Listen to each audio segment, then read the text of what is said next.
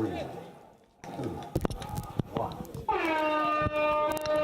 Hello, and we are back for Portugal versus Sweden in the men's 40s division. I'm Kate Davis-Bavin, and we are a go. We are here at Riverside in Nottingham, and it is sunny. It is sunny and it's beautiful. And we are off to a flying start. Sweden at the line. Looks like they're taking it back to the mark there. Just a roll ball for Sweden. And looking to exploit Portugal's defence here. So, lovely ball down there. Good pace on the ball, diving at the line. Got the ball down, but was the touch in first? It looks like it might have been. They're happy with that. Little nod of the head. They're happy to go again. Happy to have another crack at the line. And we're going again. Beautiful dive there.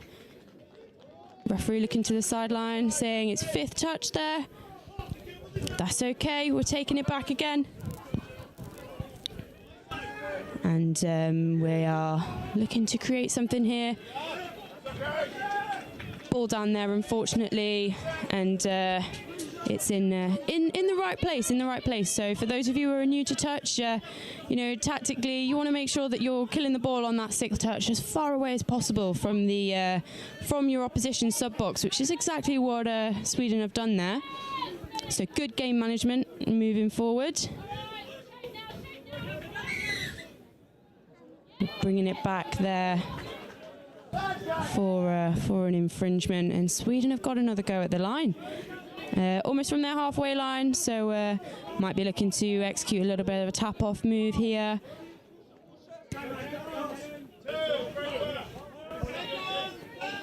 And a little bit wasn't too happy with that touch, with the contact in there.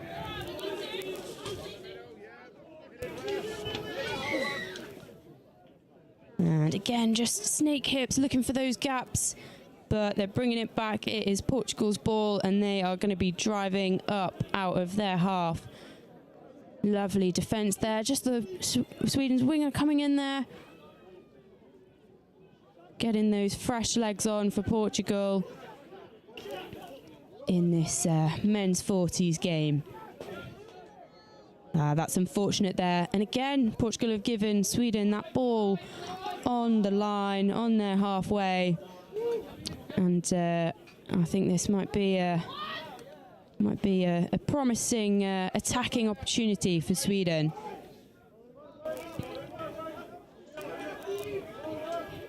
Ball with Blair Jones at the moment. He's looking to create something here. He's taking it and going. Looking for those gaps. Lovely read of the defence there. Didn't quite come off. Maybe looking for that extra ball out. And it wasn't quite meant to be. So again, Portugal's ball. They are looking to get up out of their half. Sweden have been doing particularly well to keep them down there. Maybe this will be the set that they can break through. We're coming up to 4 minutes into the game, and Portugal have got past that halfway line. Unfortunate there. Bit of an infringement, and we are back. Sweden. Loss of control there in the ruck. Sweden not happy. I think they're thinking there might have been a foot in the ruck there. But ref is happy with that, and getting Portugal to take the ball back to the mark. And again, they've got an opportunity to attack from halfway. This is a really good attacking opportunity for Portugal here. And we've not really seen them get a chance at attacking this line. So let's see what they can do here. Lovely pace on the ball there, looking for those gaps. Just wasn't quite meant to be. Bringing it back. Referee is giving them the mark. That's Paulo Santos there with the ball. Taking that raw ball. Looks like he is calling the shots in this attacking set. Lovely long ball out there. bit unfortunate. Didn't quite go to hands. And there we go, Sweden's ball. Looked to be a little bit of a forward pass there, so right call from the ref. And Sweden have the attack. They are driving up. Looks like they are getting those fresh legs on.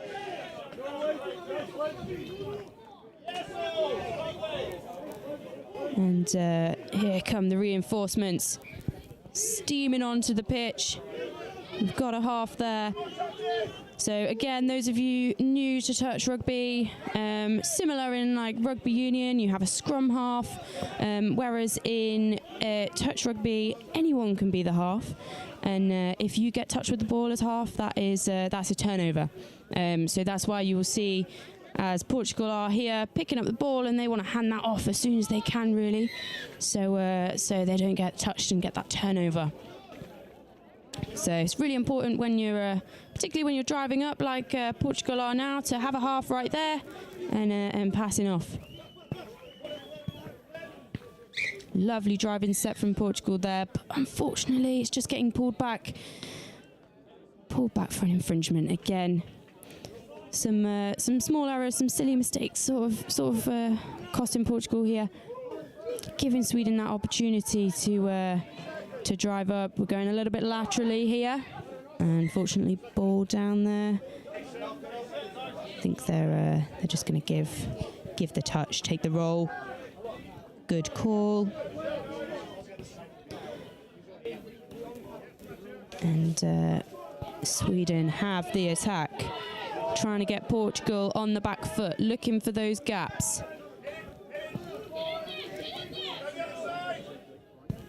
We can hear the chat from the Swedish sub box here in the commentators box. Chat about getting on the right player. They're just taking it easy. We are still 0-0.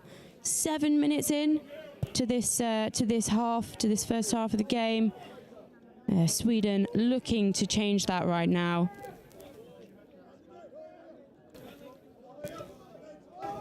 And we've got a 32 platform there. Touch was in. Sweden are happy with that, though. They're happy with that. Same again comes the call. Same again. And they are doing the same again. They are going again. Ever so slightly different. Looking to get that ball away. Not quite there. Looks like we might have a little bit of an injury down here. Refs have called a pause in play, and hopefully we're getting some first aid coming on. Yeah, we've got some first aid coming on for Portugal.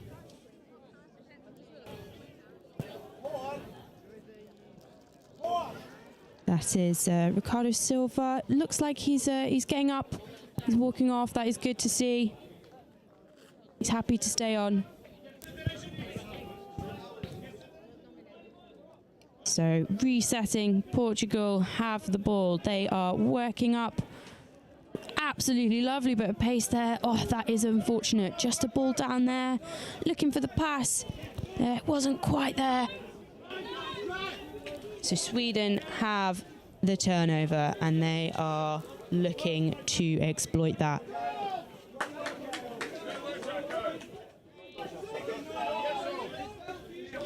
Lovely bit of pace there on the ball, getting that ball down, getting it straight back. Number 26. And Nicholas Rabbage has the ball.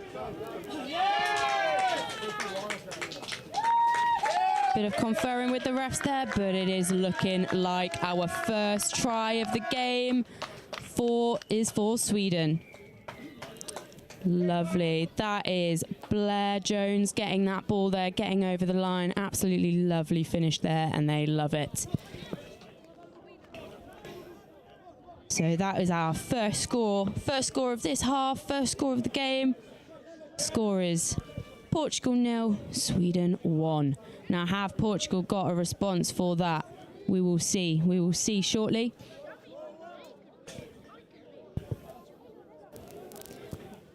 Just a little bit of comms here. Looks like we're setting something up. What a dive. Yep, refs are happy with that. What a response from Portugal. Absolutely lovely. So we are one apiece now. That was number 6 for Portugal, Paulo Santos. What a lovely dive in. Just seeing that space there. Sweden are claiming the touch, but the refs are happy with it. Refs are happy. Ball was down. So there he is, happy with that. One apiece. One apiece as we're going into the latter end of this half. And it is Sweden's turn to attack again. They are moving up with the ball. We can see the comms happening there. They're just trying to create something. Been a little bit static. Scoop comes the call from the Swedish touch box. A little bit of chat with the refs there. Not happy with that. And they are being sent for time, I believe.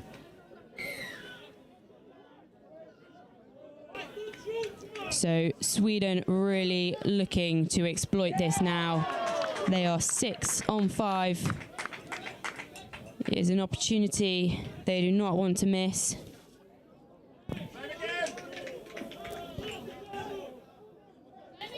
Christoph Baumann there, rolling the ball. Looking to create something in that mid channel there. Oh, not quite come off there. It was just a ball down. Hands weren't quite to it. That is unfortunate. That is a missed opportunity there for Sweden. And Portugal have the chance to drive up that ball away from the danger box. And they are taking it. The yards on that, absolutely brilliant.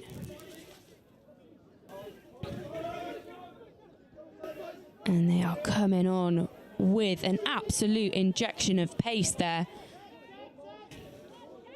Now let's see if they can translate that across into getting over the line like they did not so long ago.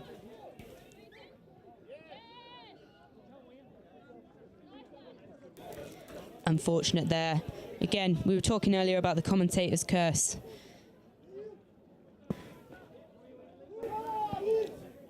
Lovely defensive touch there, but Sweden doing well there to get the ball down, get that drive still going. A little bit of contact there, but referees are happy. We play through. Doing really well there, Portugal, to slow down that subbing on and subbing off drive. You know, as in the defence, in the midfield, that's really what you want to be focusing on. Getting really kind of mucking up that subbing on, getting the fresh legs on. It makes it really difficult and quite frustrating for the teams coming on, because then you don't have that platform that you where you can do your scoop play and that kind of thing off. So Portugal have the ball again. Again, injecting that absolute pace onto it. The speed at which they're coming on is really quite, imagine, quite daunting for Sweden. But there it is, a ball down again. Unfortunately, just not quite to hands. Right idea, but not quite executed. Not quite executed there. So it is ball down and Sweden's ball.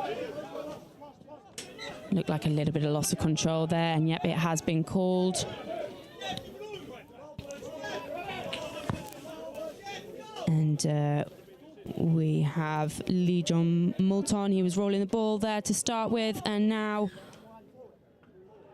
we are being brought back.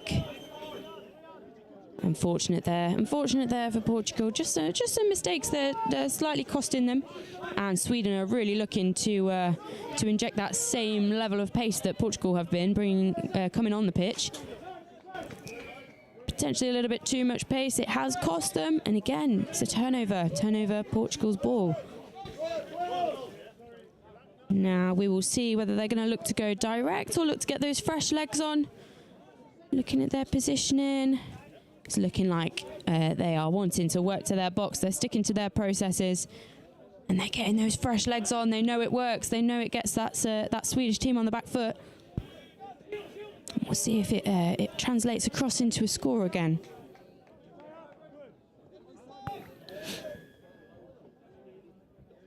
Again, we're having some conversation with the refs. Portugal wants to be a little bit careful with that. You know, they've already had a player sent for time. What a lovely ball. Again, just not quite a hand.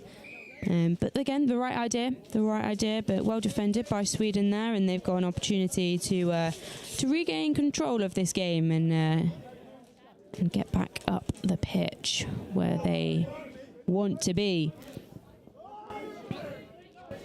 Just a little bit almost over the mark there, but we brought it back. Looking for players. Looking for the recruits coming on. And they're coming. Well held there. Good hands from the middle. And we're looking to go direct now. We've got Van Went absolutely injecting that pace. Again, like we said, a bit too much, and it's not meant to be. Portugal have the ball again, and they are looking to go early with their subs, looking to get those players on. You can only have 6 on a touch pitch at any one time for anyone new to touch. So once one's off, one can come on, and not before. So Portugal are looking quite clinical in their subbing on, getting those fresh legs on. It's just quite this finishing off. What a lovely line there. Wasn't meant to be. Touch was in. And Van Went looking to call the shots and get to the box. Little bit of chat with the referee there, and it was just gone down as taking a roll ball, not loss of control. But that there is a ball down, unfortunately, for Sweden. And they're giving Portugal an opportunity to attack at that line.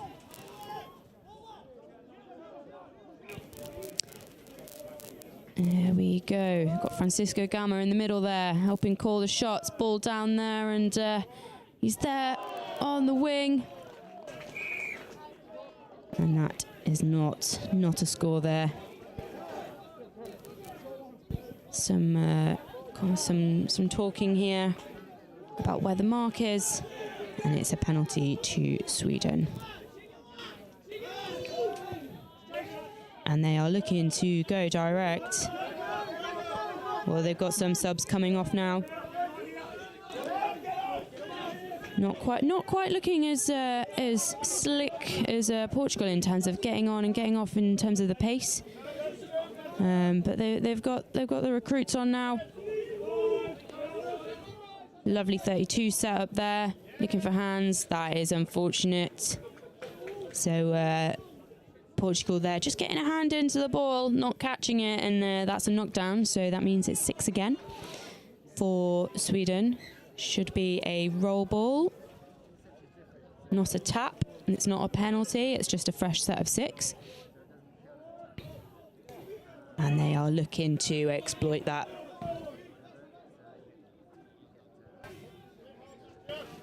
Little flick pass there. Yeah, incorrect roll ball, I think that may be. And Portugal have it again.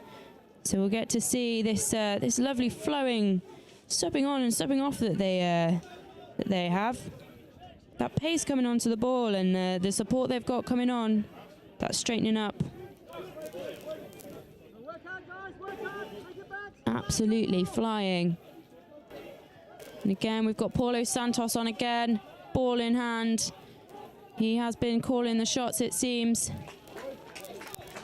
Lovely opportunity there. Good finish for Portugal. Not quite a score on the door. But all the same, they're completing their sets of 6, and it is looking good.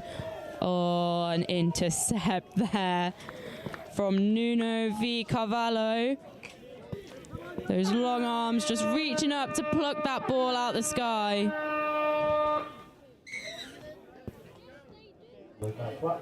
And there we have it.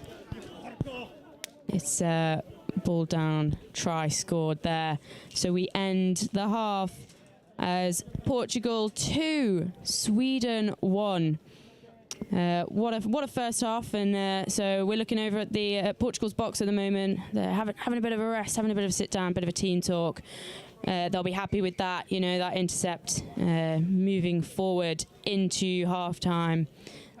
Gives them that little bit of a buffer, but from what we've seen, Sweden will be coming out swinging and looking to fix those little errors that have just cost them at the end of that half. I will take a little break now, but we'll be back for the second half of Portugal versus Sweden, men's 40s.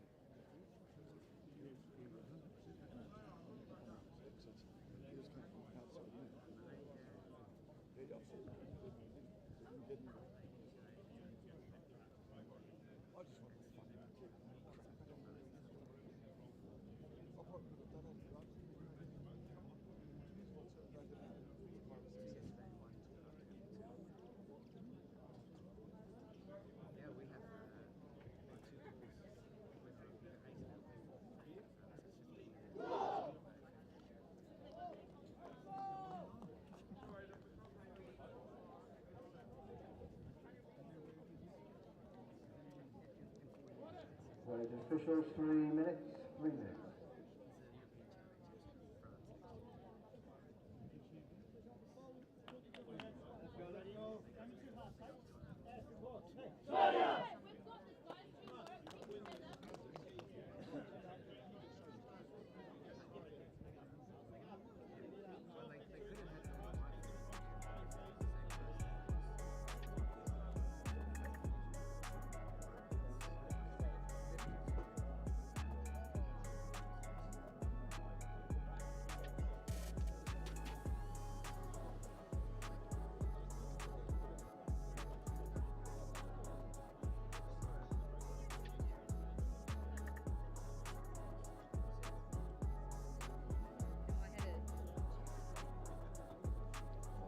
Officials, this is your 2 minutes warning.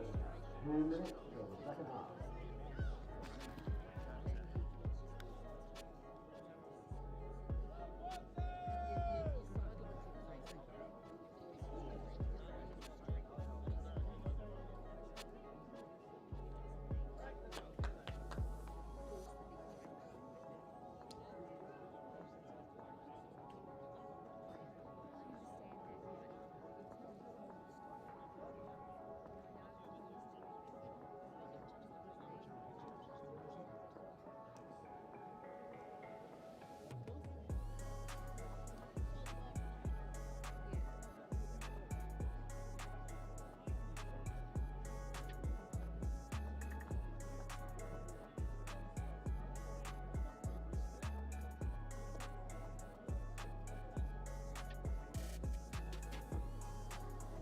Officials, 1 minute. 1 minute.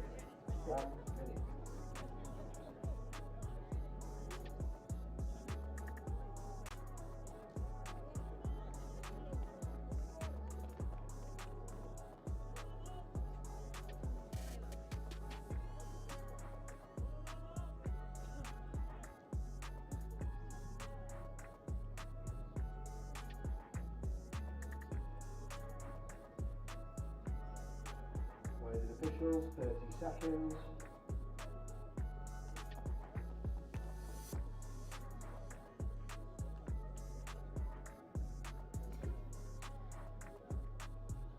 We are back for Portugal versus Sweden in the men's 40s division.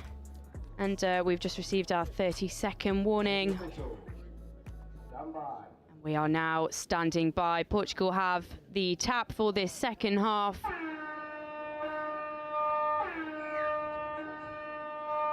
They'll be looking to build on that last-minute score that they had in at the end of the first half. Looking to get up and forward, exploiting that Swedish defence. It's looking good so far. Unfortunately, didn't quite go to hand. But the right idea there from Portugal. It wasn't quite meant to be, but again, like we were saying earlier, finishing the ball off in that corner, making it difficult, not making it easy for Sweden to get across to their box, to get those fresh legs on that they will be wanting. And that is over the mark there, I think, for Sweden. Unfortunate error there. They are scrambling a little bit, but looks like they have recovered well. And they've reset. Portugal have allowed them to reset, so we've got attacking set on the line. Good listening there from Portugal, just having a little bit of a go. Having a little bit of a go, but being called for hips not square, I believe, there. So Sweden have the roll. They're taking it almost in the same place where they did just previously. Let's see if they can execute getting off the pitch here and getting those fresh legs on.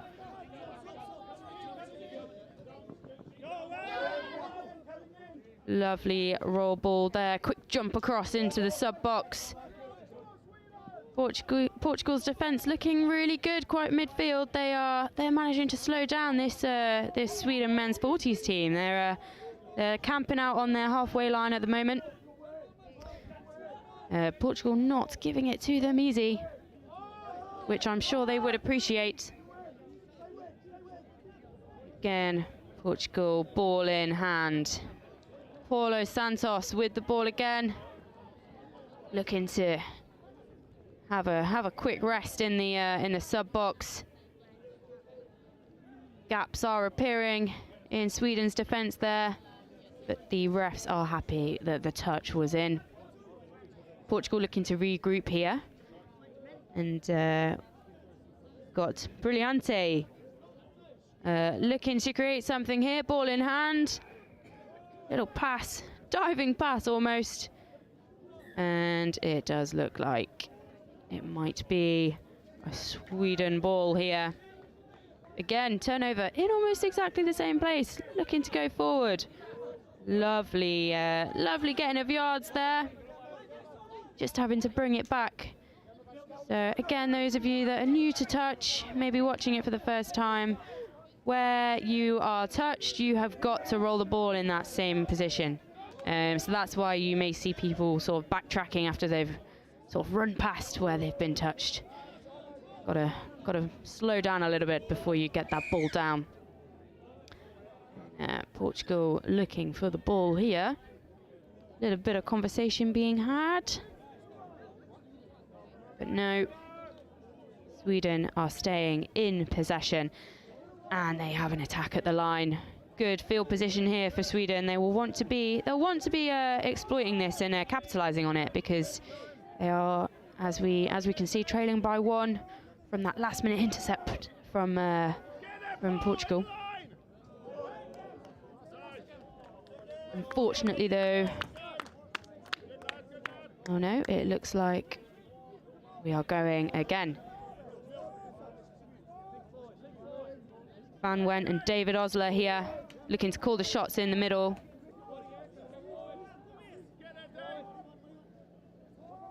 They've both been quite key in Sweden's attack so far. And it is unfortunately a ball down, and Portugal are looking to go quick with it.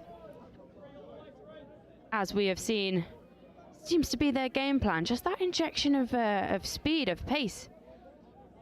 They are getting the substitutes on nice and fast. Working up the pitch, brilliant defensive touch there. in the midfield from Van Went, slowing Portugal down in its tracks. But looking for numbers. It wasn't quite meant to be at that point. It looked like there was space out on the wing there. Maybe looking to go a bit wide. But Sweden live to attack out. And they're just struggling to get on those substitutes there. But now we are injecting the pace again. And, we're getting back up the pitch. Portugal doing well to keep Sweden in their half at present.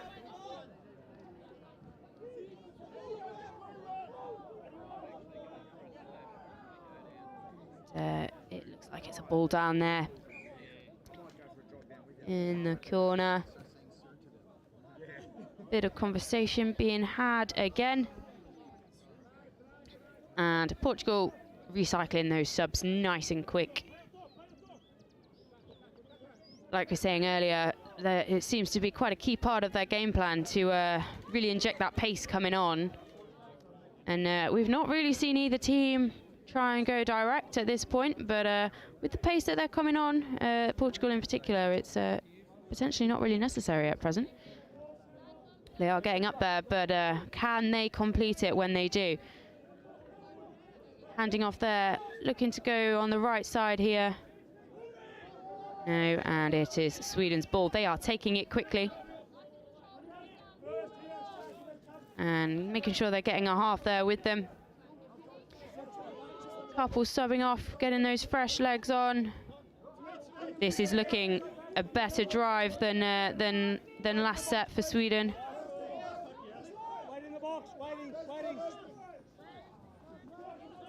Oh, unfortunately, ball down there.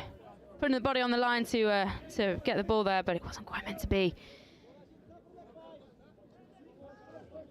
Portugal have the attack. Beautiful hands there. Well held. And looking to get up to their try line. Number 10, Branco for Portugal. And again, Santos on there, looking to call the shots. But it is Sweden's ball, taking it very quickly, and not giving Portugal time to reset at all, but they've managed to. And they're putting pressure on this Swedish midfield attack. Looking to go a little bit wide there to avoid the defender. But it wasn't, they were there. It was read really well by Portugal's defence. And again, brilliant defensive set there from Portugal. Keeping Sweden away from that line. They are not making it easy for them to get up there, to have that opportunity to score. Now, can Sweden return the favour? They have been doing so far. We are still 2-1. We are 0-0 for this half in terms of scores. Coelho with the ball. There's a ball down there again. And Sweden have it. Portugal will be looking to get up in their faces here. Beautiful press defence from them. Sweden reading it well, passing it off. Good defensive touch there. Sweden not happy about that one, looking for a bit of extra contact in that. The ref is fine, it's play through.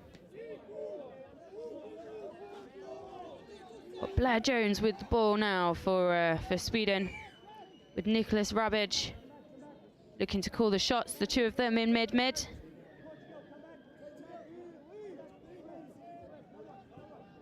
And it is a penalty on the line, I believe, for Sweden. Looking to go again. Oh, great bit of athleticism shown there. Good reading of the defence. Always going for that line. You know, if you think that that player is not onside, getting that ball down either way. You know, 50-50 it might work. Touch there. It is Portugal's ball again. Bit of chatter as to where the roll ball is being taken. And we get to see this Portuguese subbing on and off move that Sweden have not quite knocked off. They're getting across that midfield line. All too easy at the moment. We have Paulo Santos on again, calling the shots with Carvalho. Hitting that short line. Some discussion there. Throwing the ball away. It looks like. We were speaking earlier about the sportsmanship in touch. They, you know, it's when throwing the ball away is normally a penalty and go back another few meters. So Sweden are capitalizing on that. You know, they are flowing over the halfway line, and there's some conversation being had here. Looks like another penalty.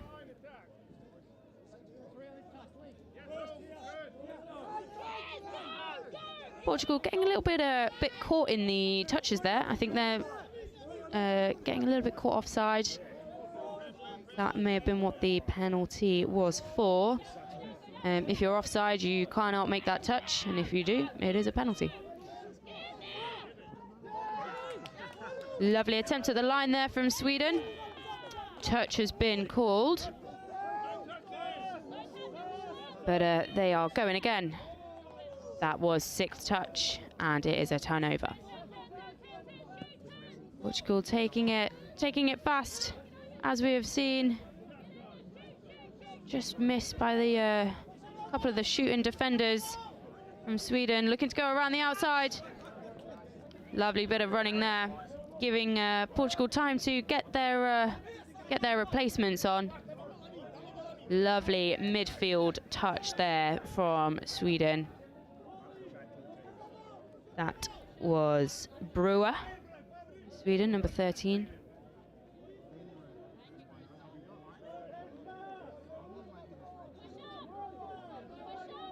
Portugal looking to slow this down a little bit, and that was a ball down there, leaving it over Sweden's box side, which I'm sure they'll be thankful for. And they are getting over that halfway line. Seeing a little bit more pace being injected by Sweden here. It's good to see. And we have Van Went on again, calling the shots. You can see him looking for the pass, looking for where those Portuguese defenders are, and looking for the space. Singleton with the ball now. Back to Van Went. And it's not meant to be. Not meant to be for Sweden this time. It is a roll ball for Portugal. Lovely defensive pressure there from Sweden. That has forced the error, and they are on the fly. And again, it's just that ball down. It's that final pass. That is unfortunate. They had the touches there. They had the touches. It's a ball down. Portugal got a way to go though from their the opposite side to their box. And Sweden are not making it easy for them now.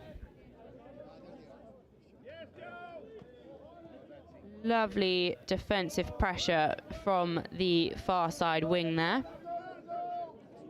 They are getting up in midfield. This is probably one of the best midfield defenses we've seen from Sweden in this half. And can they move on and convert this into a score? Using that pressure. They've got Portugal rattled, it seems. High middle defence there from Portugal. Sweden looking to work around it. Nicholas Rabbage calling the shots there in the mid. Little flick pass out the back. Not quite meant to be. So Portugal have it again. We are still 0-0 for this half. It is still Portugal 2, Sweden 1. They will be looking to make it at least up to 2-2. 5 minutes left of the half. There's plenty of time to do it.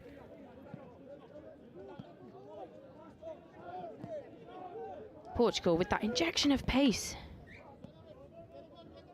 Whistle has been blown and Sweden have it. Again, they are not happy with the not giving back of the ball. The ref says it's okay and we move forward. Getting fresh legs on for Sweden now. Lovely bit of yardage there. Oh, that is unfortunate there. Just a little bit of loss of control on picking up the ball. So that is ball down and it is Portugal's ball. They're checking that the mark is fine there. Yes, it is, says ref. Sweden getting up and making that high press. Got the reinforcements. Again, lovely touch there. And they're really slowing down this this Portuguese subbing on move, or trying to at least. Portugal finding the gaps where they are.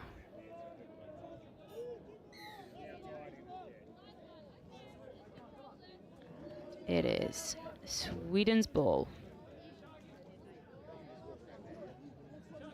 Physicality of these touches is increasing somewhat, as it often does towards the end of a game. Sweden looking to get this drive, and it might be a score. And that is a score there for Sweden. For number 3, David Osler. He gets over the line from his own setup there. I think they'll be perfectly happy with that execution there. Van Went saw the opportunity. He went, scooped through, and passing it off there for David Osler to complete it in style. So we are now 2 apiece. Portugal 2, Sweden 2. Portugal won't be happy with that, so we'll see if they have a response for it. 3 minutes approximately left of this game. It's time to do it. This defensive set here for Sweden, really quite important. They will want to be keeping it to 2 apiece after their hard work. Lots of chat going on in defense there, we can see. And what a response from Portugal there. They will be happy with that. Number 1, Coelho, just reading the defense there on the step back. Not quite there on side, and the support was not quite there on the inside there defensively. And Bruno Coelho, as we see there, what a grin. He is happy with that. Now, can Sweden do anything to get it back to, well, 3 apiece? It's looking like a ball down there. Fortunate. That was a good attacking opportunity for Sweden off the bat. But Portugal have it again, and they will want to be hanging on to it in this last minute.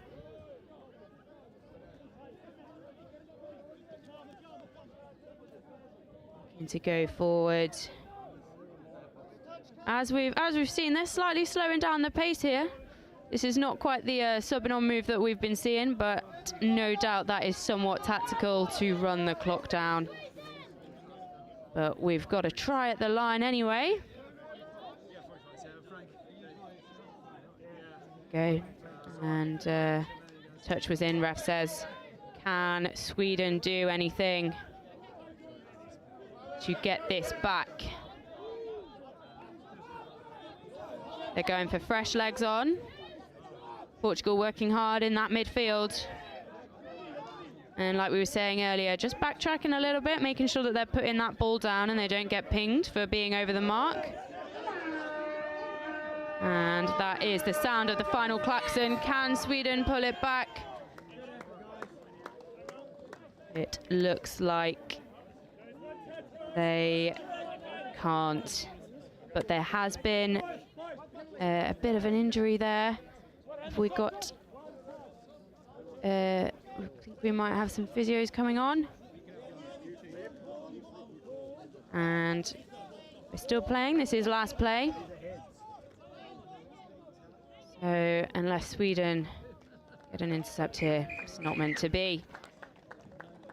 Final whistle has been blown here down at Riverside.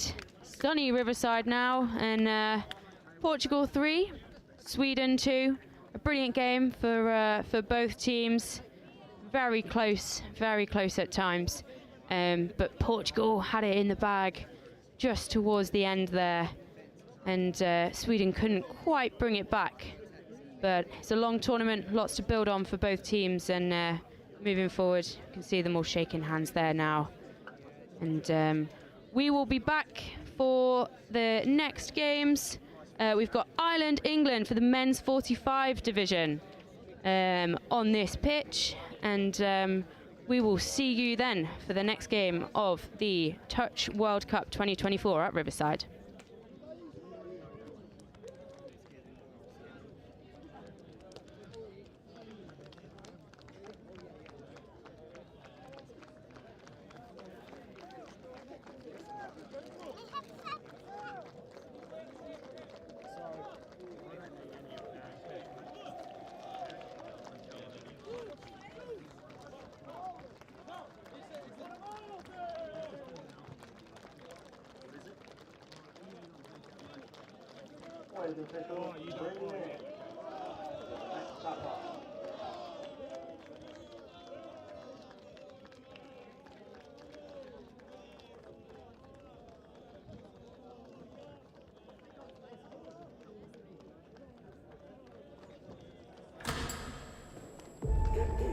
So what does it mean to you? The time? Sweat. The passion. The thrill. The determination. The support. The camaraderie.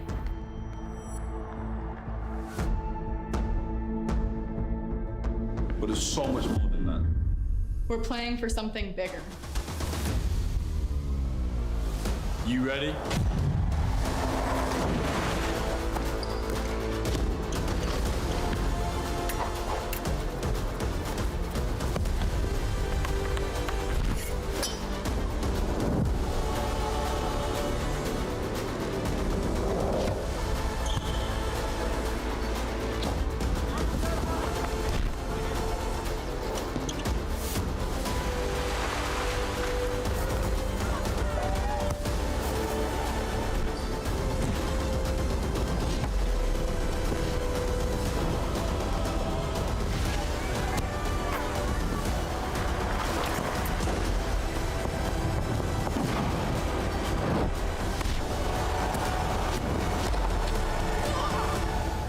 Question is, how are you going to leave your legacy?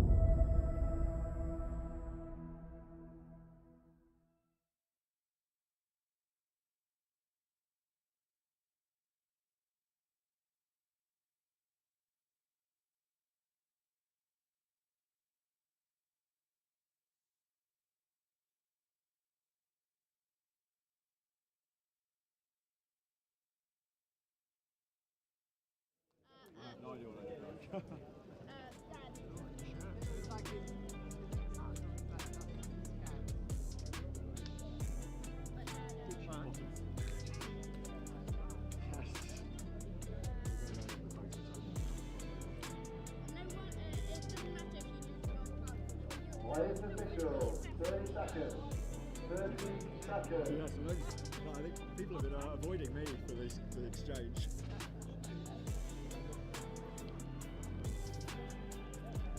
Welcome back here to Nottingham for the Touch World Cup 2024 from Riverside Sporting Complex. A battle of two of the UK's biggest nations here in Greater Britain, of course, if you will. It's Ireland taking on England in the men's 45s. James Preston and Kate Davis-Babin to bring you all the action. England will get first use of the ball, and there'll be no love lost between these two long-term rivals. Absolutely not. This will be a hard-fought game, right from the start whistle really to the end. Obviously, these teams, they come up against each other quite a lot, especially in Euros and friendly tournaments as well, if we can call them friendly. And yeah, this should be a cracker of a game. So England now with a little look here at the line to begin things as they bring it across here for Sue. Sue dropping it down. Now a chance for Roa. Roa really looking to squeeze through. In fact, he does exactly that far too easily in the end. There wasn't really much doing there, but Roa just strolls across the line. Yeah, absolutely. Lovely bit of comms there from England. Just a simple 32 setup on the wrap, straight down. Claiming the touch there, number 4 for Ireland, Patrick O'Sullivan, but it wasn't meant to be, and Michael Roa gets the ball down. And they are happy. They will be happy with that 1 minute in. An ominous start here for Ireland. They'll need to get something on the board here to try and respond quickly, or at the very least recalibrate that defensive setup, because that was far too easy there for Roa. Yeah, absolutely. So we will see what they have got in attack on the line. Little short pass here. Now a chance for Dowling to try and set something up. Send it out to this left-hand side. Ran out of real estate, turned it back towards the middle, but there's an error. So bit of a concerning start here for Ireland, but very early days. Yeah, very early. We're not even 2 minutes in yet, are we? And but England will want to be building on what they have just started on. They've started on a high. They'll want to keep it that way and up the pace, I'd imagine, which it looks like they are doing. Worth mentioning as well for those who are just tuning in for the Touch World Cup, potentially for the first time here, England, one of the real heavyweights of the competition, not just on their home soil, but across the board. It's a really good setup for England touch. And speaking of touch, there's a nice one made right at the death there from Frank Ennis, who just got there in time. So England back to the 7 metre mark now. In fact, that will be the turnover here for them. So that's a little bit better in defence from Ireland. Yeah, definitely. Definitely. Looks like they're sort of trying to fix that midfield, and didn't let James Malik through there. So Foley out of acting half now, and funny little pass here for Nolan. Foley just consistently hopping in, passing from the base of that play the ball throughout the first few plays here. Dropped back now from Gannon. Gannon now off to Dolgoruki. They send it wider still, but that was always going to be a tough one for Foley to reel in. He doesn't have the go-go gadget arms. No, not quite there. We're waiting for the ball to get back. And England have the raw ball here. We'll tap, and they're taking it on. So touch made there from Temtem. They head up towards halfway. Now up and over that mark. Good drive here from England. No one really ready to capitalise on it, though, but more to the point, a bobble in the play the ball. And after a very fluent opening minute from England, it's been a little bit sloppy thereafter. Yeah, a little bit. We've been seeing a few teams this morning, like sort of having that little bobble of the ball in their driving, particularly getting off the pitch. Might somewhat be the pitch to blame and that slightly greasy ball, but it is starting to get a little bit sunny now, and hopefully that pitch is drying up ever so slightly. So maybe those little errors will reduce. A little bit of miscommunication there, it looks like, in the Irish attack. Well, that sun really has come out in full force as well, Kate. It's actually quite warm out here too, so fatigue will become a major factor in things moving forward as Hall creeps upfield, and now Bright also involved, and it's probably the word of the day right now. It is very bright and sunny here in Nottingham. Yeah, absolutely. It makes a nice change, but yeah, like you say, it does contribute towards that fatigue. Doesn't appear to be doing for England at the moment, though, and unfortunately not meant to be an attack there. Hall getting up there in defence. Lovely defensive midfield touch there, and Ireland exploiting it well. They're getting across to their box. And then Foley coming up with a little bit of a slippage there when trying to promote the footy out of acting half. So turnover in favour of England now. Around about 5 minutes gone, just the one try in it from the first set here as well for England, and we do see that a lot here, especially in these Masters divisions, typically getting away to a quick score and then takes a little bit of time for both sides to gel. Yeah, definitely. Sort of that first initial rush of adrenaline and then settling into the game. And I mean, England will be thankful for that. But yeah, they just need to start, looks like they need to start sticking to their processes a little bit. But we can see that may be the case now. They have a tap. I think, is that Matt Hall with the ball there? It was indeed Hall who drove it forward, and now hopping in and acting half as Malik sends it away for Hall once more. Bryant also involved. They cross the halfway threshold now. Working towards a strike dump close to that 7-metre mark. Bingley with good metres here. Once more they straighten things up, turning back on an angle as Mears. Mears caught, quick roll ball. Was there a foot in there from Ireland? Yes, there was. So they'll get another set to work with here, England. Just being helped up there by Eriksson, and Cern has the tap, and they are looking to bring up that Irish defence there, bring them out to their 7, so England can be in control there, and it looks like they are. A beautiful draw and pass there from Cern, just popping a little ball right at the line. He engaged them brilliantly. Here it is again on the replay. Brings it all the way deep in, and then an open passage there for Jeffrey Sue. Easy try for England, and that extends the margin now. 2-0 after 6.5 minutes. Yeah, really well read there defensively. Cern did well to get that ball away just at the right time, and lovely hole there by Jeffrey Sue. Now Ireland with a little bit of work to do here. They dummy a couple of times here with Temtem, but ball hits the deck once more. They really haven't established any flow whatsoever so far, the Irish. Yeah, it looks like England are being ever so slightly more clinical in their execution.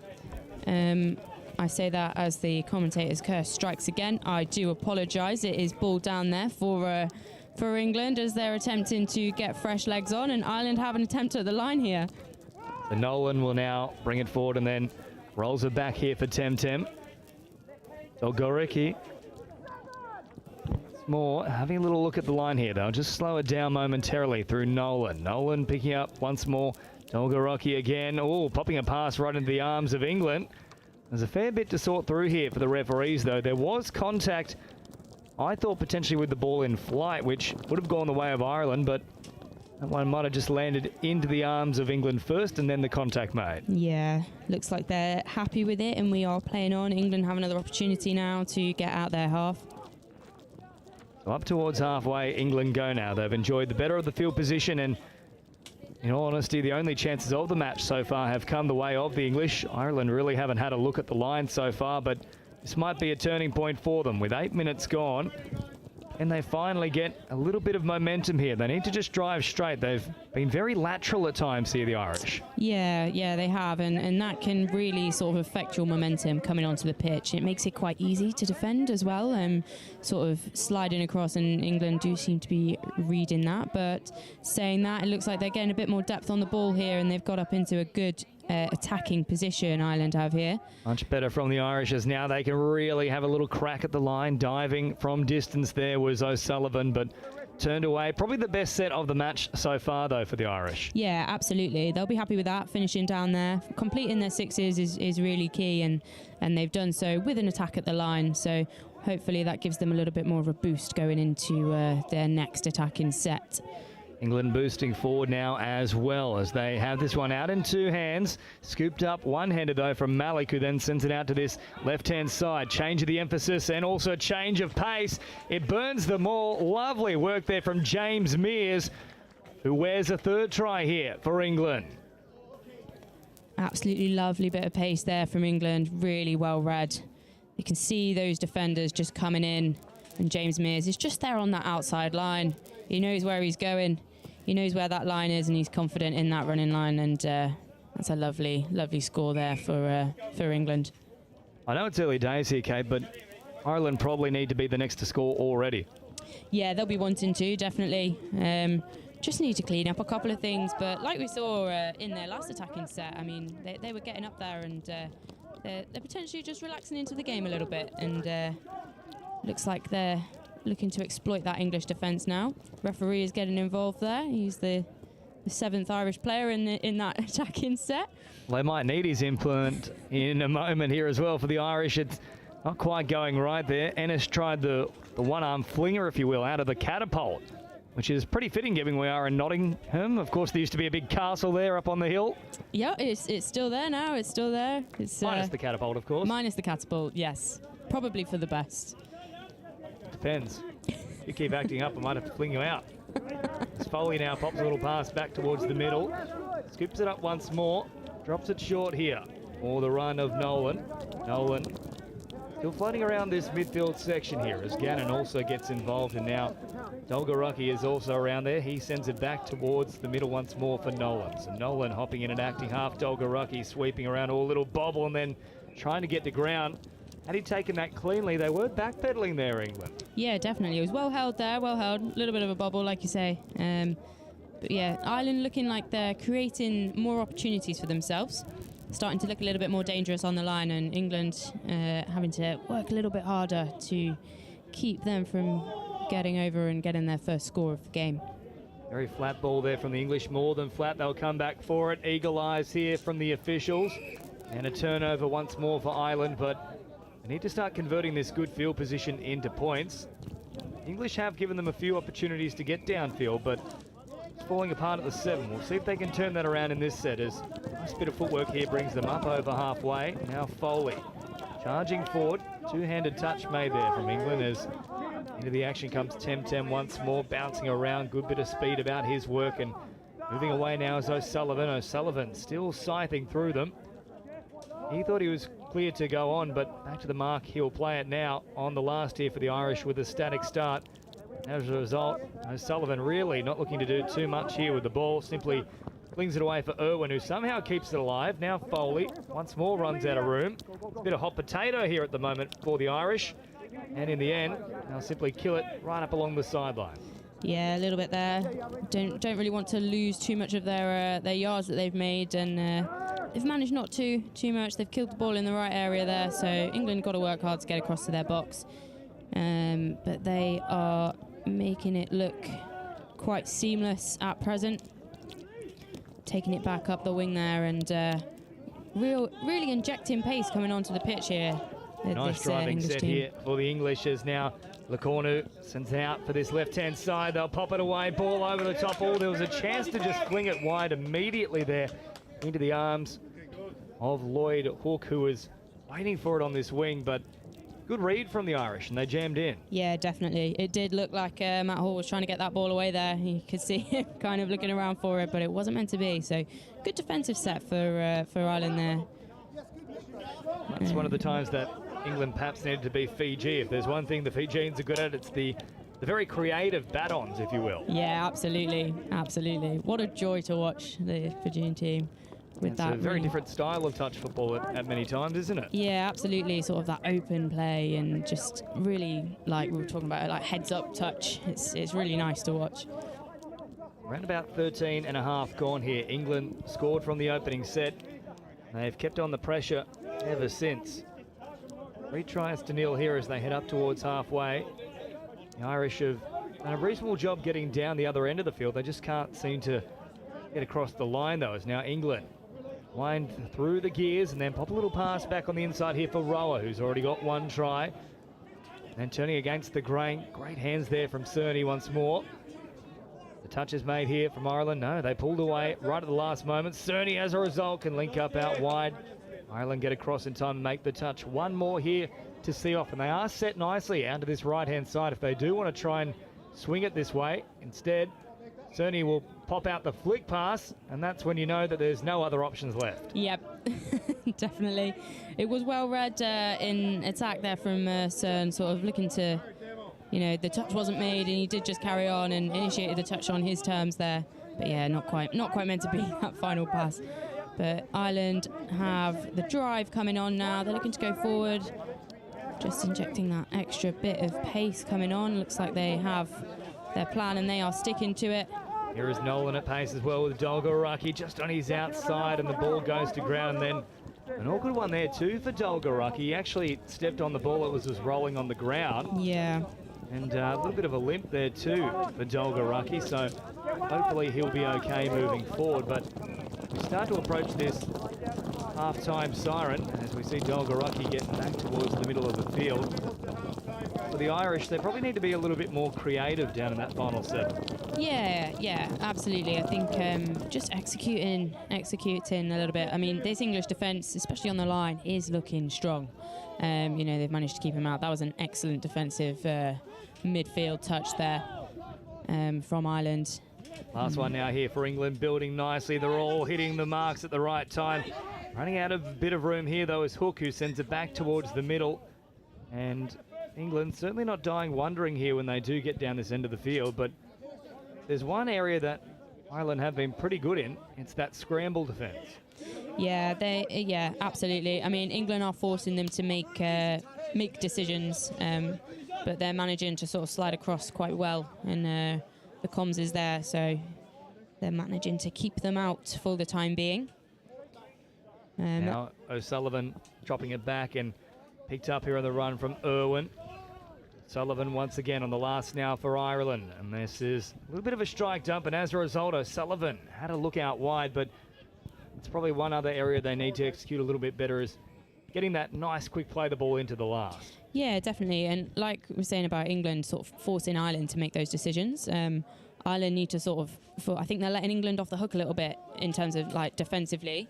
They just need to run at them with a little bit more conviction. I think when they're on that line, sort of varying their pace and judging that and getting, that link to bite in or that middle to bite in and then creating those spaces, which is where England have sort of been creating those gaps for themselves. Good meters here for the English, and they keep it alive too. Little change of pace. They're going to call touch pass here though.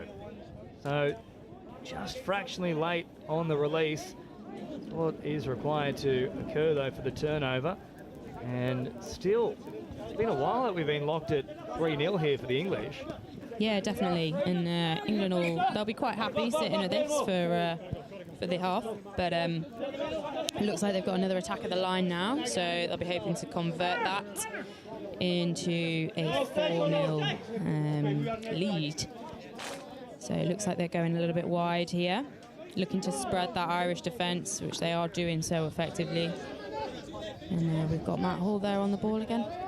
Ball drops it down, and now Bingley bouncing around. A little ball back towards the middle and collapsing so quickly, too quickly for the English. Lecornu is in here for England. Yeah, they'll be happy with that. Again, Matt Hall, really strong, solid dump there. And just on that short line, looked for the wrap, but it wasn't needed. Took the score, and Andre Lecornu, he was in there and backed himself. What a lovely finish as well. Good team try there. And we'll see if they can defend out Ireland as we get into the final couple of minutes of this half. They'd love a try here before half-time, the Irish, as Temtem comes forward once more here. He's gone about his work with plenty of pace, and Nolan will head back to the mark now. So a full set to try and attack this English line as Gannon sends it to the middle now for Dolgaraki. Dolgaraki once more here. Just down in front of Temtem. They'll send it wide early for Foley, but got to build a little bit more pressure into the middle before they try and expose them on the edges, because otherwise it's an easy slide. Yeah, definitely. That's what sort of saying like about them, letting them off the hook a little bit. Keep those players honest and, really straighten up and run at them and force them to make that decision. Otherwise, like you say, that sliding defence, the English, they're doing well to execute that at the moment and keep Ireland out. And they will not want to be finishing this half on a 4-0 trail at the moment. England now inside the final minute, working up towards halfway as the pressure comes in here from Ireland. Very close to being a forward pass, but play on is the call, and now they might even be searching for one final one here, England. It's a really good set, and more pressure mounting here as they take off right through the middle. Jeffrey Sue, if you don't mind, has a second in this first half. He will be chuffed with that. Again, just forcing Ireland to shut in and make that. And it just, the decision was there. It was just a little bit late, and Sue just sort of galloping through there, ball down, got the time to do it, and Nice score there for England. And Ireland got about 10 seconds left of this half. See what they can do with it. Final play coming up here for Ireland. Down 5-0. There is the siren in the background. Ennis looking to conjure up something here with a flick pass, but once more it goes to ground, and a lot of work to do here in the second half for the Irish. But for England, been a pretty competent first half. Yeah, absolutely. They've been clinical. They seem to be executing what they want when they want, and they're very much in control of this game, and they will be happy with that. Ireland have had their scoring opportunities. It's just that final, that last pass, or that last straightening up and getting in on the right people and that kind of thing. So hopefully they'll have a bit of a team talk. England will want to be doing much of the same, keeping up that defensive pressure. That sliding D has been working really well. And Ireland will be looking for ways that they can exploit that going into the second half of this game. So all to do for Ireland in the second half here. England with a healthy lead, 5-0. We'll take a quick break here at Riverside Sporting Complex in Nottingham for the Touch World Cup England 2024.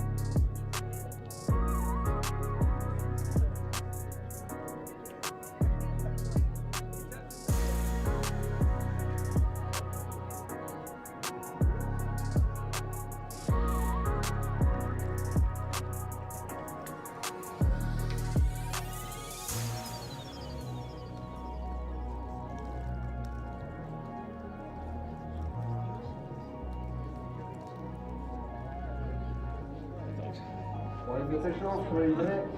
3 minutes. So while it's half time, just a quick word again about what the field is playing. We ask all spectators and players, unless you're on that field, please do not walk across them. And also, in between field 1 and Maybe Brilliant, we have got fences, blue roads, red and white roads, blue marks, volunteers. Please do not walk between the 6-1 and the pavilion. So next year, we have to disturb the players and not disturb the maintained grass. Around all fields of play, there are blue marks. Blue marks is a safety marker. If you are actively behind it, you do so willingly.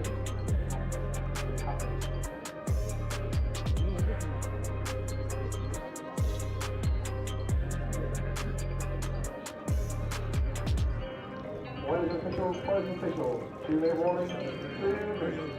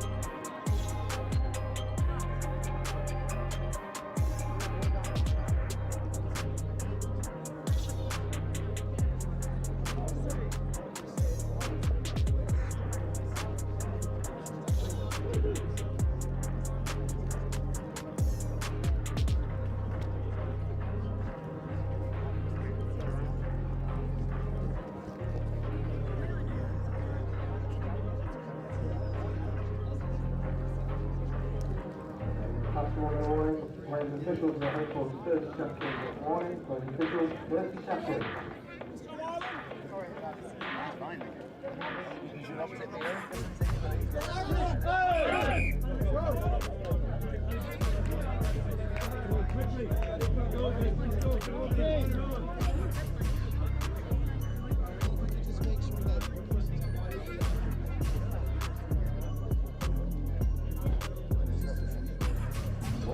officials.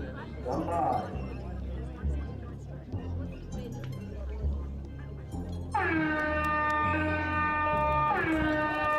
Welcome back here to Riverside in Nottingham. Ireland with a lot of work to do here in the second half in this men's 45s fixture. England pretty much perfect in that first half. A few mistakes here and there, but once they got down towards Ireland's end, they certainly knew their way across the line. But the Irish early on here looking to try and fix that run of tries, but we get another set here with England stepping up into the passing lane. In fact, they're still going to say this is going to go the way of England. That's a interesting call. It might have come forward out of the hands, I think they're saying. Yeah, that would have been a good opportunity there for Ireland to have another fresh set on the line, but not meant to be, unfortunately. So England, again, injecting that pace to get off the pitch and get those fresh legs on. Ireland defence there, they are looking to slow them down and doing so effectively. England have got those fresh legs coming on after that first defensive set, and looking to see what they can do with this. Looks like Ireland are keeping them out though for the time being. They will not want them anywhere near that try line. They want to keep that to a five try lead. Dummy here for Ireland as they head out to this right-hand side of the field. Foley had to work hard to get in there and acting half, but no one there ready to pass to. So they'll have to fix that, Ireland, and off the back of it, little wonder, there's an error. Yeah, that was unfortunate there. It can really slow down that sub-in move, getting on and off if you don't have a half there, and well, if you have a half there and then you don't have those runners coming on. So that's a bit unfortunate for Ireland there, and England looking to exploit those errors and getting up there to the danger zone. Now Sib Thorpe floating around, so too is Popoff, and Popoff sending across to this left-hand side, nearly opened up a passage here, but Ireland slid pretty well on that occasion, saw off the danger. Now a chance to work it upfield here. Yeah, absolutely. Looking like they're getting up there, and looks like a little bit of loss of control there in that roll ball. Tiny errors that are costing Ireland, and they keep giving England the opportunity to go at that line. And again, England in quite a good attacking position here from halfway. Mears will drop it just shy of the 7-metre mark now. Slowing it down here is Cerny. As once more they come onto the attack. Played out here from Dolgaraki. And as a result, that will be another set to work with here for the English. Short ball for Bright. Brings it forward. Takes the touch and drops it down. And now with a bit of momentum here, the English. Oh, lovely little tip on play. And through the middle, it's Andre Lecorno once more who collects a second. But that's probably the smoothest play all day here from the English. Yeah, that was lovely. Really well executed there. Again, it's just that 32 wrap and giving that ball and hitting that hole and exploiting that Irish defence just that little bit, making them make those decisions and not quite making them quick enough. So, yeah, lovely group effort try there for England, and they'll be happy with that. Now working forward here is so for Ireland. Once more, it's come to naught here for the Irish. A lot of errors to begin this second half. We were speaking just before half-time, but it was the 1%ers they needed to clean up here, Ireland, and unfortunately, very much continued in the same fashion as the first half. So England now, an easy passage up towards halfway. Or they come here through Cropper. Now marching up is Cerny. Cerny brings it all the way to the middle. Quick play the ball as well as Sue takes off. Now he's got plenty of pace. Cerny, oh, good little take there using the hip in the process, but Ireland stood tall in the line and a lot of aggression there in defence in that particular set. Yeah, looks like they got sent back a little bit there for throwing the ball away, giving Ireland those extra metres, which they will be thankful for, and it looks like they are building off that. Lovely defensive touch there, but Ireland doing well to get down and to the side and get that clean ball down. And number 6 there, David Dowlig, just getting caught there. Back to the 7 they come now, and that was building nicely throughout the set, but unfortunately a static start here on the last, and Dowling hits the deck, and that probably sums it up here for Ireland, unfortunately. Just falling over right at the final hurdle. And now another penalty here forthcoming for the English. Yeah, it's looking like the physicality of the touches is somewhat increasing in this second half, and the refs are calling them on it. So both teams will need to be a bit mindful of that moving forward. Don't want to be giving away penalties for things like hard touches and giving those teams extra yards. And England again will be thankful for that, and it looks like they're exploiting it.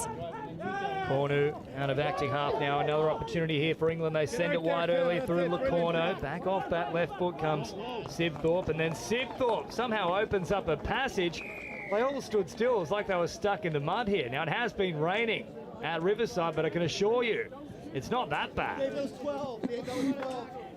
Yeah, really well read at the defence there, just looking at it, and yeah, again, the Irish team, they're not quite making those defensive decisions quite quick enough for England, and especially not Brian Sibthorpe going in, and really well read from him. Good heads-up touch, and got that ball down, and it's a 7-0 lead now for England.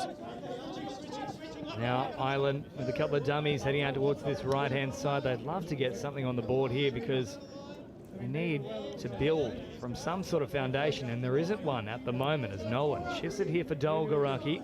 Dolgaraki once more, now back against the angle. That's better play there from the Irish, but then just trying to pop a pass that didn't need to be thrown at the end. He could have taken the touch, and that is a turnover once more here from Ireland. Yeah, that was unfortunate there. If you just held on to that, might have been okay, but no, England have it again, and we can see they are executing this drive on and drive off really clinically. You know, they've got our half there, driving up the middle. Look, they know exactly who they want to go in on, which players they want to exploit. Unfortunate there. I thought that might have been a ball down, but looks like it's going in England's favour, and they have a penalty. Dolgaraki called offside there, so more pressure building now on the Irish. Andre Lecornu floating about at the moment, so too Cerny, and sent off here for Sue, who gets it up towards the 7 now. Flat little pass here for Cerny, lovely ball once more, and then hitting it at pace, finding a line. Dolgaraki, I think he may have just got fingertips there, and that's a try saver if he has. Having a little check here, I think the English are also saying no, Dolgaraki did get there, so a great touch in the end. We're on the number 7 there for Ireland as they send it out to this left-hand side. Bingley bouncing around. Back towards Cerny here. He waits at acting half. He'll pick it up and send it out to this left-hand side. Bingley once more with all the room in the world, and then decides to take it himself. Squeezes between a couple of defenders. Now Bingley is confident he's got there. So to the Irish in terms of stopping that raid. So once more, they survive here, Ireland, showing a little bit of fight in things. Cerny, however, rips them to shreds, and on the spot is Jeffrey Sue, who collects a hat-trick. England take the margin out to 8. Yeah, lovely score there. That was England building up to that. They, working hard in that attacking set. Wasn't quite coming off the couple of touches before, but they've conditioned that Irish defence, and that gap is huge for Sue to just walk through. And we've seen when Sue is on with Eric Cern, there's not much stopping the two of them, and so a hat-trick for Jeffrey Sue. It's almost like the USA combination of Wilkinson and Sanderson, who were just tearing Scotland apart in our earlier fixture here at Riverside, as Ireland once more are looking for their first try of the match. This is a little bit more likely here from O'Sullivan, showing some speed and been a little bit too one-dimensional at times for Ireland, so I don't mind O'Sullivan there throwing caution to the wind and taking them on. Yeah, definitely. A bit of an intercept there, so England have it. Looks a little bit more disorganised this drive, but they're straightening up and getting back in and getting back up now. Lovely drawn pass here as well from England, and a couple of dummies being thrown as well there from Malik. The support arrived late. If it was there just a fraction earlier, fancy it would have been another try here for England, but once more, the Irish scramble sees off the threat. They probably could have had another 5 or 6 if Ireland hadn't had such good scramble in this game. Yeah, definitely. You saw a little grin and an apology from number 15 there. I think they were calling for the ball back the other way, but it wasn't quite meant to be. And no, it looks like England have it again. So Ireland, little errors there again. England looking for the mark, and they've got a really great attacking position here. Just looks like they are going to get some fresh legs on though, getting across to their box, and they will have another couple of touches on the line. Sibthorpe now for Cerny, who steps up towards that 7 metre mark, throws it wide here for Kirby. Kirby is caught. He'll go back to the 7 now, rolls it, sending it away to the middle once more. Cerny on again here for Sue. Sue taking off, good pressure coming in from Ennis, close to being a forceful touch, but lovely pressure nonetheless. And then Foley, a great read from out wide. That's one of the better defensive sets from Ireland. Yeah, that was really well read there by Ireland. England have been executing that play quite a bit actually. Ooh, looks like a bit of a That's a head clash there. touch there. Just checking. Jeffrey Sue just checking his Irish counterpart is okay. Well, it may have even been the cap that's got him, the brim of the hat. Yeah, quite gone possibly. Directly into the head there of the Irish man, but here he is once more, good to continue. I think that might be Ennis who's come off second best there, so he heads to the sideline now. It's Foley. Pops a little pass here for Nolan. Once more Foley towards the centre. Dolgaraki brings it forward. Sue makes the touch. Nolan picking up and popping a little inside-outside flick ball, if you will, but certainly the English weren't aware of it, but neither was Dolgaraki, unfortunately, so they couldn't capitalise. Yeah, that was a shame. That was a really good bit of injection of pace from Ireland coming on, that sudden move actually. It's a bit of a shame they couldn't capitalise on that, but England have it, and they will be looking to pull this Irish defence apart. They're certainly doing that right now. Foley, however, just recovers in time. I think that little bobble, that was the difference there for England. Otherwise, another try was coming. Now out for Lecornu. Sends it to this right-hand side, hopping in from a strike dump. Lecornu, great ball off Foley. What a read that is from the Irish winger. Yeah, he's been reading those shots really well actually. He saved them a couple of times, so it's good defensive work there from the Irish wing. Foley once more brings it forward, can't defend away from the attempted touch there, and popping a little pass here is Irwin. And Foley down the sideline, nearly away. Kirby did enough to reel him in. That was probably the most likely opportunity they've seen here in the second half. The Irish, they've had very few chances. Once more, they scoop it up here on the last now with Slack. Slack trying to put on a little bit of footwork and a little bit of speed, but in the end, England still able to account for him, and score remains 8-0 with 6.5 to go. Yeah, they're just letting this English defence off a little bit. Like, they have got that pace, but they're running into more space, sort of away from what they're creating. So just executing that a little bit, and you know, the classic draw and pass. Like here what we go. England are There doing doesn't here. need to be a draw and pass, because putting down the foot there was Bruce Kirby, and yet again it's that man, Kevin Foley, who makes the touch. He's probably saved their bacon on at least 5 occasions here for the Irish. It could have been a mountain of tries down this right-hand side. Defensively, at least for Ireland, as now still there is a threat here. Taking off his rower. It's a pleasure. To the middle they come now, England, and then just stopping on the run and getting to ground very quickly. They're all backpedaling, unfortunately, there for O'Sullivan. He thought his inside man had it covered, but England far too good, and they capitalise. A 9th try on the board.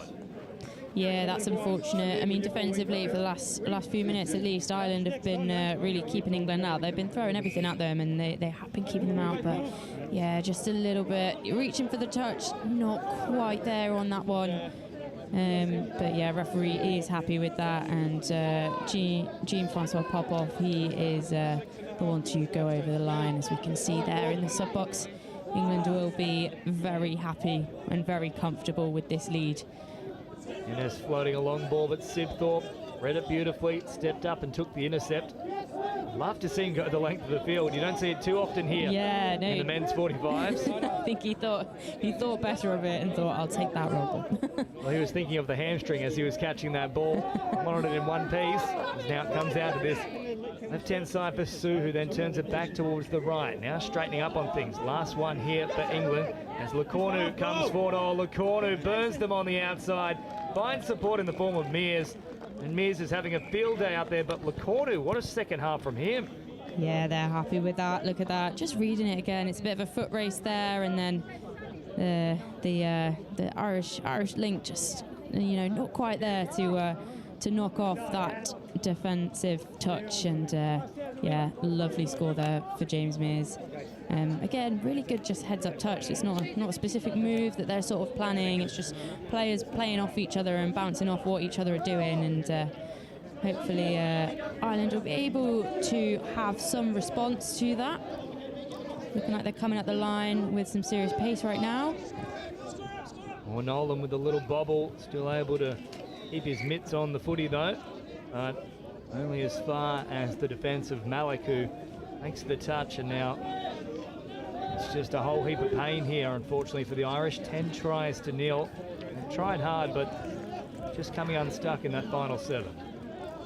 Yeah, unfortunate there. They did have a good crack at the line there, but it just couldn't quite. Again, in the foot race, England were there, but we have an error here.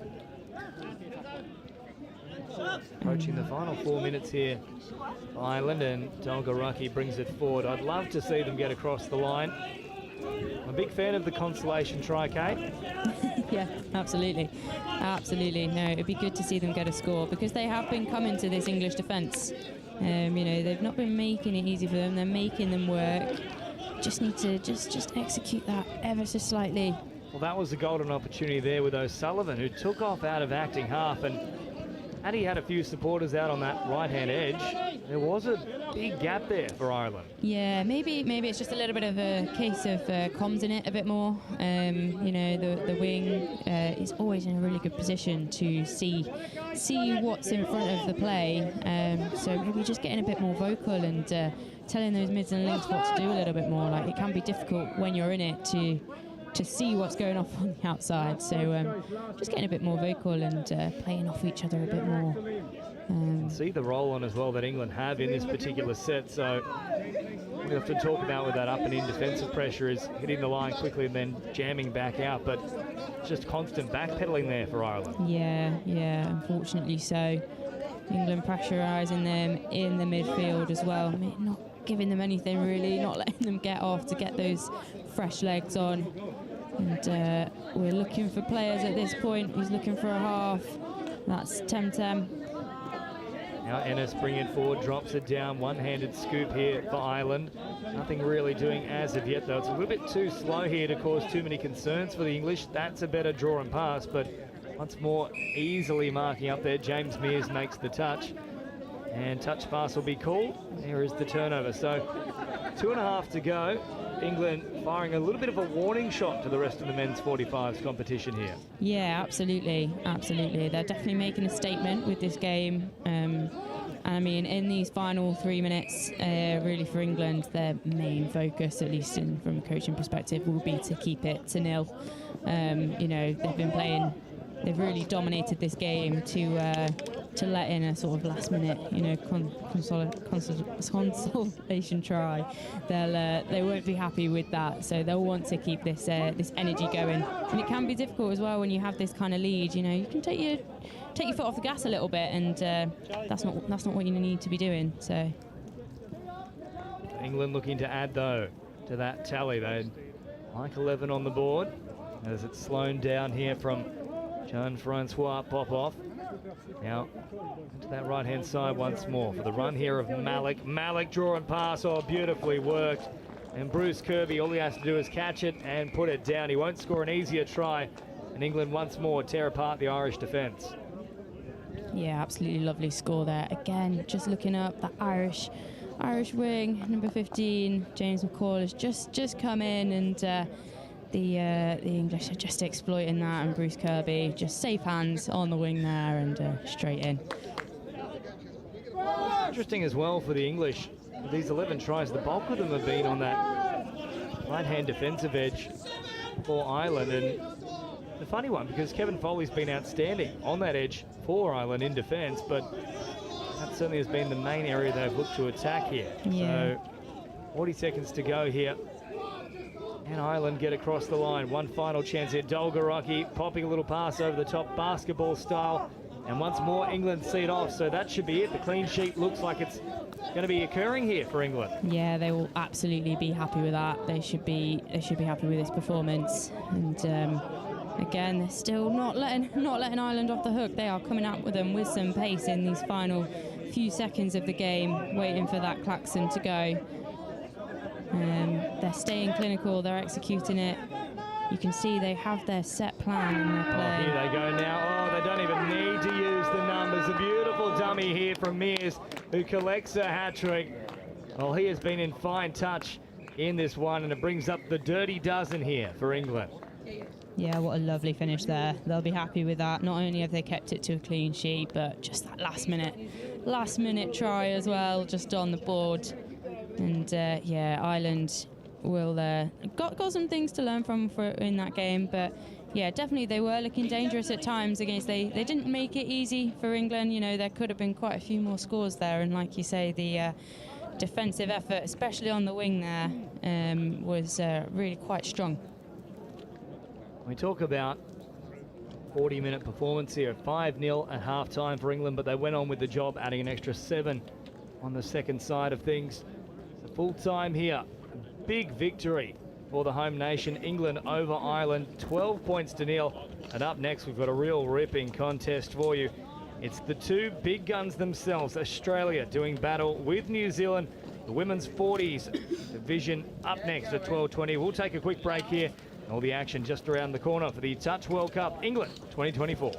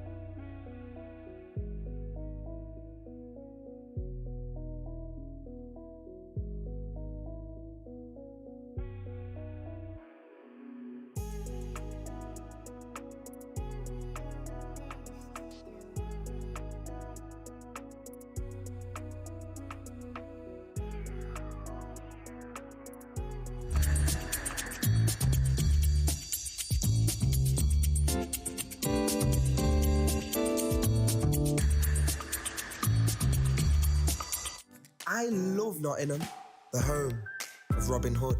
From the bright lights of Goose Fair to the peaceful nature of the Sherwood Forest woods. There's a feeling of togetherness, unity, pure, honest, love. And that feels great like a bright summer's day at the horses down by the lake at Colic. All I love Nottingham.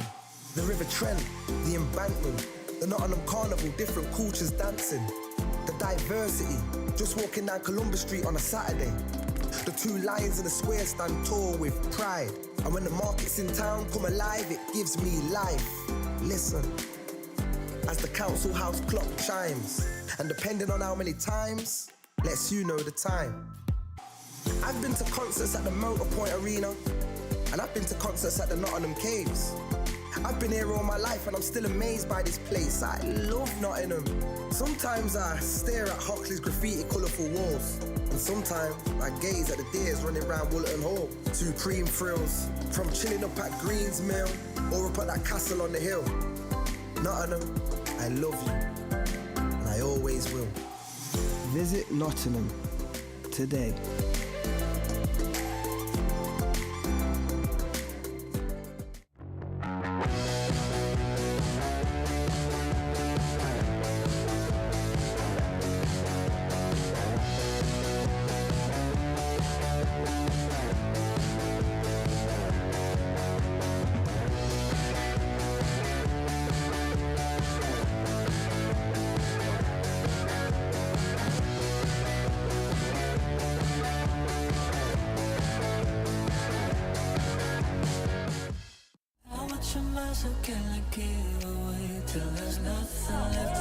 So we're here at Hillhead Sports Club, the third year of our annual Pride in Touch tournament. We have 16 teams, over 200 players. We've got about a dozen or so referees. We've had also a whole heap of volunteers. It's been brilliant to come to Glasgow after previous versions in Manchester and London, and it's ended up being our biggest tournament to date.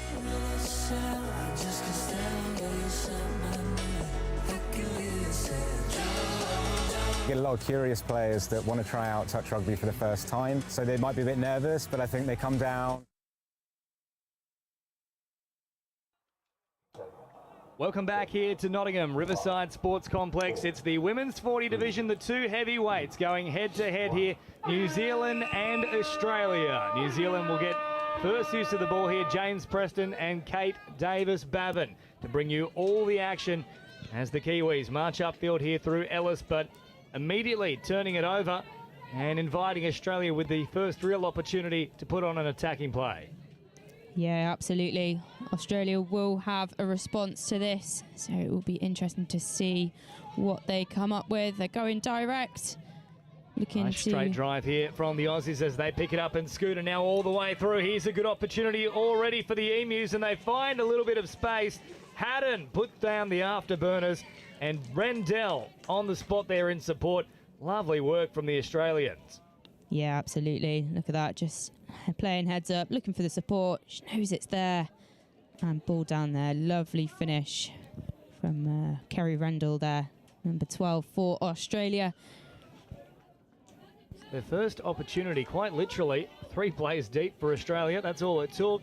And they've breached the New Zealand line, so a little bit of work to do now for the Kiwis as Brownlee is an option out on this right-hand side. That's the way it comes. Turns it back towards the middle here for Pickard.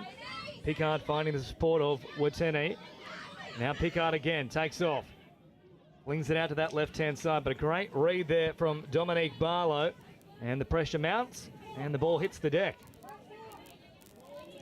Yeah, Australia looking to get across there, and not meant to be.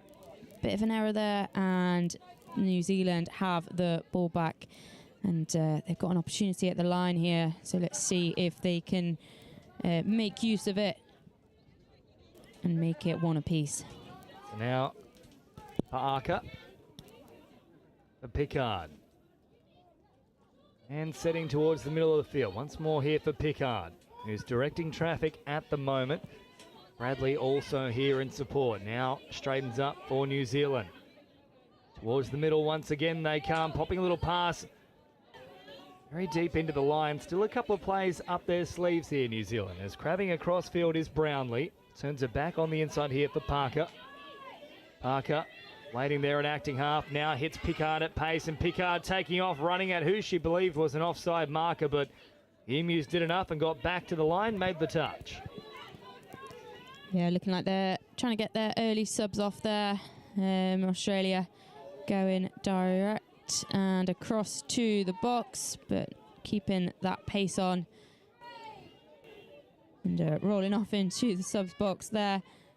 Certainly one way to get there as the Emus continue marching forward here, and they'll pick up good meterage again. There's a lot of energy about the opening exchanges here for Australia. They look the better of the two at the moment. Draw and pass once more. Rendell finds a lovely ball. Options back towards the middle. Rendell is there.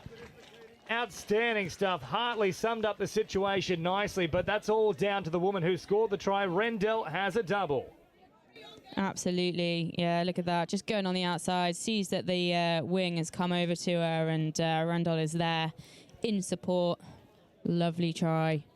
And again, two scores on the door. 3 minutes in for Australia. Ominous signs here for New Zealand. They need to stop the flow of points because Australia are looking very good, and they've turned that one back to the middle. Thought it might have been a forward pass, but play on is the call as once more New Zealand take off, fling it over the top, and a try goes absolutely begging there for New Zealand.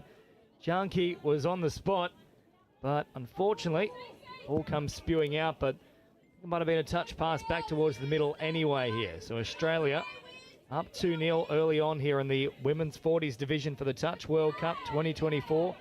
4 minutes gone and driving up towards halfway. Yeah, so Australia looking to get in direct there.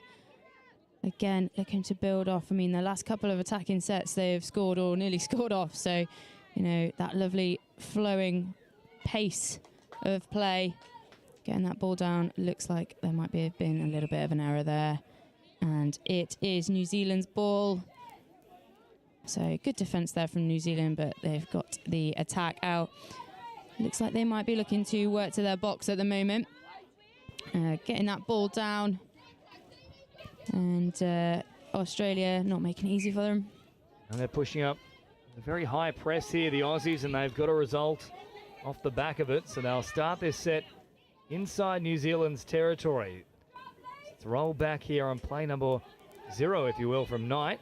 Now, first touch taken right on the halfway line as they keep heading across to the sideline here. They want the fresh troops as well as Vanessa Cooper rolls it back and they wait for the full complement to make their way onto the field.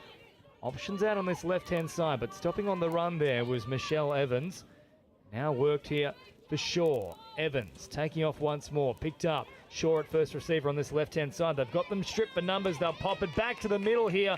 Australia with a nice line, but a great saving touch right on the line for that matter from Lisa Ellis. One more to see off now for New Zealand. That ball goes to ground. And after around about 6 minutes of play, Aussies still well and truly dominating proceedings here at Riverside. Yeah, unfortunate ball down there. New Zealand did well to defend that, getting in there to knock off and get that final touch. But now Australia really pressing them in this defence. They're struggling to get past that halfway line. And again, really great defensive touch there from number 2, Kylie Bellingham there. Now Parker rolls it back and picked up from Bradley with a little bit of room to move, but unable to find her outside supporting women. So score remains at 2-0 here for Australia, but they're gradually settling into their rhythm here at New Zealand. Yeah, Australia looking to get fresh legs on by the looks of things at present. Sort of slowing the pace a little bit there and then injecting it, coming on, getting those yards. And again, we're waiting for the backup for the troops, and they're coming on now.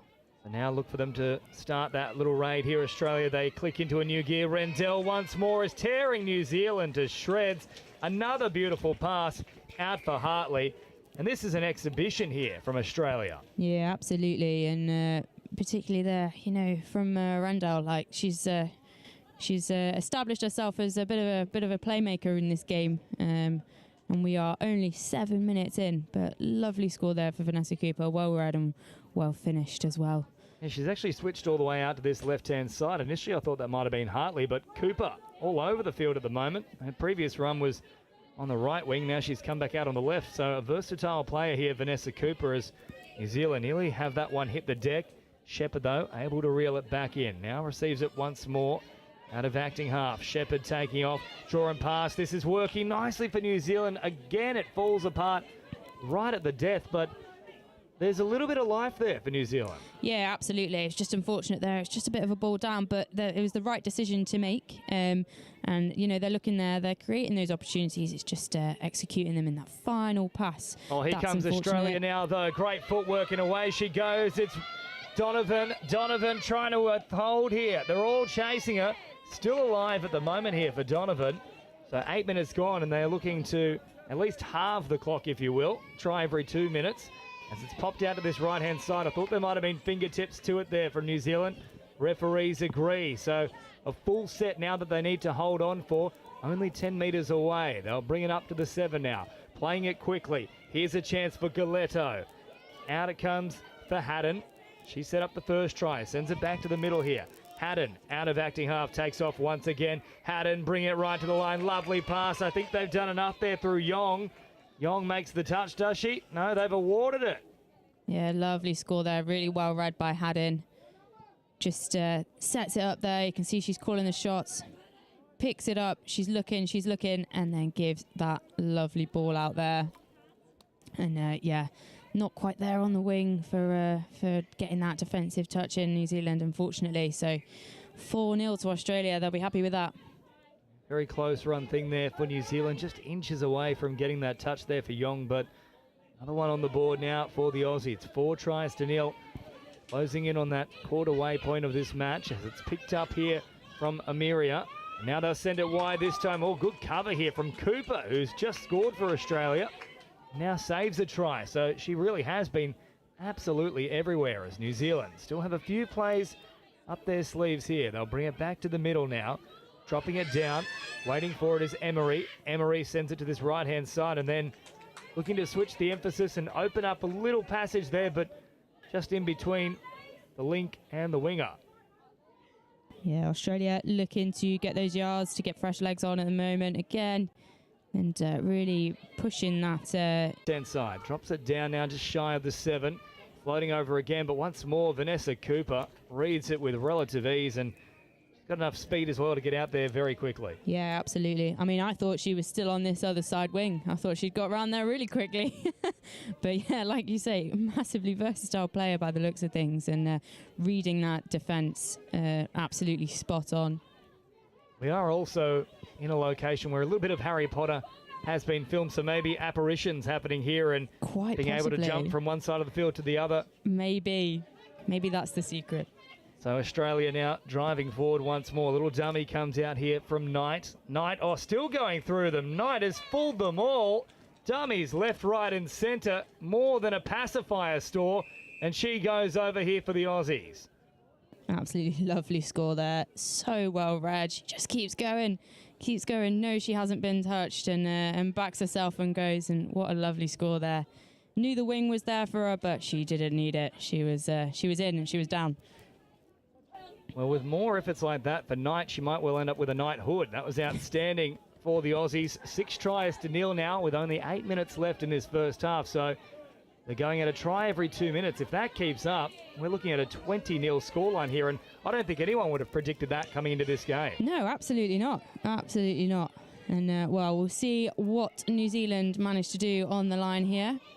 Can hear a lot of chat from the box. Getting very close, getting to ground quickly, but the Aussies got down low and turned away the effort there of Shepherd.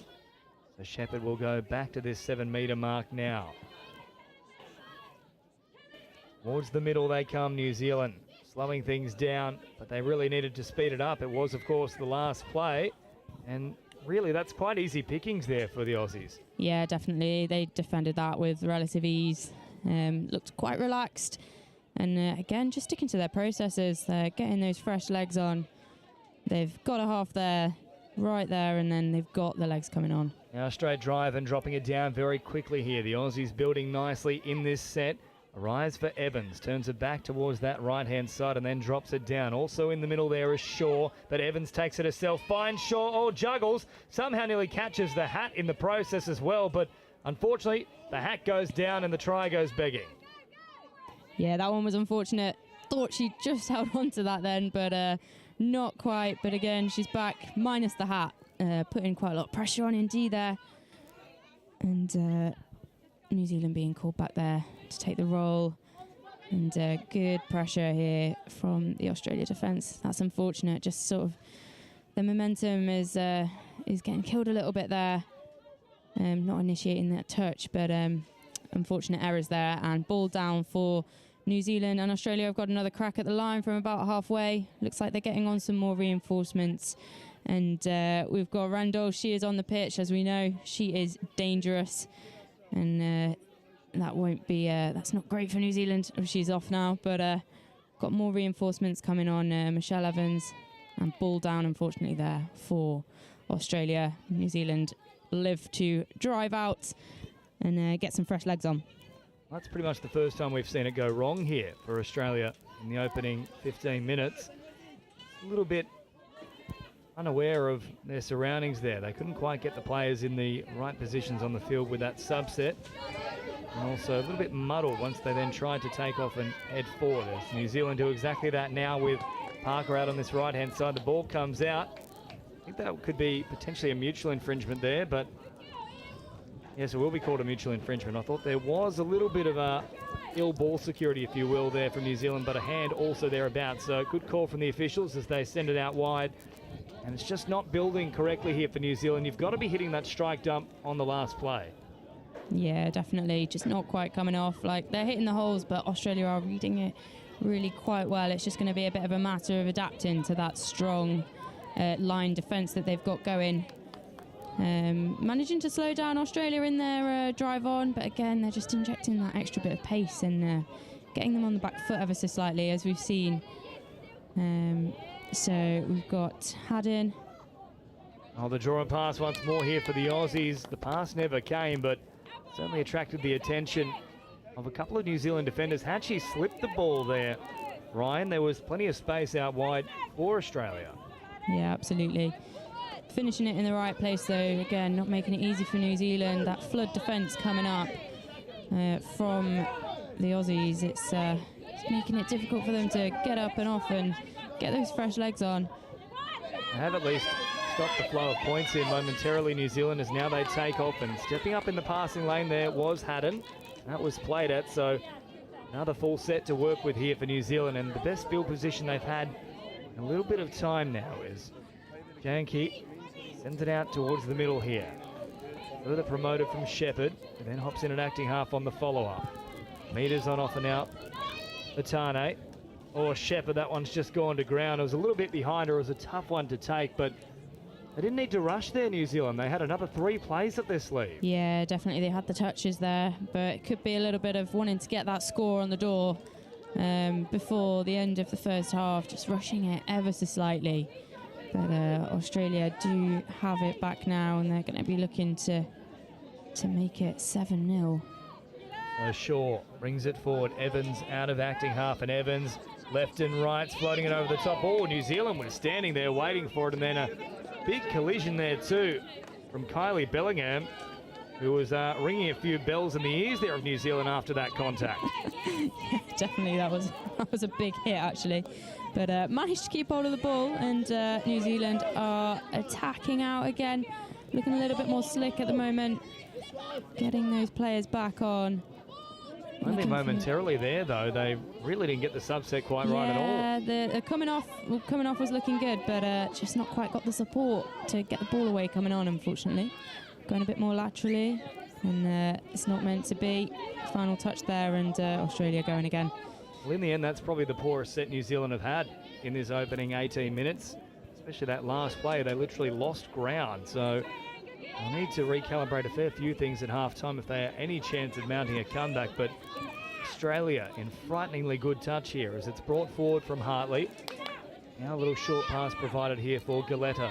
Galetto waiting for those reinforcements to arrive. Nice quick play the ball as well, and well, that's an uncharacteristic error for an Aussie side that has done very little wrong. Yeah, definitely. Just unfortunate there, just not quite getting to hands from Kobe Knight there. But making up for it, put it in some good defensive touches there, and almost well held there from New Zealand. I don't know about that one. I think that may well have travelled forward in the air, but they'll get away with one here, New Zealand. They do need a bit of the rub of the green here as the touch is now made from Kobe Knight, and they work it forward here once more on the last, but not just that execution at the end, it's also the field position battle. Once more they'll turn it over just 10 metres into enemy territory. Now on play one, Australia will roll this back once more inside Kiwi side of the field. So every single facet of this game being dominated by Australia as once more they drive forward. Questioning if there was a touch there was Johnston, but back onto the mark she goes now. First receiver out to Haddon. Loading a little ball here for Barker, who drops it down. Haddon now straightening up. Oh, good big right foot step there. Nearly drew an opening for Barker to capitalise. Back onto the 7 they go. Barker, Haddon, floats it to the middle. Nice ball here for Rendell. Rendell takes off. Oh, good speed again from Rendell. Now they're claiming the touch. Rendell isn't quite as sure as Brownlee was, but I mentioned they need a little bit of the rub of the green. I think they've got it there. Yeah, definitely. She wasn't convinced by that one, but Australia setting up for that defence, and New Zealand looking to get out their half again, and not quite sure it's going to happen for before the half-time whistle goes, but we'll see what they can do in last play. The siren moments away from sounding. There it is in the background. Nowhere for Shepherd to go, who has herded up for that matter. And that'll do us for the first half. So they at least stopped the flow of points towards the back end of that half there, New Zealand. At one point, it was 5-0 after 10 minutes. So just the one try in that final 10-minute period there of the first half. And that's probably the building blocks they need to look at here for the second. Yeah, absolutely. Absolutely going forward. I mean, Australia will be happy with that performance. Yeah, New Zealand, just main thing really is just executing those last little passes. And Australia are reading it really well. It's going to be adapting to that defence that Australia are putting up. Sort of adapting definitely their subbing off move potentially, so they can actually get up and out there and completing those final six passes, 6 touches. A lot of work to do here in the second 20 minutes for New Zealand. We'll take a short break here with Australia in a commanding position in the women's 40s. It's 6-0 at halftime of the Touch World Cup here in Nottingham.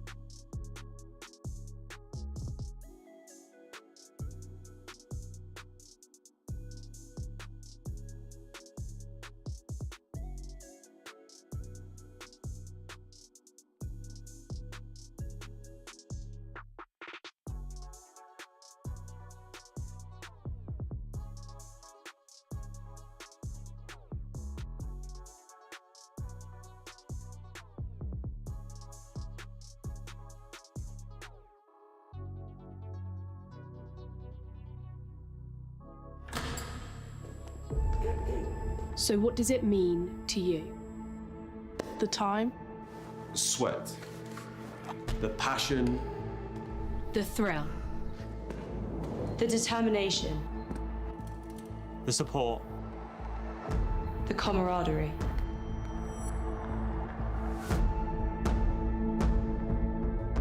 but it's so much more than that. We're playing for something bigger. You ready?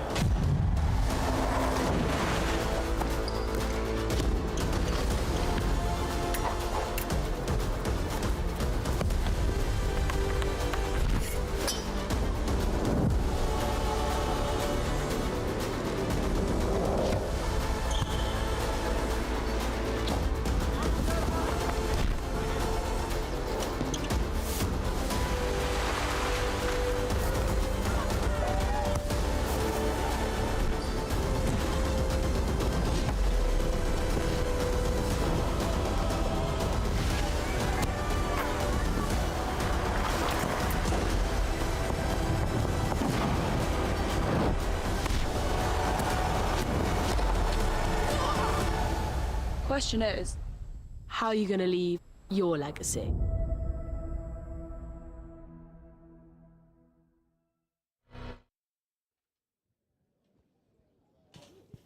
Welcome back here to Nottingham, Riverside Sports Complex, the women's 40s division. Australia with an emphatically strong first half, 6 tries to 0.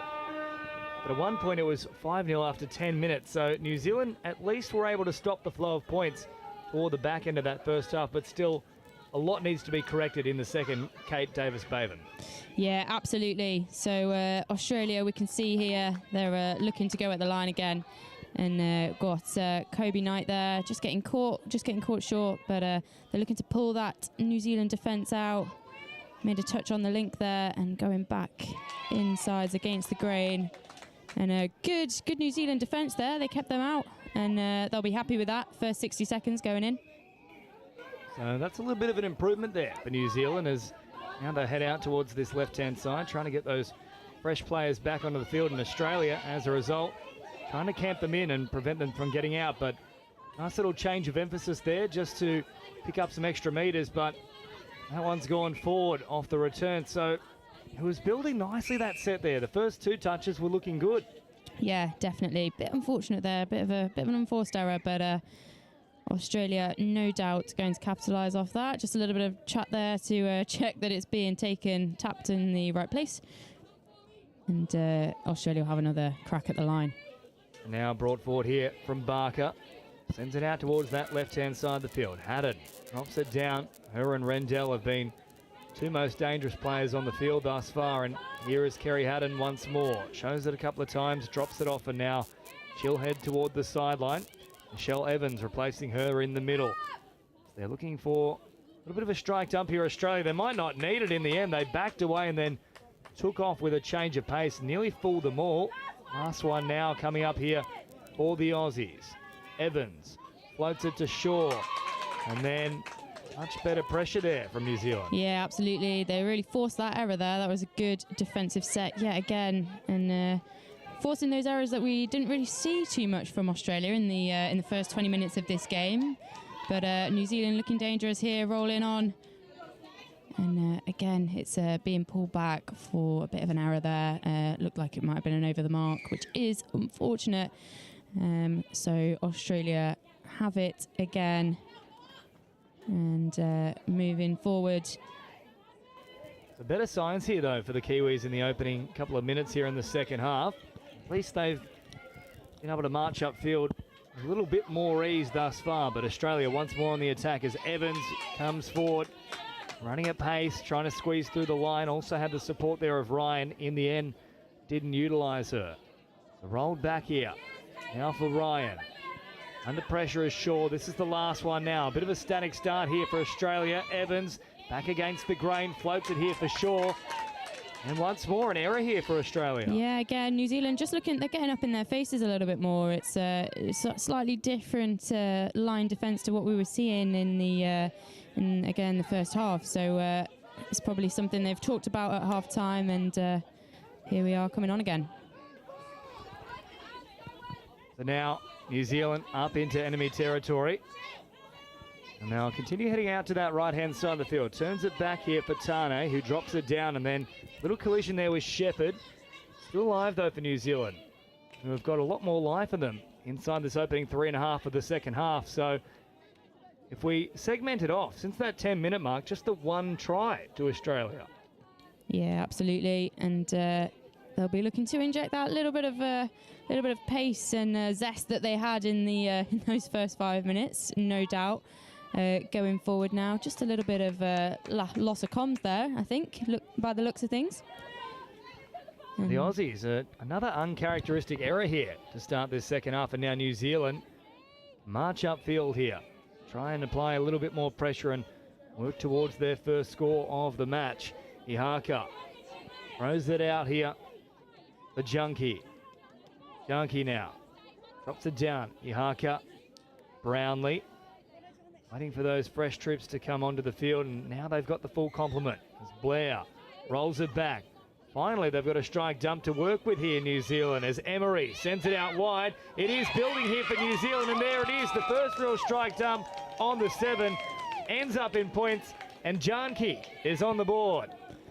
Yeah, that was lovely there. They just got both the middles up in that touch, and it cost Australia for sure. That was really well read by the New Zealand middles there, and yeah, absolutely lovely finish there by Janki.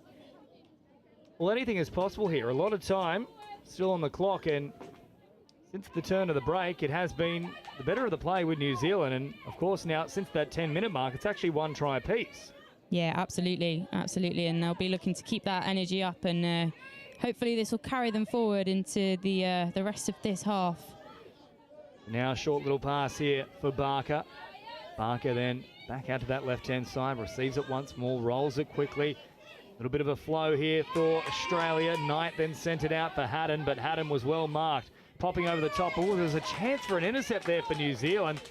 Just went a little bit too far over the head, though. Yeah, definitely. Again, a little bit of an uncharacteristic error there from Australia. Just a ball down, not quite going to hands there, but giving New Zealand the opportunity to attack out and hopefully see if they can convert this pace. And looking for players there. And we're going wide, going quite lateral, but it's the right decision, waiting for backup to come on. Smart play here for New Zealand as they keep the ball alive, and they'll still have a couple of plays to work with. If they can try and get a strike dump here, anything is possible. They haven't quite done enough, though, to earn that right as they try and spread it back to this left-hand side. So, seen them look very sharp in the opening 6 minutes. Probably not 100% connecting on that particular set, though. Yeah, that one was a bit unfortunate. Just didn't quite have the fresh legs coming on fast enough to give that extra little bit of support. But it looks like they're looking a little bit more slick than they definitely did in the first half. So it can be something to work on for sure. Stepping up there to make the touch was Napier. Now Australia marching forward here. Evans out of acting half, picks it up, and she's got numbers out on that left-hand edge, and there's a try that's gone begging for Johnston. It's the deck. And unfortunately for the Aussies, still struggling to capitalise and get across the line here. It's been a long time coming. And New Zealand, they've got them rattled a bit. Yeah, absolutely. Like we were saying, just sort of uncharacteristic errors. Like there's been a few handling errors that we've not really been seeing. It's been quite clinical and it's sort of dropping off a little bit. Just a bit of a shame here. New Zealand not quite getting people on fast enough, but Australia reading that really well there and shutting off and really showing no mercy for that attacking phase coming on. Well, this might be the turning point here for Australia. It's been a tough start to this second half. Yes, they lead 6-1, but you know, the Aussies, it's all about sticking to the policies and the processes. They want to be competing at their absolute best every single second of the match. And it's a good chance to get back into the swing of things here as they bring it forward throughout the middle of the field. Popped away here from Donovan. Quick roll ball, really mucked up there, though, from Galetto and Donovan. I just didn't get that one right, and yet again, more uncharacteristic errors. Yeah, absolutely. I think that was a really good defensive touch from New Zealand middle there, though, sort of forcing that error again. Again, they were just getting a little bit stuck here at this point. They are doing their best on field to remedy that, but I think a bit of conversation needs to be having had in the box to make sure that there are people coming on and being there to support, because that's sort of what's killing them a little bit at the moment. And again, a slightly unforced error there from New Zealand, just a bit of, looks like a loss of control on the roll ball, and Australia have it again. There's no doubt about it. New Zealand have gone up a gear in this second half, and the Aussies now need to step up and meet them there. They've had a bit of a slow, sluggish start to this second stanza as orders brought here from Galetto. Galetto back to Donovan, and once more Galetto drops it down. Donovan now heading out to that left-hand side of the field, holding it in two hands, floats it over the top, but it's gone well and truly forward. Yeah, that one was unfortunate there. That was the right idea, the lovely pick up and go on the outside there, but that last pass not quite flat or back enough, and not quite to hands either. So New Zealand get another crack at this subbing off move. We'll see if they've managed to adapt to this really high Australia press defence that's coming up. They're really storming out of the line here, the Aussies. They can sense a bit of blood in the water, if you will. If they can trap New Zealand up along the sideline, that'll stop all the flow that they have been enjoying, and there it is. Yeah, absolutely. I mean, they've kept them there in their half. Australia will be happy with that. In terms of their attacking errors, they have somewhat increased, but this Australia midfield defence is looking a lot more brutal than in the first half, for sure. Little short pass here now for the Aussies with Hartley, who then hops in at acting half and waits for those reinforcements to arrive once more. It's Johnston who pops it back now. Switching the emphasis here for Knight. Knight playing quickly, had an option out on this right-hand side, and they just had to hit short there, the Aussies. Yeah, that was a bit unfortunate there. Just not quite read, but gives New Zealand another opportunity here. But yeah, like we were saying, just the attacking errors in Australia just seem to be creeping in a little bit. But they might be looking to try some new things as well. Another try here for New Zealand, and they might just start to believe the impossible is in fact possible. As now Ellis drops it back. Good flow about the set here for New Zealand. Stopping on a run momentarily there is Blair. And then Blair bring it back towards the middle. They've still got them backpedaling here, the Aussies. Now, was there a touch in flight, or was that all New Zealand? All New Zealand is the call. Yeah, there it is, just the outstretched mitt there from Emery. Yeah, that's unfortunate there, but that New Zealand's driving up off the line was a lot better in that set. They got up there, they went direct, and it definitely paid off. Now they just need to be putting in this big D set against Australia and give them a bit of a taste of their own medicine, I suppose, keep them in their half.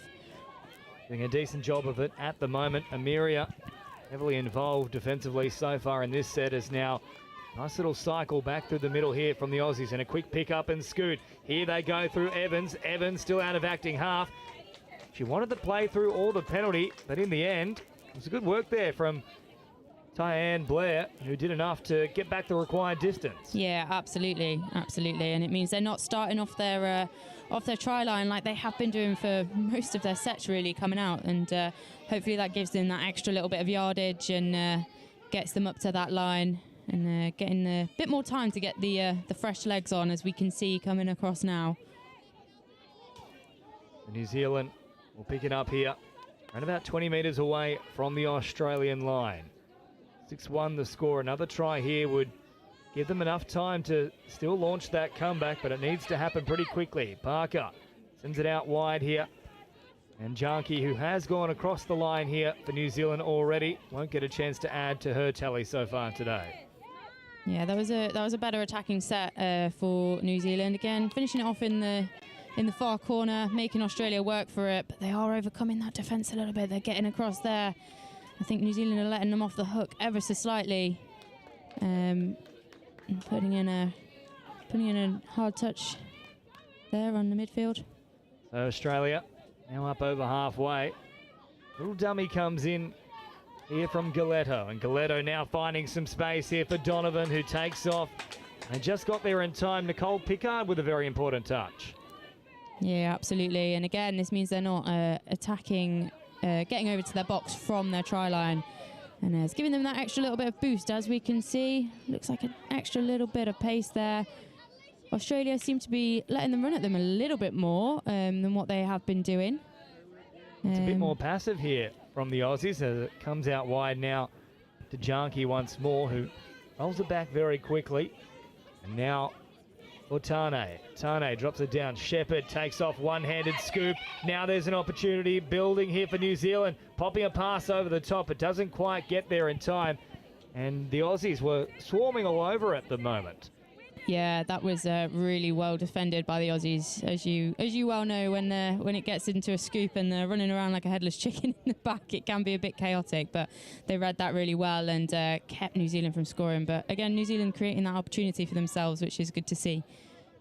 Well, it's one of the most touch football things you can ever see, is someone mindlessly, it looks like it's mindless, but there's a real art to it, is just trying to find support in the in-goal if they've scooted from dummy half. Yeah, there absolutely is. It does, explaining it to somebody who doesn't know what touch is or has never played the sport before, it does sound a bit confusing, but yeah, a bit of an error there for Australia, and New Zealand to have it back.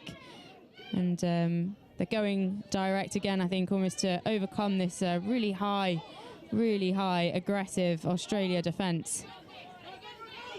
So there's the pressure once more from Ryan. And they're all stepping up here. They've gone very, very few metres with each play here, New Zealand.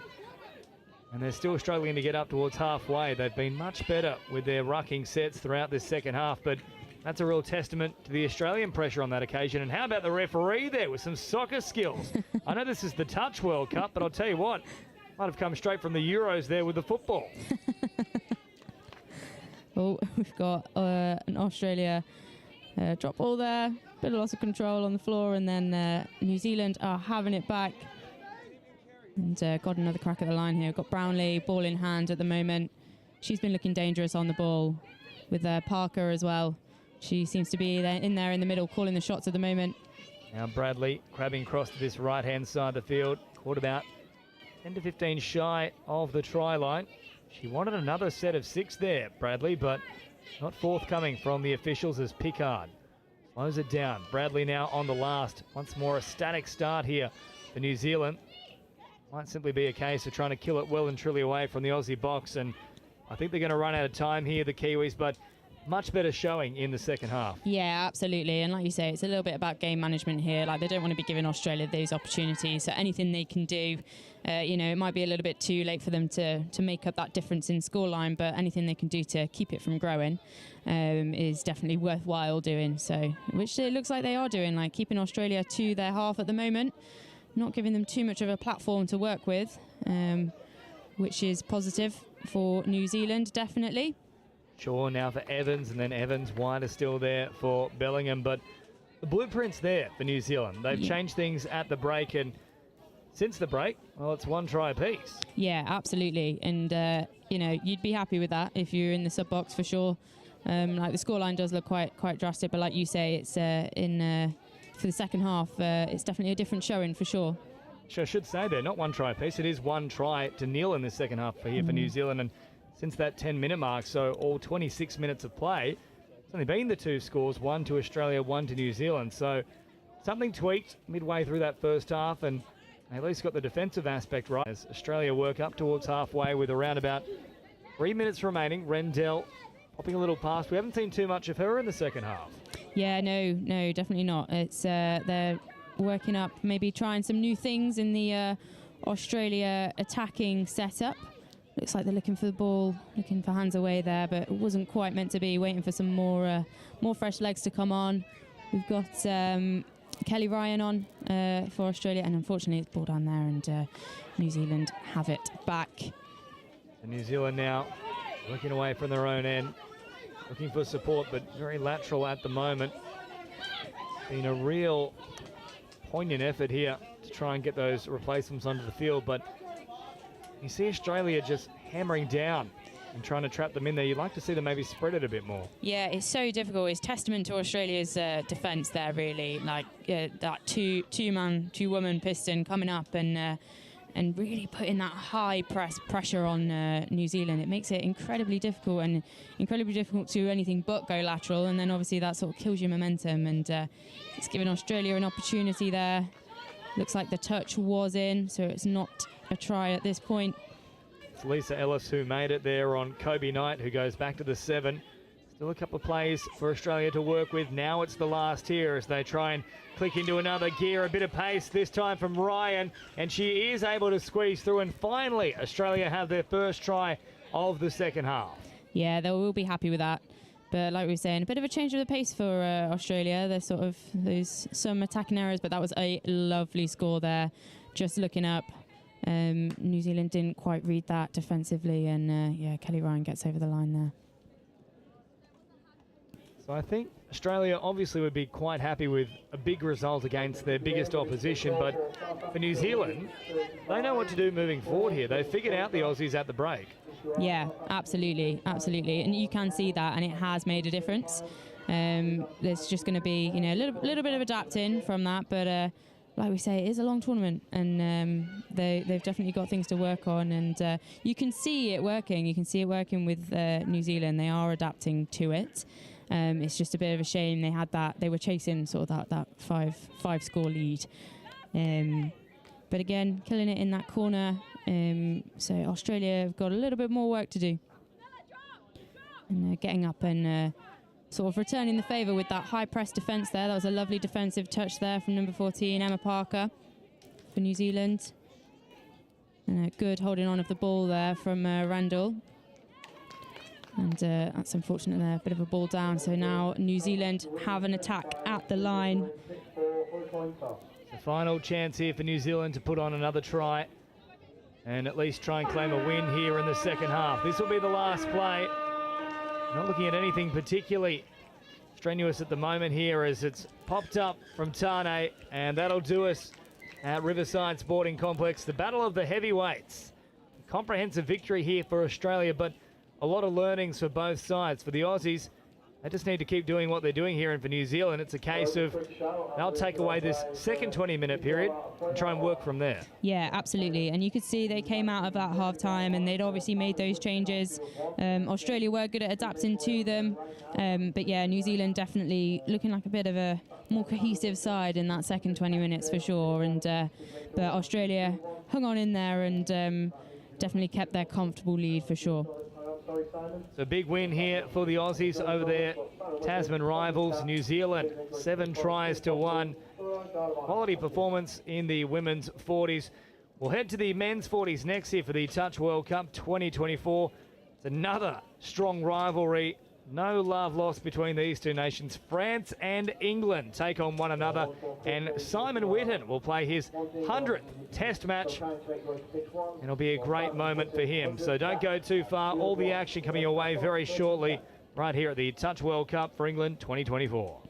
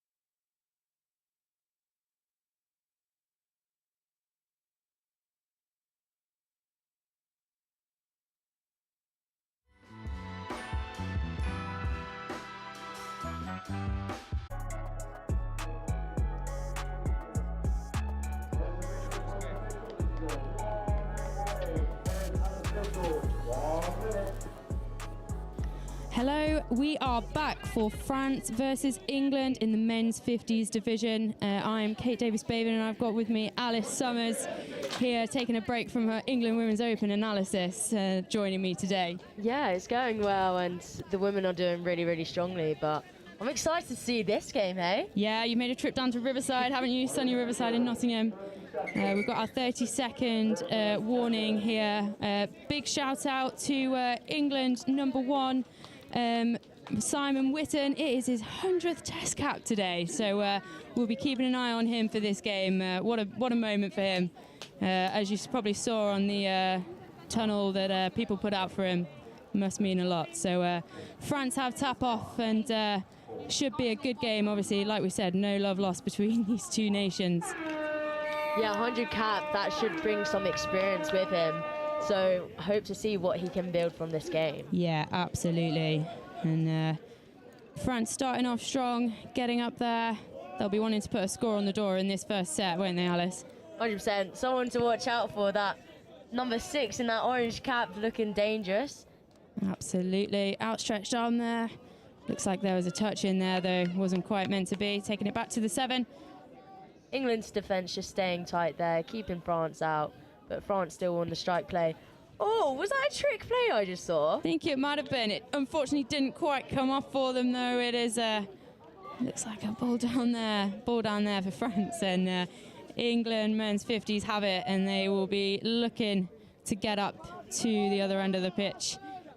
And from the England men's team that we were seeing earlier, they were very, very clinical in their execution. And as I say that, it is a ball down. Unfortunately, not quite getting hands on there from John Banks, but France have it again, and we'll be looking to potentially get some fresh legs on for this set. Yeah, just France making their way off and just hitting a couple in the middle just to make sure they don't go too laterally and create that space.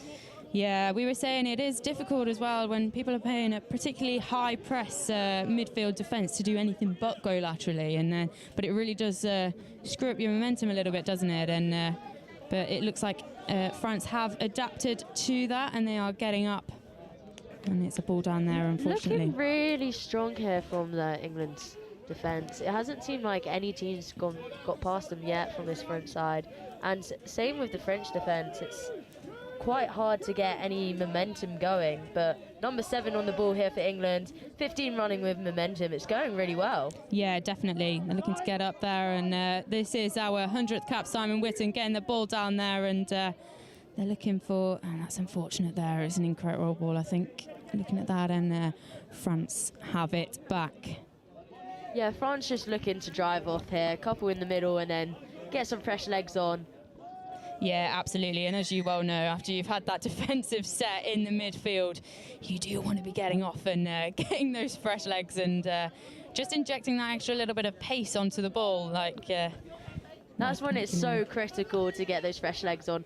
Once you've done that set of 6, you just want to get out of there, but you got to make sure you put in the effort and stay. Absolutely, absolutely. And it looks like this French team are trying to pull apart this English defence. They're not having it at the moment, though. And they're going back against the grain, and then with the step back, ball out to the, and it's an intercept there, I believe, and taking the roll ball there. Yeah, so with the intercept there, once the opposition catches it and gets touched, that's actually touch 0. Yeah. And then they play on from touch 1 and to touch 6, obviously. But so it's a really good rule to get momentum going for that side, and the intercept does mean something. Yeah, absolutely. And it can be a little bit of a dangerous game as well, because if you do go to get that ball and then you don't get it and you knock it down, it's 6 again to the other team. So you want to make sure you've got safe hands for that. Yes, high risk, high reward though. Exactly. So France have it again, turnover on their try line, and they're working hard to get up the wing here and get the fresh legs on, injecting that extra bit of pace, and England doing well to defend that, but France managing to get over their halfway line, looking dangerous here.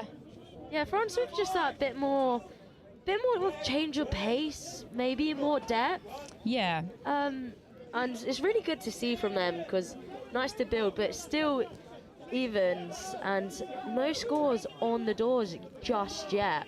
Yeah, 4 minutes in to this half, and be interesting to see where we go from here. And that was what we were talking about there, with the high risk, high reward, going for that ball. France, unfortunately, not sure who it was who got a hand to it there, but didn't quite hold on to it. So England have another crack near the line with 6 touches to play with. Yeah, this is probably England's first opportunity at the line. A lovely switch back. Just keeping that depth there by England. Yeah. But getting a new set of 6 on their 7 is so critical. And with France, they'll be wanting to push them out and not let them get any strike plays. Yeah, absolutely. England doing well there to get both middles up in defence, and looking to exploit that.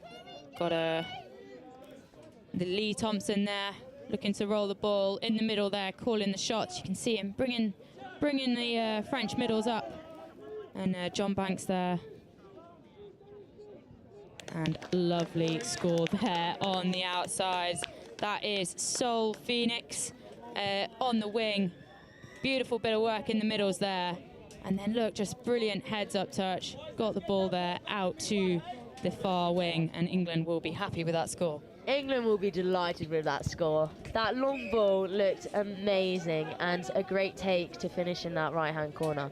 Just the first score is always so important in the game, and to be one ahead, especially when it's kind of stalemate like this, is deadly. Yeah, absolutely. Touch is as much a mental game, isn't it, as a physical game, and having that sort of first burst, it can really give you the mental advantage across against your opponents. Yeah, France there just doing a quickie in the inside and then looking for the long ball as we see this replay now. Oh, just the French player just grabbing the English player there. I don't guess it was just kind of. Yeah, it looks like it's just been given and ball down there, and England are having another go, getting those fresh legs coming on. They're going direct, trying not to go laterally, as you can see, and checking back inside there. Got Simon Cooper there on the ball at the moment. Just looking for a nice strike play. Just a strike dump to set up, and then on the 7, long ball to that wing again, and he scores! Are they going to give it? Yes. There seems to be a little bit of chat with the referees at the moment. And they say a forward pass. Oh, that is unfortunate. Obviously, English team did not think that was the case. But we'll see it on the replay here. Potentially a little bit forward there. So no second try for Phoenix there. But France have it up their wing, and they are coming back on with a vengeance. Yeah, 100%. I would say France did well to keep the England team out there, just pushing them wide and making them take that long ball. Yeah, absolutely. And again, just killing it there. Not a bad set for France. Obviously, they'd want to capitalise off that a little bit more, but England will be happy that they defended that out too. It's very end-to-end right now, and a lot of running that's going to be involved. So it's a very equal game, and like we see, hard to get a score down. Absolutely. Got number 11, Lee Thompson again on the ball, and now we are going forward with a vengeance. England, is the try there? Yes, it is. Number 16, Ian Spencer there on the box side wing for England. What a lovely team try there. Just draws that winger in. That draws the winger in there, and then it's just a 2-on-1 there. Beautiful finish. Really, really good execution. And that's what it's all up to. That last pass, you can do everything and then maybe drop that ball. But that is so crucial in this sport, and really, really good put down. Yeah, absolutely. Absolutely. It's that final, getting that dump correct and getting the hands off for sure. So 2-0 now to England. France just on that tap off, just couldn't get anything on the try line. So England will be happy with that result, but England will have to stick through. France will have to stick through on this midfield defence. Yeah, absolutely. And England have got the advantage rolling on with that momentum. They're cutting back in, disrupting that French defence. Jonathan Lovell, he is going through there. And then we have a lovely score in there from Christian Garland, number 12. Loves it with the little chip back to the middle. What a lovely score there, coming off the back of momentum from that driving on. John Lovell just picking up and going and then passing off. Lovely bit of teamwork in hands there. Yeah, 100%. And a great read with that defender coming in and looking at his hips and being like, oh, it's a 3-on-2 now. Let me give hand. Trusting my teammates that just give it away. And lovely team try. Absolutely. And that's what comes as well, isn't it, Alice, with like playing together. Over time, like you learn to bounce off each other, and you know what your teammates are going to do almost, don't you? You want that telepathic link, and it looked to be working. They looked to be speaking to each other there. Yeah, a lot of these teams have been playing together for a while, so you get to know all the players and the team, and that's where it's like the team bonding and the team cohesion really comes into play. Yeah, absolutely. Absolutely. And England have it back now. They've got an opportunity to get to their sub box again.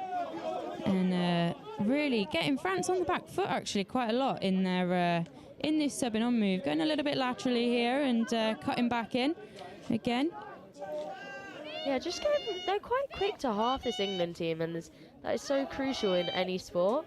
Just pick it up, looking for the long ball to the wing, and it looks like a touch is going to be called. Yeah, just picking up and going here, just definitely going open side.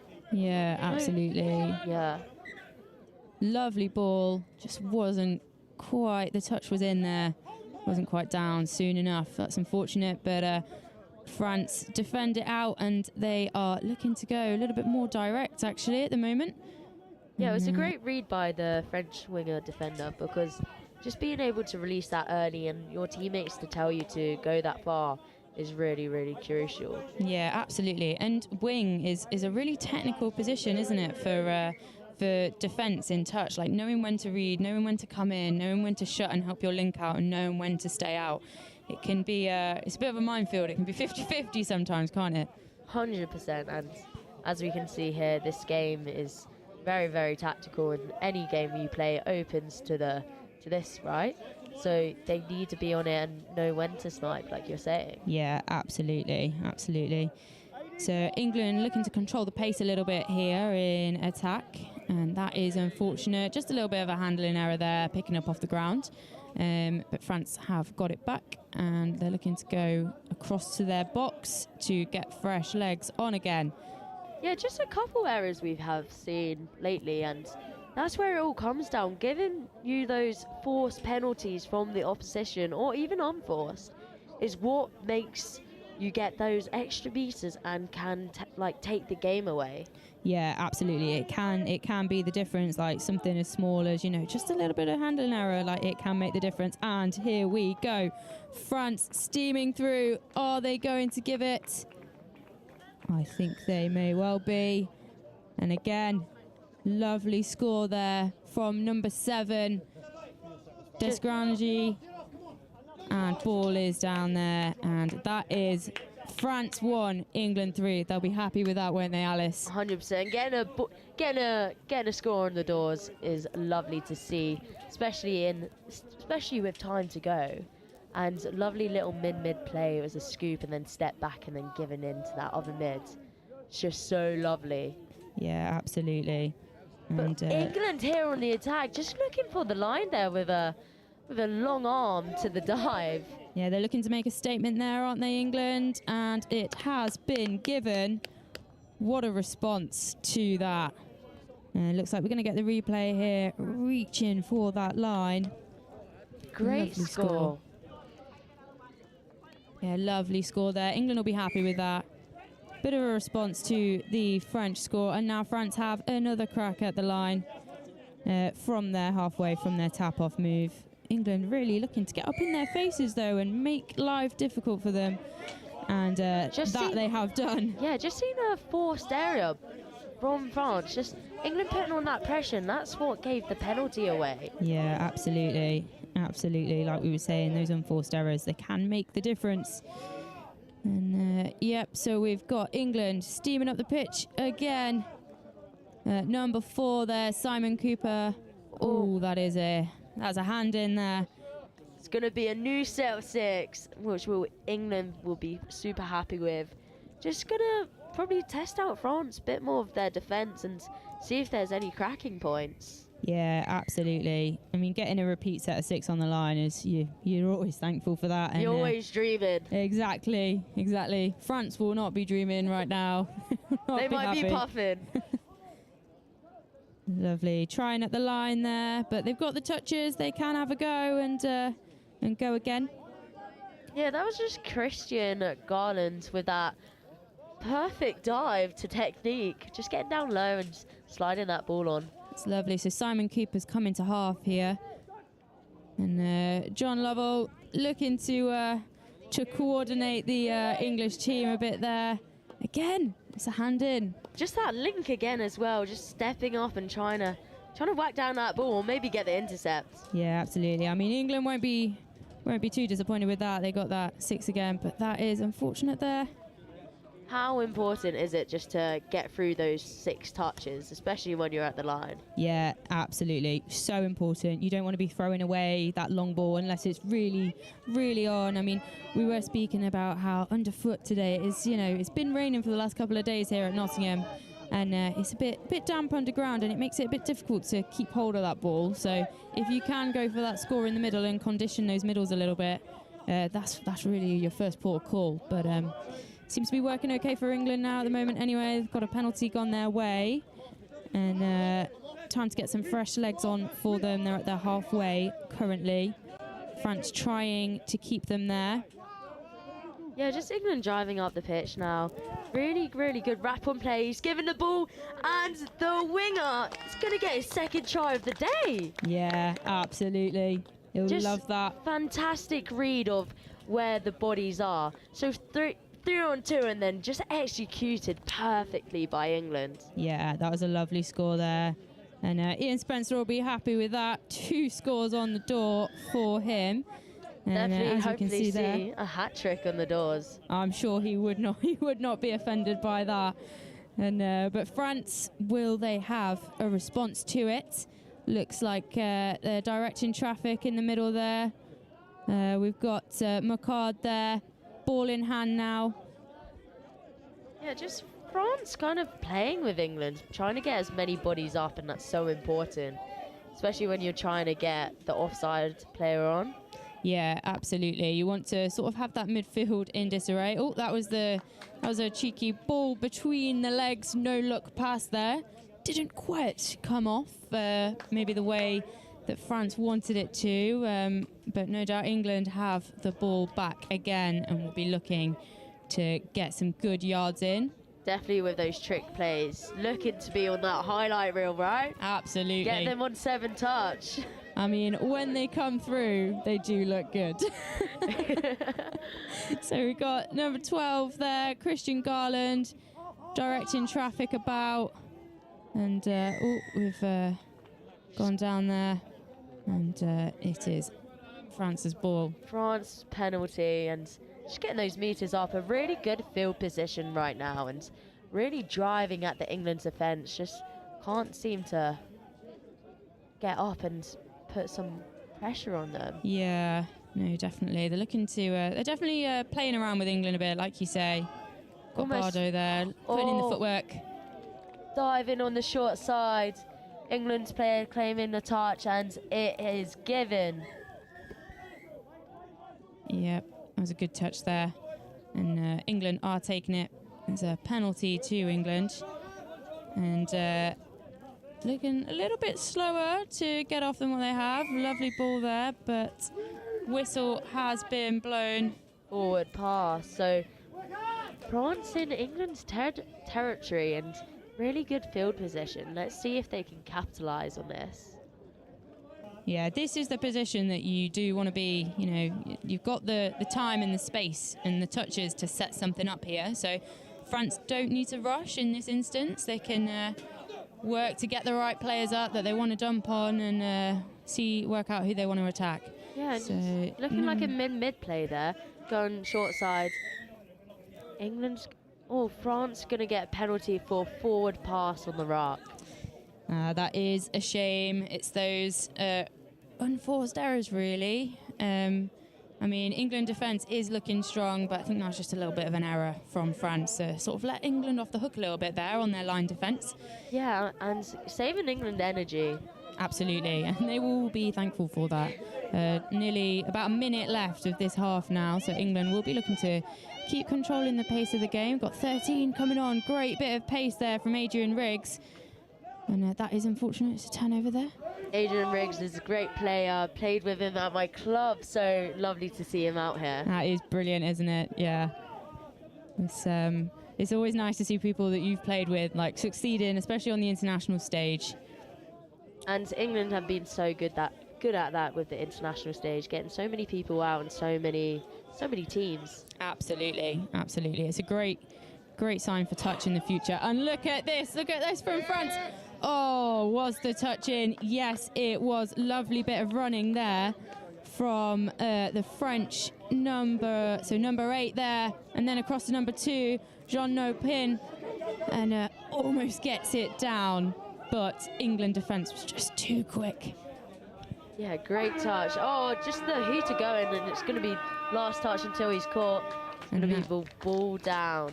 That is it, ball down, and that is whistle blown for the end of the first half of England versus France in the men's 50s division. Score at half-time is England 5, France trailing at 1.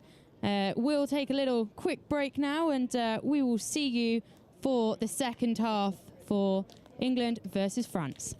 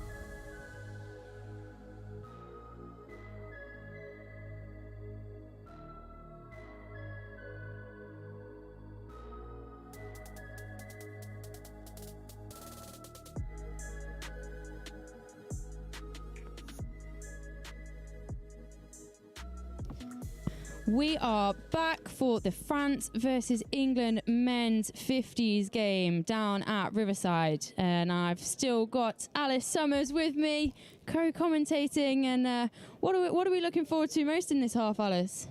I want to see some more of those trick plays. I want to see some of them pull off and maybe some more steps. I don't know. Absolutely, absolutely. And no doubt that will be the case. So we've got England with the tap off, just waiting for the klaxon to sound here. What would you say that that France main work-ons do you reckon they would have been talking about in the sub box at halftime?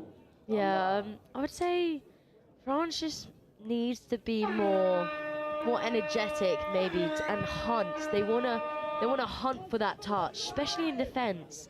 They want to push up because right there we just saw one person come up for the touch. We want to be coming up in twos, so England will find those holes because they are really reactive players. Yeah, absolutely. And it looks like, is that being given there? Yes, it is. Lovely score there. Simon Witten, our 100 cap player, involved in that, in the setup of it. Number 15 there, Ryan Anglem, gets the ball down with that outstretched hand. There he is. What a score indeed. And just diving down in that mid gap, how hard can it be that sometimes to score there? Yeah, absolutely. It really can, especially if you've got that tight middle defence. I mean, that is where you don't really want to be scored on. You want to force that wide pass, and France unfortunately didn't quite knock that one off. Just a little tumble there, just going into the England players' legs, but seems like they're going to get the roll ball for France and maybe have a strike at the line. Yeah, absolutely. Looks like they're going in, setting up for that strike dump there. Number 3, Tomasoni there, and outstretched arm. Unfortunate there. Not quite the score that France were looking for, but looking dangerous nonetheless. 100%, and great read by England's defence, because that switch, it was a great call, but England just stayed so tight and was able to cover when he came back in. Yeah, absolutely, absolutely. England looks like they're going a little bit direct, but no, they are coming off. They're getting some fresh legs on. Lots of comms here from the English sub-box. And it sounded like they're feeling energetic, just being in front of this sub-box. Looks like they've got a lot of momentum behind them, and just a play here. But it's going to be not square hips? Yeah, that looks like not hips, not square call there. So, and they're bringing it back for the correct mark for France. Yeah, how important is it, Alice, to be having that plan coming on from the sub-box, subbing on, like in terms of executing what you want to? Well, it's always good and well having a plan, but at the end of the day, if the defence doesn't show what the plan needs, then the plan's kind of useless. But playing heads up, and I think we've seen this from this side. And definitely.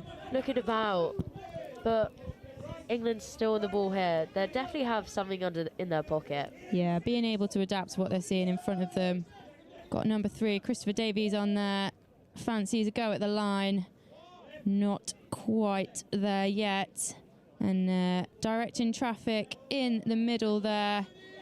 Number 11, Lee Thompson. Looking for the sweeper play coming round. Just pass off. Diving pass, no? Oh, it was indeed. Is that a trick play enough for you, Alice? I think that does count as a trick play, but however, just didn't come off in the end. Not quite there for Ian Spencer there on the wing, who, will be fancying a hat-trick, like we said. Yeah. Already two under the belt. And it's a great stint from the wingers here, because most of the time they have to stay on for the whole game, and really shows the endurance on these players and the fitness they have to go through just to be able to do how many games a day and be 100% for them. Yeah, absolutely. It can be quite tiring, especially if you're on that box side wing there, and you're a really key part of the defence in keeping the opposition from getting to their box easily when they're subbing off. It can be a hard shift for sure. Yeah, and it's so important. Like we said, we were talking about the wingers and the reads they have to do in defence. Yeah. Especially on line D, and if you don't get the call right, the whole setup is just gone down the drain. So getting that and being well. But just England here, getting on the 7. Absolutely. And that's going to be 6 touch. But on the front 7, just got to drive out really, really hard here, but England's really shooting up with those defenders. Yeah, very much so. We can see Simon Whitten there, number 1, putting in those touches in the midfield, not making it easy for France, but France are injecting that pace there. Number 3 coming in there, Tomasoni again. And they're going for a lovely bit of footwork there, and just not quite to hands, not quite got that ball secure there, unfortunately, on the wing. Yeah, just going to be a forward pass there, and just didn't look like he had any options, anything else. So just gave it long and just didn't come off in the end. Yeah, sometimes those Hail Mary passes are just, they're the only thing that you can do. And England looking to come back from this. Yeah, just those Tom Brady style passes, just looking a bit forward, but who knows if they pay off. Definitely. England looking, got their half there. That is John Lovell on the pitch, playing around with the French middles there. Oh, toying what a with read. them. Now, John Lovell, I had the privilege of being coached by him for a few years, and he knows touch. Look at this here, and he's managed to draw the 6 again. It looks like, and we'll watch for the replay. There we go again, put in a, and John loves it. Look at that grin. Yeah, just that link again, coming in and shutting that ball down, giving England the next set of 6. Lovely dive at the line there, and is it going to be given? Yes, it is. What a lovely score there for England. Again, John Lovell sort of directing traffic. Number 4 there, Simon Cooper, looks to go outside. The dummy is there. The options are there, but he knows he can go on his own, and he has got that ball down, and that gives England a 6-point lead. It is 7-1 to England in France. Yeah, France just here driving up really nicely. Like, they haven't made it easy for England at all. They're putting off a really good fight, and it's seeming like they're going to try and get a score here. But referee's just calling them back. Just going to be on the England 7. Let's see if they can get the ball past the try line. Yeah, they're just taking their time to set up. Like, they don't need to rush at this point. That is unfortunate. So the England have the ball back here. So yeah, just a little bit. Was that 6 touch there, or was that a bit of an unforced error? I think that was a bit of an unforced error just by France. Yeah, but unfortunate there. Again, Ian Spencer doing the work there on the wing. Just the French player was looking for over the mark just then and just looking at the ref, but referee didn't give it. But England seemed to got stuck here and looking really flat on the line. Yeah, this is kind of new for this England team. French midfield defence are really pushing up and trying to block off those options that England keep creating for themselves. It looks like they're doing well so far, but France are focusing on getting some fresh legs on at the moment and trying to go direct now. Yeah, it was a really good field position where they got that ball from, and it really worked well, but just unlucky here with a turnover, so it's going to be penalty for England, just a tap on their 7, and it's going to be 10 metres back for the French team. Yeah, looks like it. Listening to the ref is setting the mark for them, and England looking to go direct a little bit before they head for their box.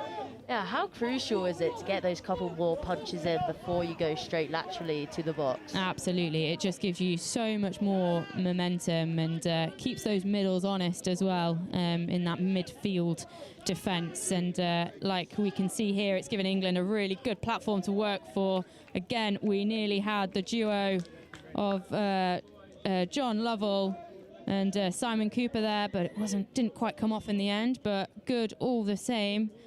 France now looking to get off again. It was well defended really there from France. They were on a roll a little bit, but they did keep them out.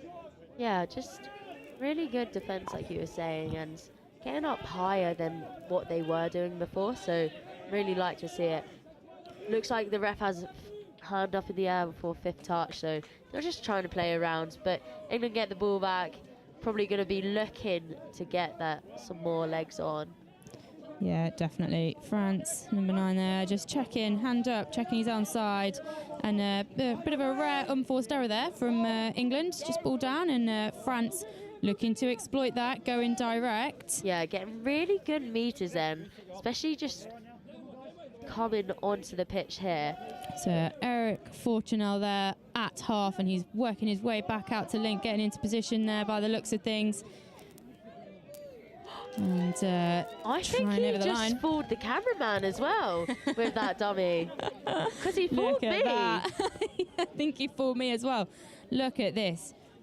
Dump there, mid dump. Bit of footwork.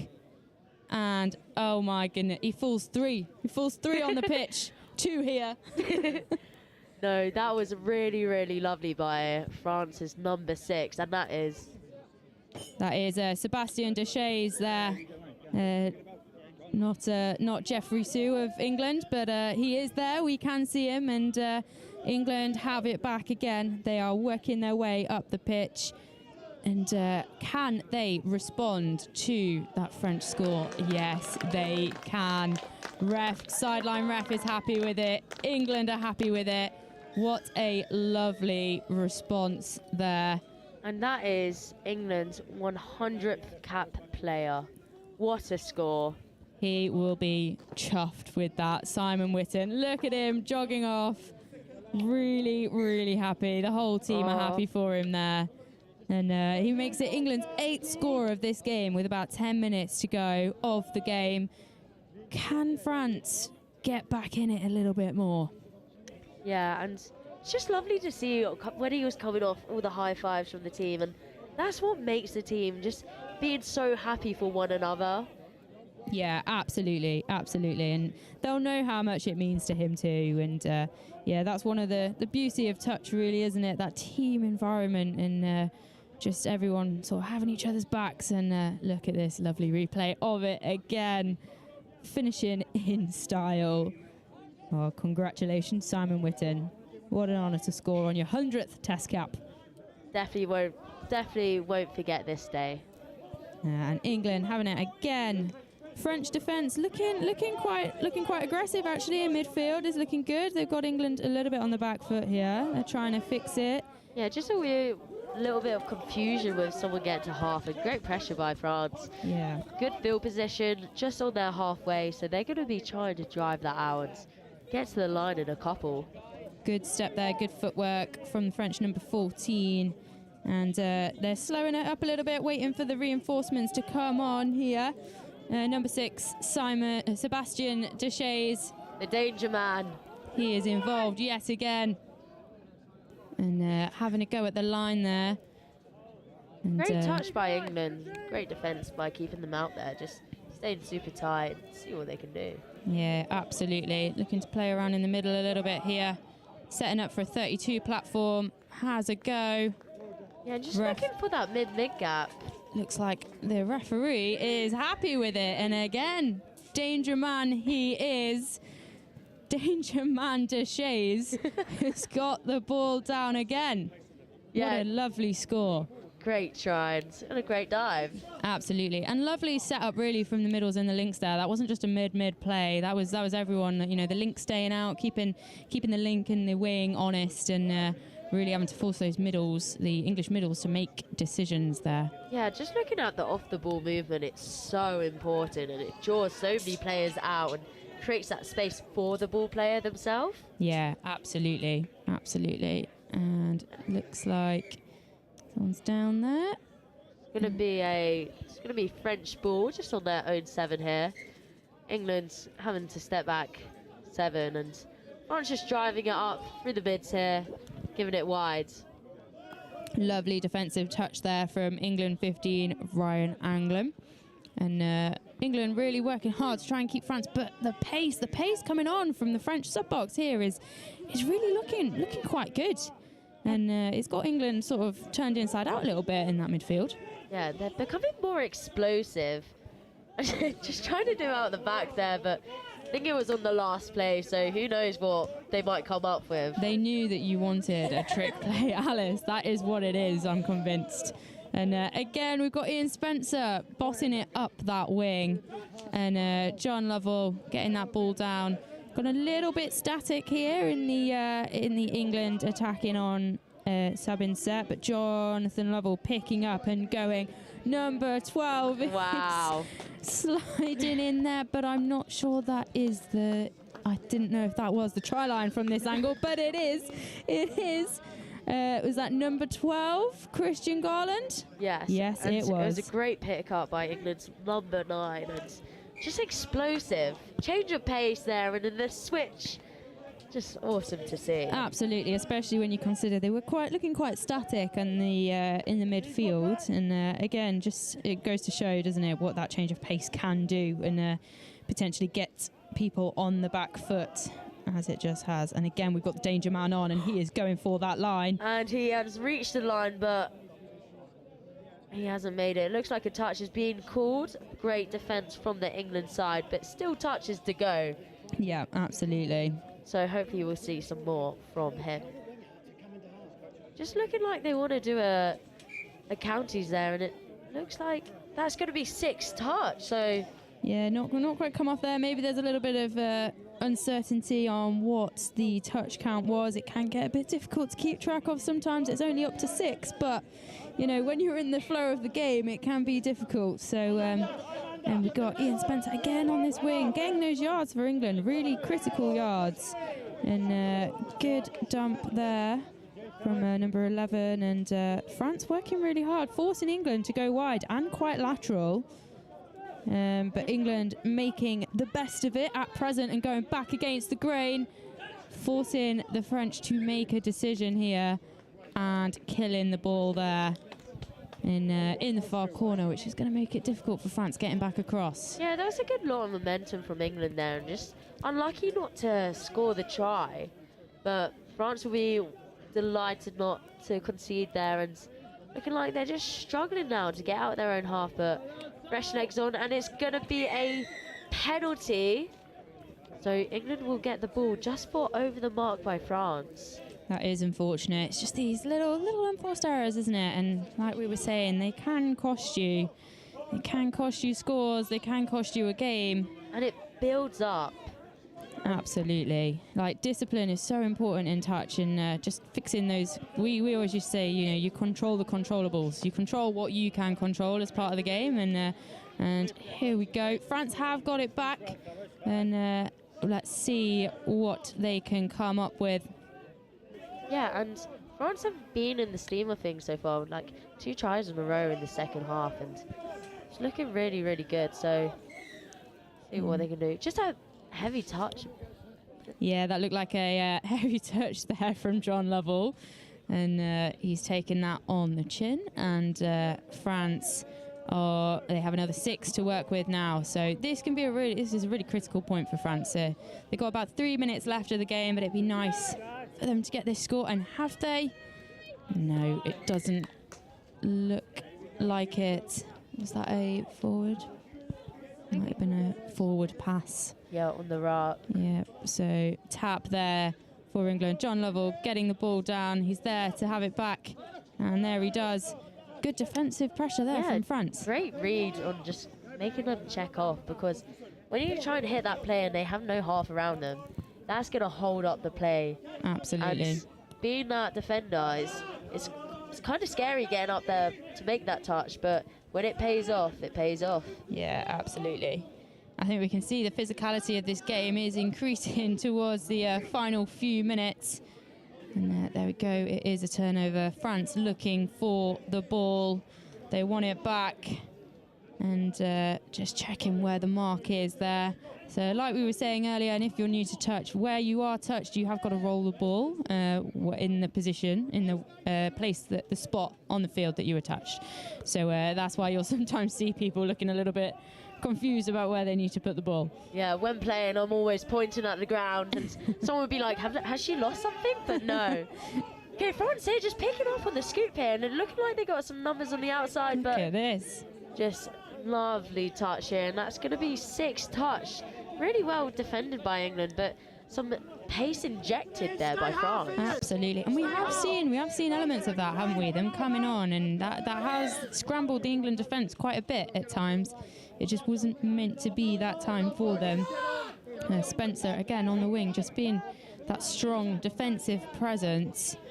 A bit of conversation being had here about where the tap needed to be taken, and England are off again at about the halfway point now. Got about 45 seconds left of this game. Well, I reckon they can make it down to the try line if they're quick here. That is unfortunate. It is a ball down there.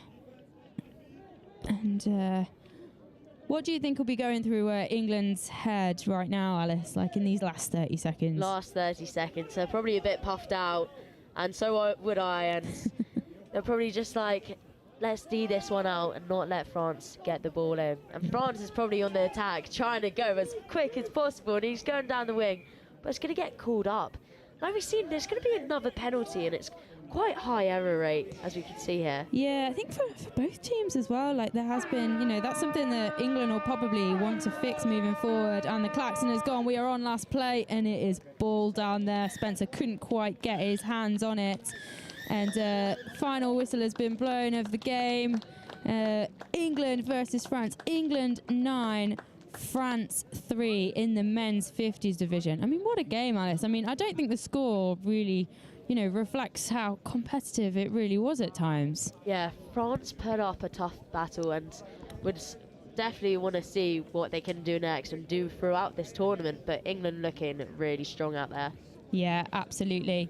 Right, so moving forward, our next game on the live stream is going to be the United States versus Japan in the men's 40s division.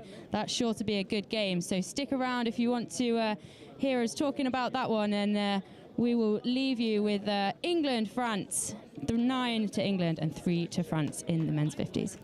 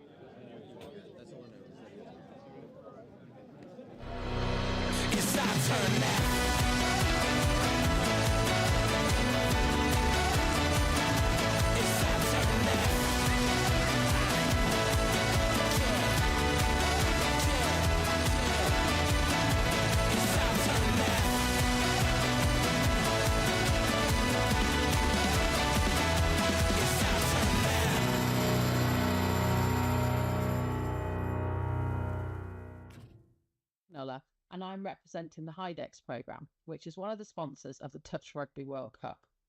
HYDEX is a collaboration of a number of universities based in the Midlands, including the University of Nottingham. One of HYDEX's main aims is to support industry to innovate, developing new products and services in the hydrogen economy. We decided to sponsor the Touch Rugby World Cup, particularly in relation to energy use, so that Geopura, a locally based business, can provide hydrogen to be utilised at the event, making the event more sustainable and improving air quality for visitors and competitors alike.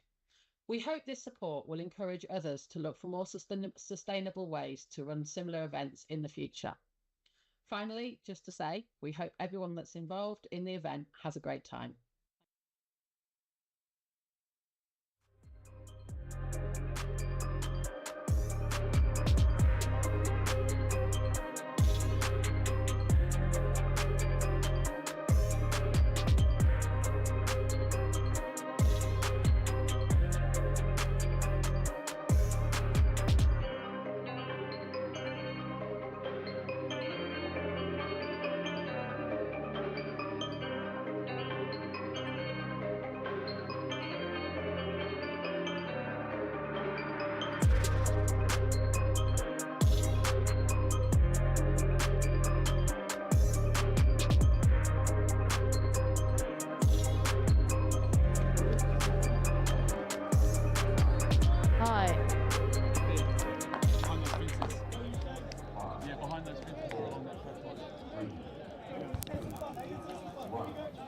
And we are here to kick off with United States versus Japan in the men's 40s division.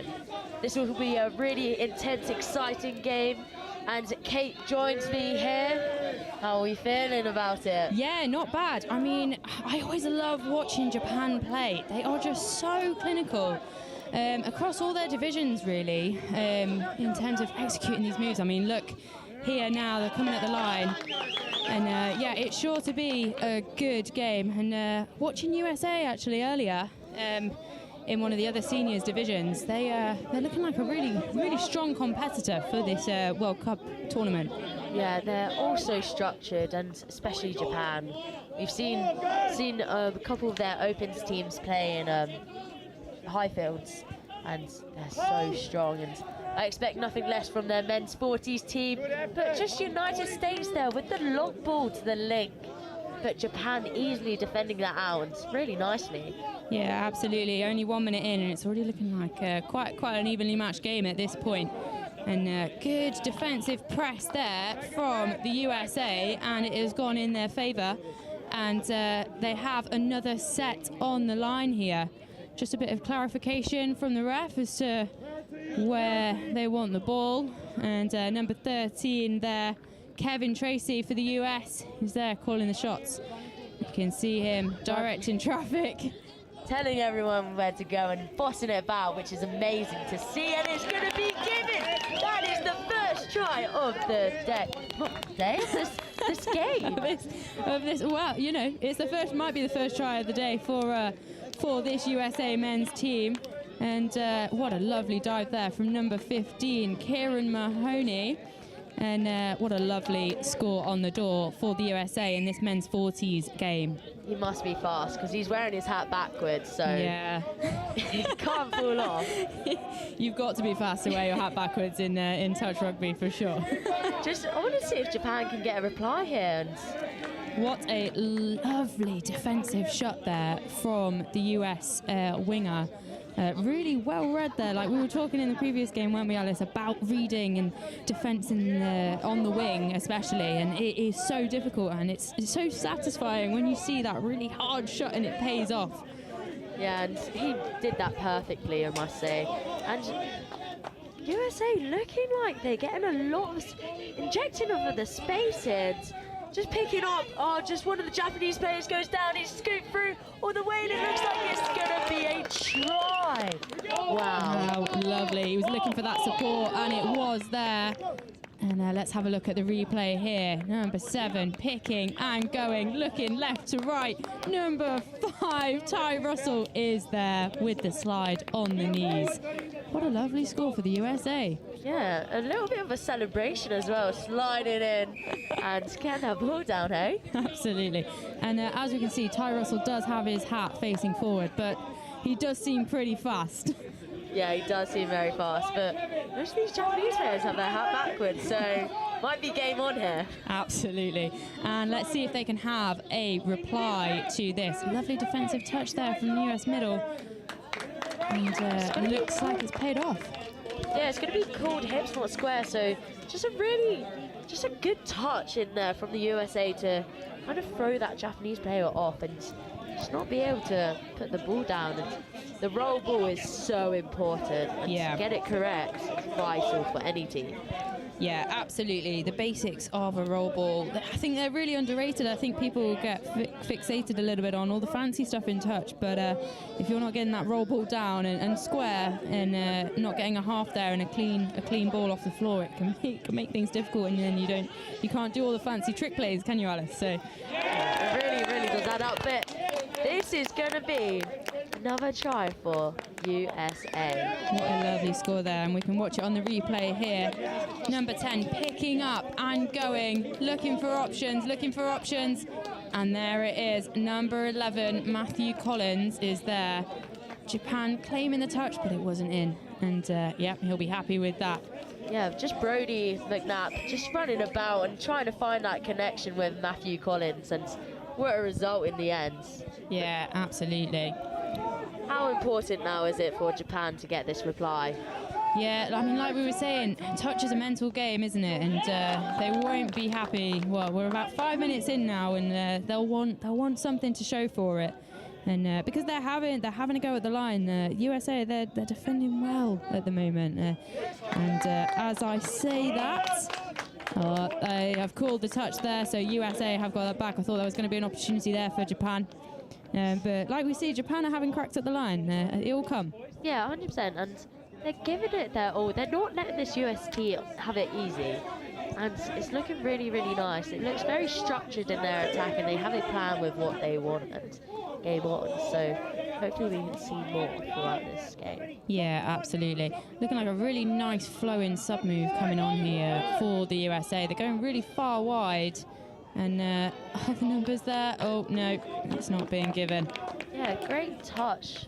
Great touch by that Japanese player on the wing there, and really, really good set. And looking a little bit of confusion there. Bit of pressure there from the US number 13, Kevin Tracy.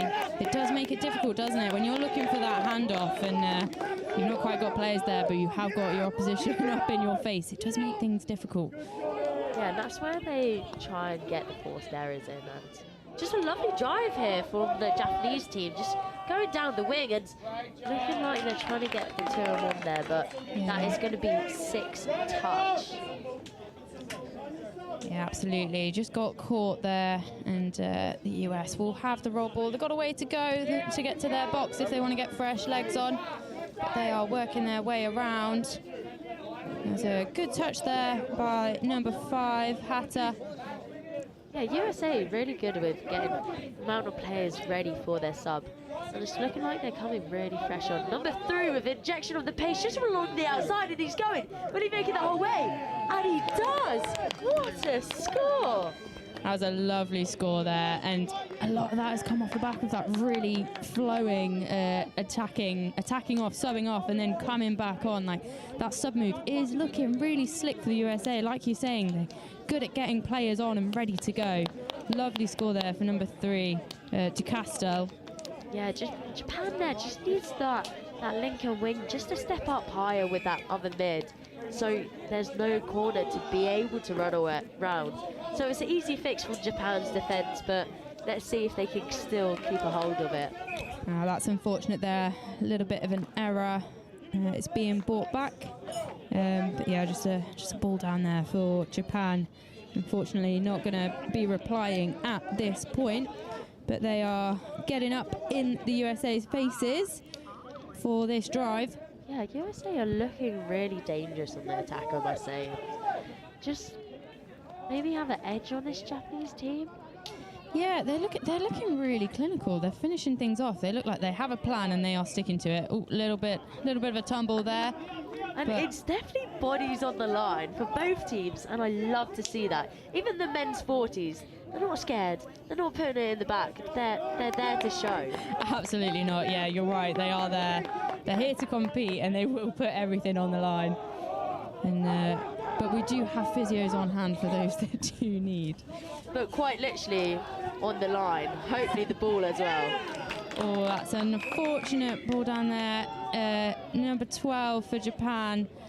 Doi is looking for 6 again there, and it looks like it's been given. So this could be a really good opportunity for Japan here to sort of claw back a couple of scores, or one score at this point. Definitely in USA's own half is great field position and getting the run on. Just a 32 here, giving the wrap, early release, looking long, but he's not going to throw it. Just the stutter step. Just USA getting up in their faces. Yeah. And really putting them under pressure. Yeah, I think he maybe thought about that a little bit too much. I think in that situation you've got to go for it, back yourself or get rid. And there's just a little bit of hesitation there, but it's something to learn from, and we're going over the line. But it's not to be. The touch was in. And it looks like the call was going to be a forward pass. So USA going to get the ball, just going to drive out, and they're going to be happy that they defended that out and get some fresh legs on. Absolutely. And how lovely as well to see a shot of the fans there, and the Japanese fans with the flags out. It's brilliant. It must mean a lot for these players to be having some home support this far away as well from home. Yeah, both of these teams have travelled so far to get here to England, but someone breaks away and looking for someone there, and it's going to be called a touch. I think that's half court actually. Yeah, couldn't quite get the players free in the USA attack there. That is unfortunate, but again, they're showing that they can just get through that Japanese defensive line. And really good touch there. Might be given. It's a very physical game, and that's part of touch as well. Even though it's a non-contact sport, it does play an aspect into it. And yeah, absolutely. We were having this conversation earlier, and obviously a lot of people have maybe played rugby league or rugby union, and some of that does translate across. Like, people think touch is a non-contact sport, but there definitely is an element of contact to it. And when you've got these long tournaments, the body can suffer. Yeah, and it's so great. We have ice baths on the site and physios on site and every recovery we can imagine. Like, just a play here from Japan, just a sweeper. He's going to go for the line himself, and it looks like the ref is going to call a touch, but really promising there from Japan. Yeah, that was a glimpse of the Japanese team that I really thought we would be seeing there. The clinical execution there, the pace on the ball. And it wasn't quite meant to be, but they have shown they have got it, and hopefully they'll have a bit of a reply to USA after this set. Yeah, I don't know if you just heard then, and everyone heard, the USA sub box is right in front of us, and they're quite vocal and cheering on all their players and giving them support, especially in that tough time in defence when your legs might be hurting, but the support is there. Yeah, absolutely, especially if you get a repeat set on the line after defending out. What a lovely ball back in there, and not quite come off, but it did look good. But yeah, it can be difficult defending out on that line sometimes. And, Japan will be happy with that defence. Definitely, Japan looking to get back up. Yeah, they're still a really tight game, and Japan are not letting up at all, and putting some hard drives in and seeing what they can do. Just the half wasn't there just for Japan, and it's looking quite static at the moment and quite flat. Yeah. Maybe some more depth on the ball to get some running on. Yeah, it's kind of ironic because it's very quick. The pace of this game is quick, but they're almost being a bit too quick and not having their half with them. Like, you're only as fast as your half with you, and you want to be getting the ball up off the floor as quick as possible, and if you haven't got your half there, it can slow it down, like we've seen here. USA asking for the ball back there, and it is a turnover. It's going to be a US ball. Dummy there, but takes it in. Yeah, just USA driving up the pitch here now and looking super strong and sturdy, I must say. Just getting a good bit of elements in and ploughing down. That's going to be ball down. Japan will be happy about that, but it's going to be quite far away from their sub box, so they're going to have to make their way over if they want to get some fresh legs on. See, in your analysis career, Alice, at what point, obviously Japan, they're looking to go to the sub box here now, but when is the right call to stay on and just go direct, especially looking at their position on the pitch there? Yeah, it's really up to the players though, isn't it? Yeah. If you are tired and blowing, and sometimes that does happen, but Japan are just running through here and it's the ball to the wing, and that's going to be quick save from the USA. Good scrambling defence from the US, but we did get excited here in the commentating tent. But like I was saying, just if the players are tired, we've got to sub off no matter what. But if you can stay on for that direct set, half the time the other team doesn't expect it. Yeah. And that's just ploughing in all those middles. They're going to be tired anyway. They've just attacked themselves. So if you put them under pressure, get all the way up that pitch, and it can, it's like we say, high risk, high reward. Absolutely, 100%. And looks like US are putting in some heavy touches here. This is a physical game we are seeing down here at Riverside. Unfortunately, half just not quite there. And Japan going to see what they can do, not far from their scoring line at the moment. Picking up from half there, looking to go open side, ball to the wing. just can't secure it in the hands. That is unfortunate, but we are seeing Japan pull some good things out. Just breaking away there, that USA player. Great footwork. Yeah, a little bit scrambled in the Japanese midfield defence here at the moment, but I think they were just sort of getting themselves reset, and the US exploited that opportunity and have taken it quick, and it has paid off. They are up there on the 7, looking for that strike dump, and we're going again.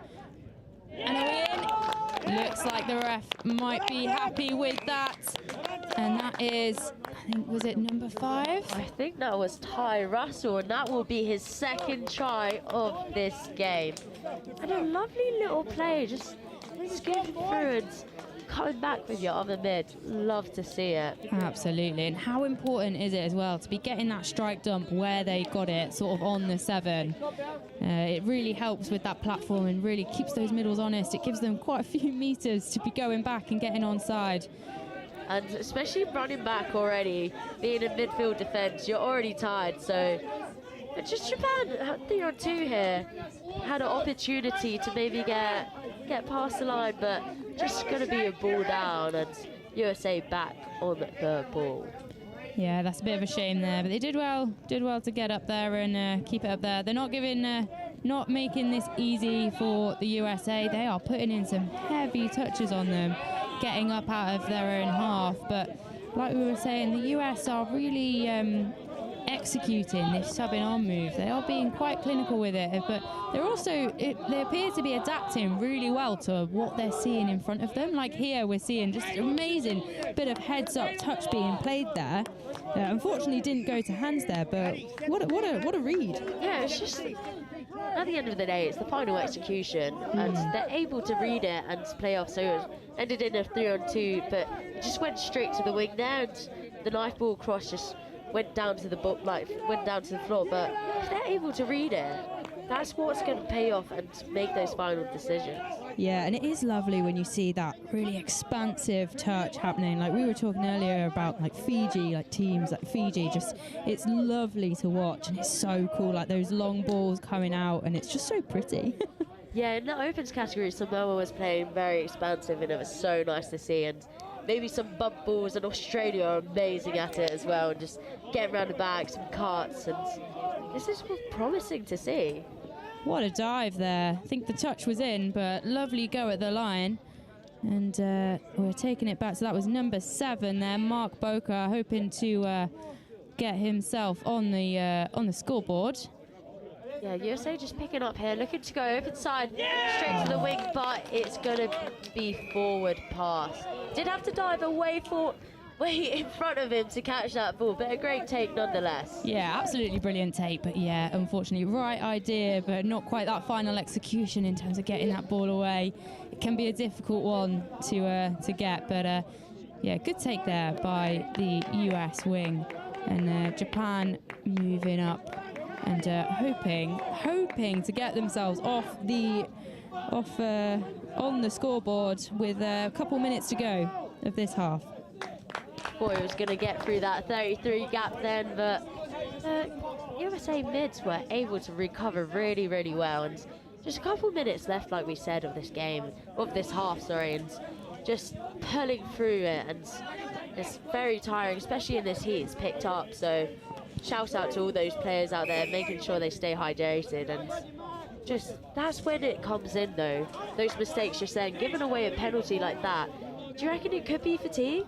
It could be, and like you say, in terms of the heat, like it does make a difference. People don't realise, like staying hydrated, not just with it's electrolytes. You're sweating, you're losing all that sort of energy expenditure, and they're 40-minute games. They are long games, and we've got the sun beating down on you. Like we can see, obviously, we were saying about the hats earlier, but everyone has got their caps on, and yeah, just making sure that as a team they're looking after themselves. Yeah, and just Japan here on the attack as well, and looking quite promising. Not left to go, but would be lovely to see a strike play to happen here. Absolutely, and it's looking like they're trying to set one up. And number 12 there picking up. Looks like he's trying to call the shots. Number 12, Doi, for Japan. just trying to get all the USA up, all the mids up. Oh, I thought we were going to be in then for Japan. Again, it's just that split-second decision. The dummy was crazy. He even did a fake, and the USA player jumped up high to try and get the intercept, but the ball was still in his hands. I think if he'd have backed himself there, he may well have been in. We've got the klaxon going for last play.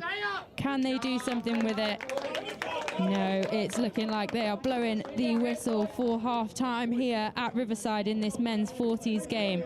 And the score on the door for half-time, we've got the United States 4, Japan 0. What do you think moving into the second half Japan will want to be doing, Alice?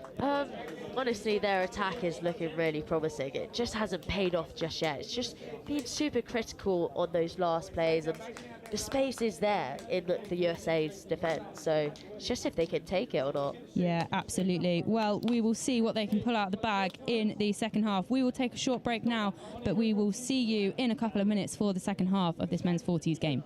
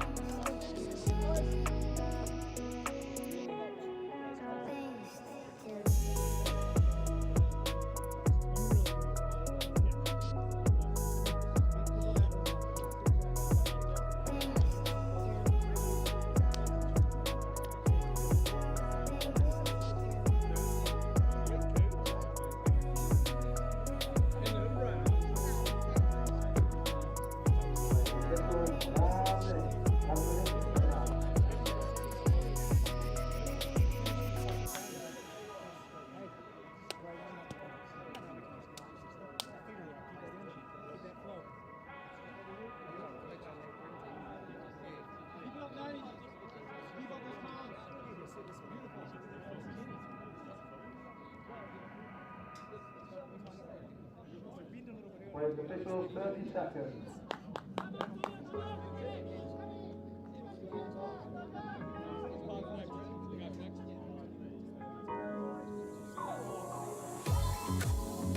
Welcome back here to Riverside Sporting Complex in Nottingham for the Touch World Cup 2024. United States.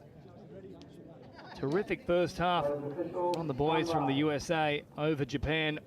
4-0, and a very vocal performance as well thus far. So lots to work on here for Japan and plenty to build on as well for the US as they keep marching forward here to start this second half. James Preston with you in commentary as they pop this back towards the middle now. Ty Russell, already 2 tries to his name so far. Drops it down, and now the run here from Stack, and Stack trying to go right through the middle.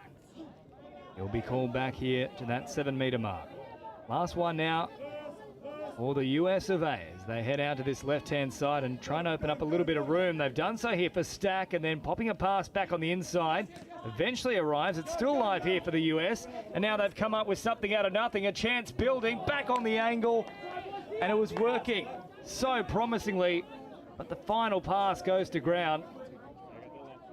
And now Japan still searching for their first try in the match thus far. They come up towards halfway with the run here of Takamura, and that will be a turnover. So Japan, from this point onwards, they need to be just about perfect. The US have offered very, very little in the way of opportunities here.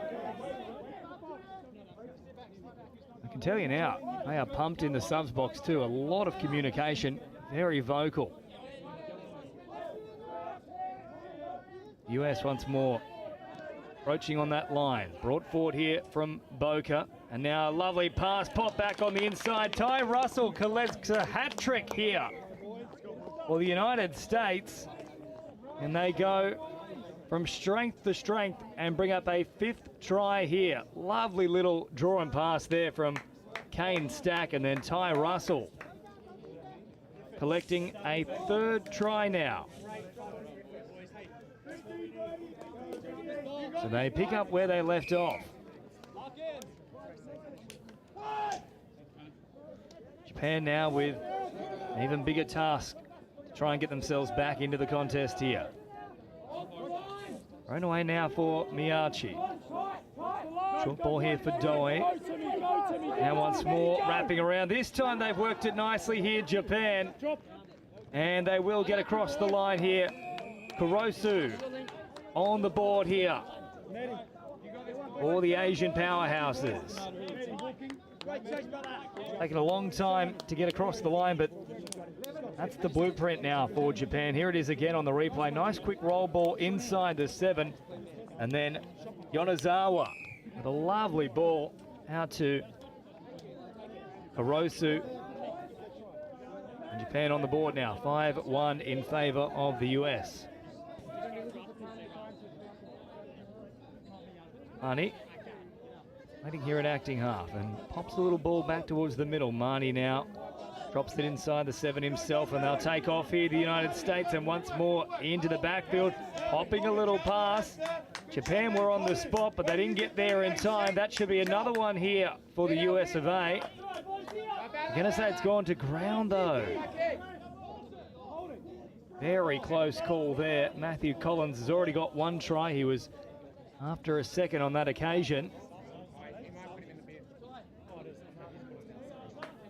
And it's a forced sub here for Japan. So holding on to the supporting player has resulted in Minatadani sent to the bin.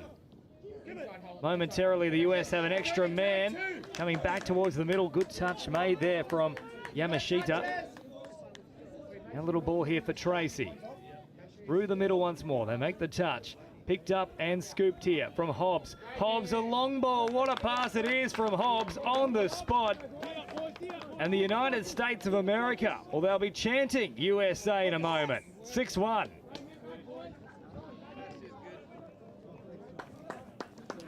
Lovely ball here. Over the top. Hobbs and low. Working beautifully in that set and right on the money. So 6-1, just as Japan get themselves on the board.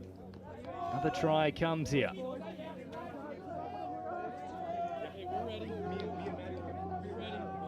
Roll ball now here from Yonezawa. Mochizuki Mochizuki throwing it deep here. Stopping on the run though was Takayama. Now the US stepping up, applying the pressure. They'll try and put on the afterburners here through Kurusu. No opportunity forthcoming here as the US working upfield and heading towards that sideline as they get the reinforcements on as well. It's a nice driving set so far. Bring it out to this left-hand side now. DeCastle. Now they'll take off here, switching gears. They've got numbers out on that wide side and they just tried to thread the needle, perhaps a little bit too much there. There was still an option back on the inside in the form of Oxenford. But in the end, they didn't use him. Good pressure here on the USA. Mullen stepping up to try and make the touch. Japan continuing to drive forward. Definitely a bobble there in the play of the ball. That was because there was a little bit of extra attention there from USA.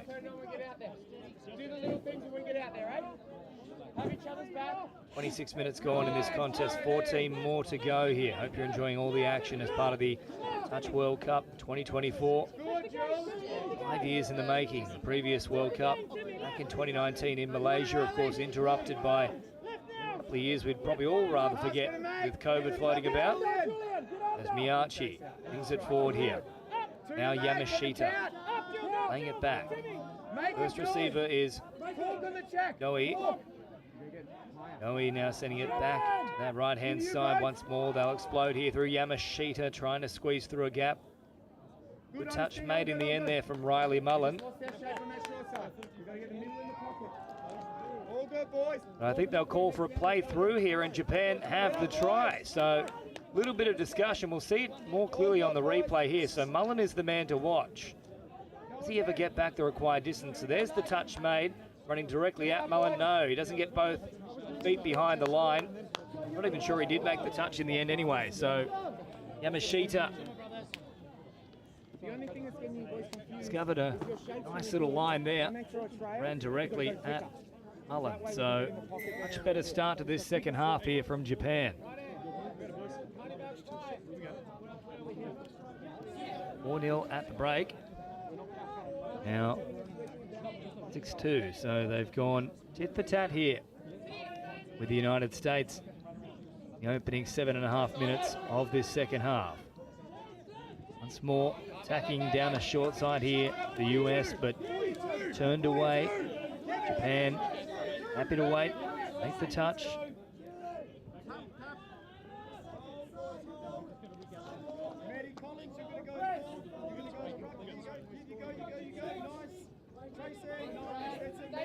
Now Japan working away from their own end here in this men's 40s contest. Really good quality. Now throwing it wildly here though, Japan. It was never on. And a simple case of trying to work upfield. They just had to take the touch and prepare for the next play. And now the US of A with another chance here close to the try line. They'll roll it back. First receiver here for Matthew Collins, who then dumps it off for Boca. Russell. Boca once more, drops it down. Little show and go here from Stack, and then Stack releases quickly. They get the strike dump inside the 7. And that had to be a penalty every day of the week there, because unfortunately for Takamura, he was well and truly in the wrong position. Boca now. Sending it on here for Stack. Looking to work for that strike dump here. USA, a very well-drilled side here. Bouncing around is Russell. Stack, lovely little no-look pass back around the corner. And then there in support is Mickey Johnson. But Japan just able to squeeze in time. To Stack with all the tricks, but somehow Japan had an answer to it. I drop it on the 7 once more here. Boca with the flick pass, and somehow I think Japan falling over has actually helped stop the try there. There's contact with the head here too, it looks like, for Yamakita. The hat came off as well, but back to his feet now, which is good to see. USA have asked A lot of questions in this set. Terrific footy to watch. Now they take off. A little flick pass coming out. Nearly able to link up once more there. Russell was waiting for it in the middle of the field, but too much pressure there from Japan.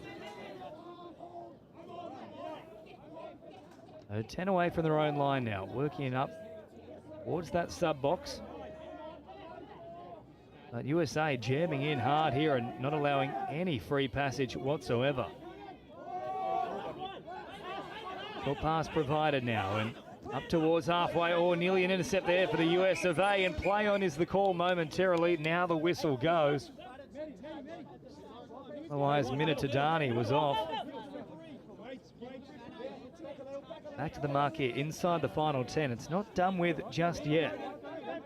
Another try here for Japan would make things very interesting. Before they march now through Mochizuki, Yamashita, slowing things down here around that 7-metre mark. Once more, a little crack at them from Mochizuki. They do earn the penalty here, Japan. Can't quite come away with points as of yet, but more pressure now on the try line of the United States. Mochizuki picks it up here from acting half. They're all very much compressed onto this right-hand side of the field here, the Japanese attack. Now they'll look to send it a little bit wider, but they've got the numbers all wrong there, and there's no support there for Takayama, and as a result, he has to go back to the middle. Well, pass provided here for Ueno. Now once more here, Mochizuki finds a good ball. And it's just gone awry there for Japan. Otherwise, a third try was looming. That was a very close run thing. And the United States can consider themselves very lucky. Now heading up towards halfway. Good movement about things there for the US. Matthew Collins involved and now hopping in and acting half as well. Good speed about the play here from America. Kevin Tracy popping in and acting half. Pops a little short ball now for Lowe. Once more looking to cause a bit of damage. And Lowe does exactly that. A beautiful ball back on the inside. And Kevin Tracy, more like Dick Tracy because he's firing shots out there.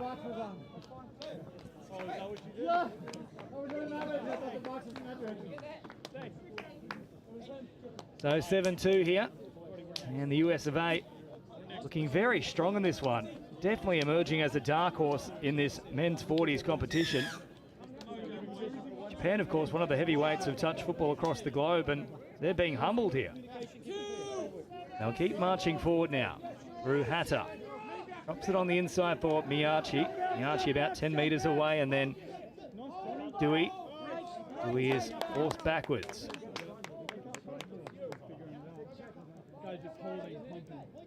Dewey now. Back to the right-hand side. Miyachi rolls it quickly, building nicely here on this play. Japan, who go from distance, and the touch is made right at the death there. So USA once more stern on their own line against a very potent Japanese attack. This is an impressive showing defensively. 10 shy of the halfway line now as Stack brings it forward and then rolls it just shy of the mark. But they're not particularly happy with how it was played on that occasion. So just overstepping where that roll ball needed to occur.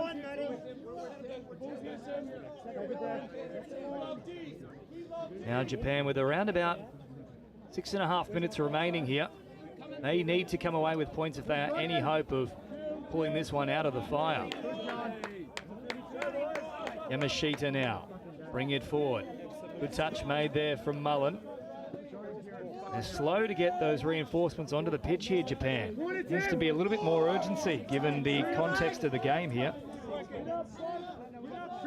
Yamakita. Sends it away once more. Drops it down. Last one here for Japan. Left and right, scything rung, getting away from a number of defenders. Now throws the intercept, and it's on for young and old here. US of A, unfortunately, a little bit too exuberant with that particular attempt to play the ball. It comes spewing out. And once more, they just give Japan a little look of the line here.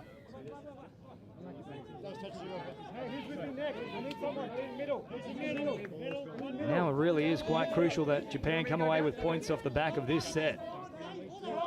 Still the margin at 5, 7-2 here with just over 5 minutes remaining. Sent away now from Yamakita. And then Yamashita also out there looking for a little opening. He's turned away though. Patient approach here from Japan. Takamura. Now Yamakita having a little look at them. Back here for Yamashita. And again, USA turn them away. Around about 4.5 to go here. An outstanding first half from the United States. Hasn't been quite as flamboyant here in the second half in terms of that creative attack, but defensively they've once more stood up. Oh, a little bobble there, but play on is the call for Matthew Collins. Now the last one here for the US. Stack takes off, tries to squeeze through a couple of defenders, gets the ball around the corner, and another one here for Tracy. Back-to-back tries for Kevin. And the USA bring up their 8th of the match. Beautiful work there from Kane Stack. Very direct in his approach and then kind of smart little pass around the corner. The high fives all around for USA. Kane Stack with the try assist, and it's more Kevin Tracy on the board. So 8-2. That officially does it as a contest here. From this point on, Japan just building towards their next game, and USA will take a lot of confidence out of this result. Great job, Matt. And still with ball in hand though. A chance for a consolation try here late in the piece.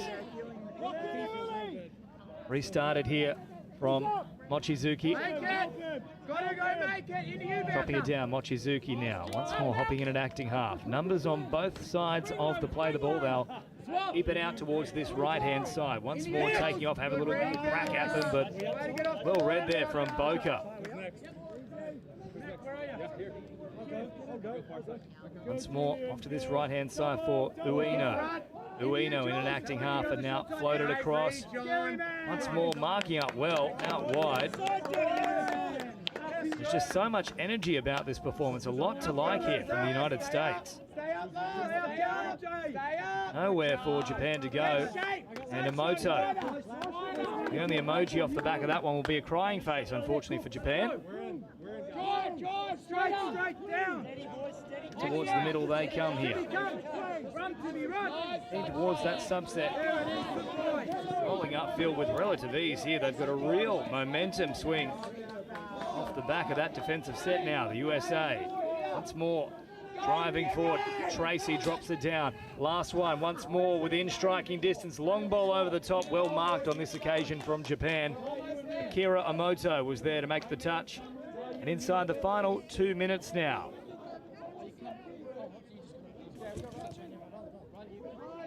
Don't forget, up next, Middle East will take on Ireland. A real mixture of talent for the Middle East as well. For players also spending a bit of time in Australia, of course, representing the heritage nations. Now Japan heads out to that right-hand side once more, playing it just on the 7. Last one here. Offside initially there, the United States, and in the end up into the passing lane, they knock it down. And that will be another set to work with here. USA sticking to their policies and principles. Japan, drop it down here. Miyachi once more having a little look at them, digs into the line, pops a pass late in the piece. USA need to step up here, and they do so. 7 away now. Short ball once more. Stepping off that right foot. A big bouncing step for that matter. And nearly beating them all back on the inside there was Dejiro Hatta. Another good touch here from the USA. Only 40 more seconds to go, and a HIA coming up here. So head injury assessment. Replaced with Brodie McNabb. Now rolling back here, final moments of this men's 40s fixture, a very impressive display from the United States. And now out the back, a pass to play here is Akuda. Akuda trying to get away from them, but once more, a great touch made here from Kieran Marnie. One more to see off. This should be the last play of the match here. Japan, can they conjure up something? Consolation trying to finish. They'll send it to the right-hand side, only into the waiting arms of the US. And that is a very comprehensive victory for the United States of America. Impressive both sides of the ball, and that result certainly set up in the first half.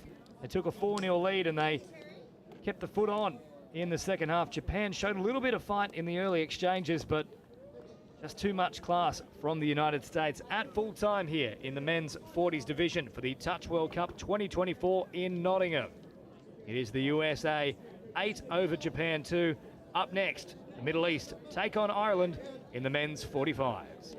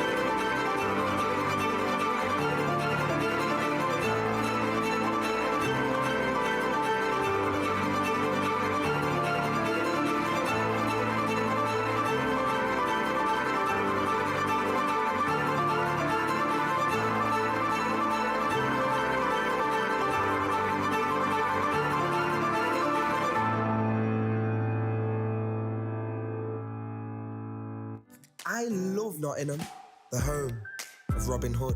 From the bright lights of Goose Fair to the peaceful nature of the Sherwood Forest woods. There's a feeling of togetherness, unity, pure, honest, love. And that feels great like a bright summer's day at the horses down by the lake at Colic. All I love Nottingham. The River Trent, the embankment, the Nottingham Carnival, different cultures dancing. The diversity, just walking down Columbus Street on a Saturday. The two lions in the square stand tall with pride. And when the market's in town come alive, it gives me life. Listen, as the council house clock chimes, and depending on how many times, lets you know the time. I've been to concerts at the Motorpoint Arena, and I've been to concerts at the Nottingham Caves. I've been here all my life and I'm still amazed by this place. I love Nottingham. Sometimes I stare at Hockley's graffiti colourful walls, and sometimes I gaze at the deers running round Woollerton Hall. Supreme thrills, from chilling up at Green's Mill or up at that castle on the hill. Nottingham, I love you, and I always will. Visit Nottingham today.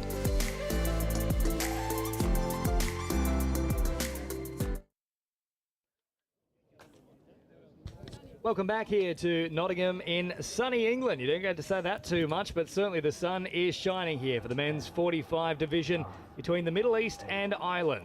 James Preston and Kate Davis-Bavin to bring you all the action here. It'll be Ireland who get first use of the footy on day 3. So, outstanding result that we just saw from the USA. Perhaps a little bit of a surprising one, defeating Japan 8-2, as now Ireland straight away take off. So this one is almost an unknown of sorts. The Middle East, a bit of a combination of players from different backgrounds, and for Ireland, obviously we've had them in the Euros, but once we start getting to the Masters competition, we expect them to be reasonably strong, but without a great deal of footy under their belt compared to some of those Opens teams. Yeah, definitely. Like I was just having a bit of a think, really, of what to really expect from, especially the Middle East team.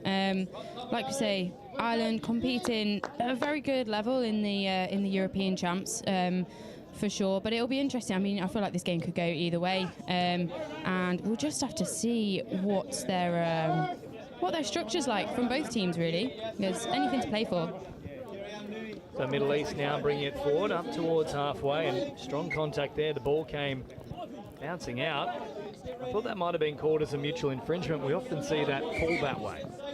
Yeah, not in this case, unfortunately for the Middle East, but looks like Ireland are being asked to take it back to the mark and roll ball there, and Ireland have got an attack set in the danger zone for Middle East, and it looks like was that a hand in there? Yeah, yes, hand there it was. from the Middle East. O'Sullivan was looking dangerous otherwise, but now another set to work with here for Ireland. O'Sullivan sends it out to this left-hand side now, receives it back once more. Hopping a little pass again here for Connor Slack. No slack about his work, that's for sure, though, as he steps off the left foot and takes off here nearly through a gap. In fact, they'll say play through. So a great turn of pace there from Connor Slack, and certainly not a slacker to begin things here for Ireland. Yeah, they'll be really happy with that first score on the door, and it just shows the importance of playing through and listening to the referees. Like, he's just put that ball down. Middle East weren't really too sure about it, but he has just played through there, Connor Slack, and it's paid off. It's a great point you make there, playing to the whistle. It's important no matter what sport it is, that you just have to be alive in the play. Yeah, absolutely. If you may think that something has not gone your way, but ultimately the decision is the on-field refs, and you've got to play to what they're the game that they're controlling. So yeah, it's important, definitely, and hopefully Middle East can have a bit of a response to that try. Now Sanderson takes it out to this left-hand side. Had options there with the share, but instead they'll go wider onto this right-hand edge, but well and truly above the outstretched arm there of Ursulman, and still yet to really get into any kind of groove here, the Middle East. Ireland, though, looking a bit more settled. Yeah, looking a little bit more set. Looks like they're sticking to their processes. Bit unfortunate there that that pass out to the wing for the Middle East was on. It just wasn't quite completed. So the right options are there. I think it's just going to be a matter of executing it, but few minutes in, might be a little bit of nerves, and it's a new game, it's a fresh game, and Ireland are really running them about in midfield at this moment in time. Number 10 there, that's for Middle East, Carl Birrell for Ireland there, and they're really putting in the work here. We saw Ireland suffer a real tough defeat to England earlier today, 12-0 I believe it was off the top of my head, and Kevin Foley out there on that far side of the wing. He was outstanding in a beaten side, despite a lot of tries being scored. He probably saved 5 or 6 as well. Yeah, absolutely. Now Middle East working forward here through Warahia. Warahia once more, grabbing across to this right-hand side of the field. Pops it back on the inside for Dawson. Ooh, very sloppy play the ball, but let go here. Floating over the top. What a ball that is. And the Middle East run a terrific line. And out of nowhere, they've levelled it up. And yes, you can carry that one all the way back to the maternity ward, because that is a baby and a half of a pass. Lovely pick up there from a bit of a difficult setup there, and he manages to hold on to it there and get that ball down. Good defensive effort there from Ireland, but Middle East just got it down just that second quicker. So lovely ball there. Andrew, Tom, the try scorer. It's worth pointing out too, it is Try July. You've got to make sure you're celebrating. Absolutely, as you should. And Ireland will hopefully be wanting to get another score on the door. They're going to be wanting to prove a point really in this game after this morning. Although Sullivan does have a point to prove here. He's just provided a little party trick with the floating pop back over the head. And his very next play, he follows up with a try here. Absolutely lovely play there. We've got the replay coming up. So just drawing that defender in. And a good setup there. And just the turn of pace there. And backing himself on the outside, getting that ball down. Claiming the touch, but it's not meant to be. Lovely score for Patrick O'Sullivan. Body on the line there too from O'Sullivan. Yourself and Alice Summers mentioned a little bit earlier today that, you know, you could expect some of these players getting a little bit old in the tooth, so it's getting a little bit longer. And I'm there myself, you know, I'm in my 30s now. I've had 4 knee reconstructions. I take it a little bit easy when I head out onto the pitch, but there's no regard for the body whatsoever here in some of these Masters divisions. Absolutely not. It's great to see. It's great to see the dive in and the really, I mean, it's a really physical game like the last game, just getting up and making those touches. It was really physical and, you know, a really good watch as well. And I think we're getting exactly the same in this game here. A nice dummy and then having a crack himself there is Kane Sanderson. And that is a try time. You can bet your life high fives all around there. Sanderson just seeing a little retreating defensive line and taking full advantage of it. Absolutely. Just getting that midfield defence up and then just splitting the middles there and reaching out and retrieving the cap on the way as well. What a lovely score. What a response as well. 2 apiece. Very hard to split these two teams at the moment as forward they drive now through Birrell. Options wider still now for Nolan. Nolan nearly losing his footing, but pops a little pass here for McCall. Hasn't seen too much action, James McCall. He was given a cold in that earlier match against England. Ball never arriving to him as Elgaraki now takes off himself and then straightens back up, looking for Nolan through the middle. Well marked up though from the Middle East. Lowe was in there jamming in. They come back to the 7. Dolgaraki, trying to reel in a very audacious flick pass there from Nolan, who was laughing as he threw it. He knew he'd offered an absolute hospital pass. It is nice to sort of see the attitude between teammates as well, you know, sort of holding their hands up, having a little giggle about it. Like, ultimately, touch is such a fun sport. Obviously, they are representing on an international stage, but you can tell, you know, these teams, they really enjoy it and they really enjoy playing in a team together. It's nice to see. Looks like there's a bit of discussion being had here for a hard touch, and Middle East have the tap. They march once more here. A lot of expats in this Middle East side as well. Likes of Thorne and Walker. Stanley in there too, and here is Stanley now, popping a little pass for Thorne. So those two combining nearly let it go there, and it well and truly would have been called a forward pass as it comes back here for Nathan Stanley. He's just looking to set things up. Work for a strike dump. It's not going to come on that occasion there. They just got that timing a little bit off. Yeah, a bit unfortunate there, but I'm sure Ireland are appreciating the turn of pace. They're really putting the burners on here, looking to get off and get some fresh legs on. And they're really coming up that Middle East midfield defence. And it's looking quite clinical with the Irish players coming round and checking back into the middle there, setting up for that strike dunk hopefully, but good defensive touch there from the Middle East. O'Sullivan will play on here. I thought for all money there was a bobble in the play of the ball, but as we talked about, you've got to play to the referee's whistle, and that's a very well-deserved try here for Kevin Foley. Yeah, absolutely. I mean, we've seen his ability as a defensive wing for sure, but it's nice to see it translating across into him finishing off those passes, finishing off those scores, and he'll be happy with that one, definitely. So 3-2 the score now after around about 9 minutes of play. Foley on the board after a tough first up effort against England earlier today. Now a short little pass here for Irwi. And it comes here for Boucher, and then Sanderson, who's already gone across the line once so far in this match, and here's another fresh set to work with for the Middle East. There's not a lot really separating these two teams at the moment. It's looking really quite competitive, and sort of one score, then another score. So hopefully, I'm pretty sure Middle East will be looking to get over the line here. Let's see if they can square the ledger now. So Sanderson sees it here in the middle of the field. Slowing it down, looking to work for that strike dump. They've got another penalty here, though, so they've got to be careful, Ireland. Not sure if that first one was inside the 7, but if they get 3 in a row inside there for any indiscretion, the man sat down.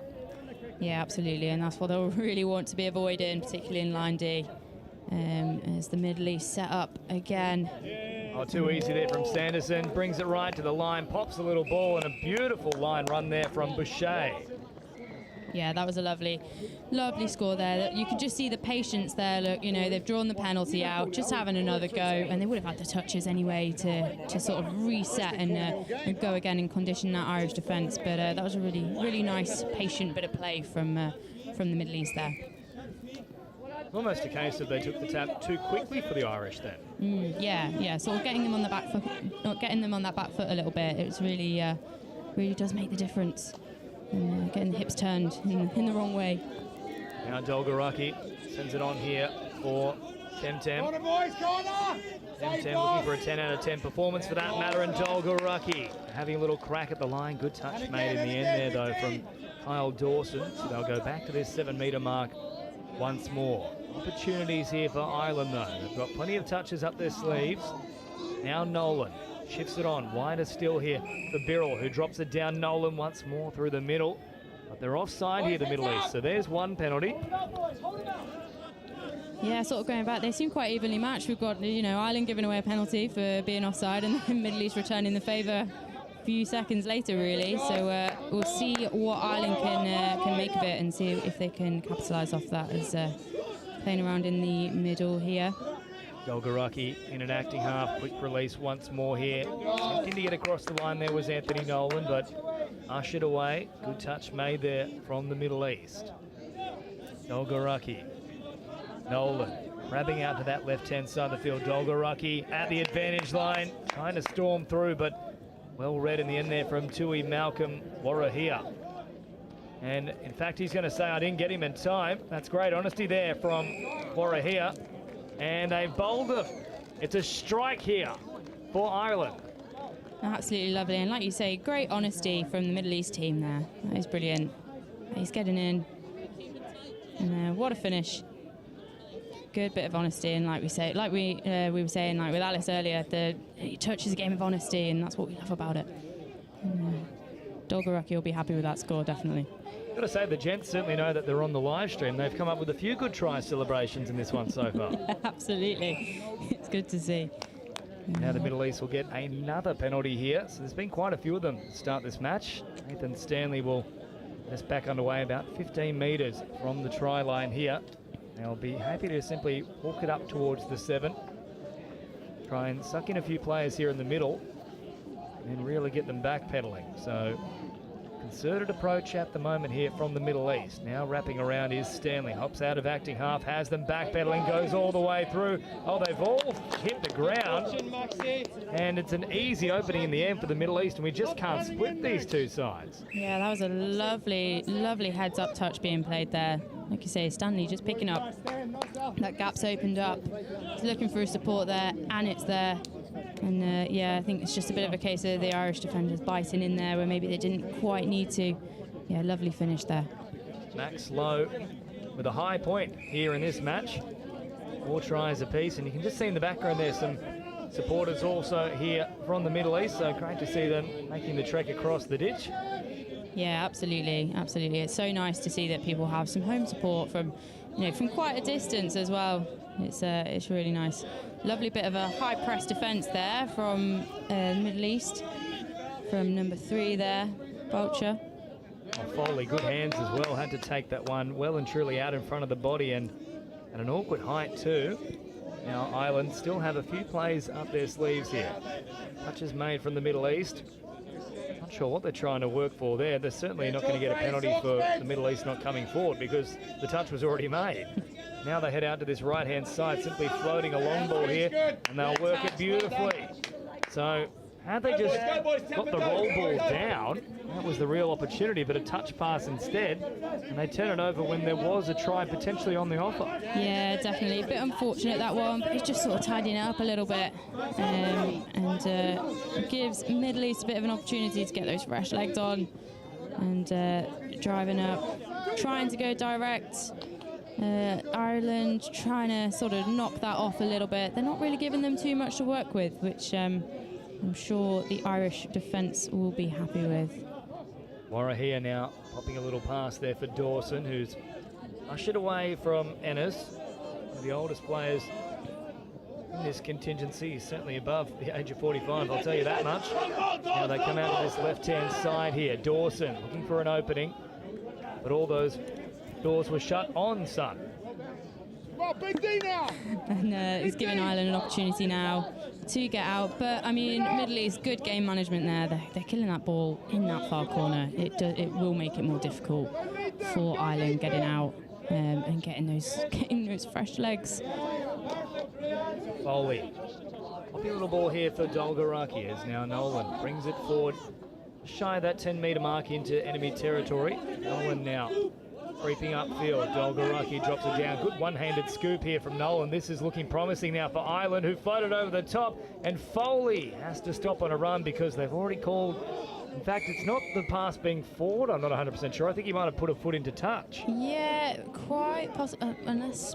Well, that's a call for a forward pass, but Foley pulled up as if he had already stepped into touch anyway. Yeah, not quite sure what's going on there, but Middle East hopefully looking to capitalise on it. They've got that tap and going to look to get across to the box. Looking a little bit less quick getting off the pitch there. And Ireland can really push up now to knock off that transition on move.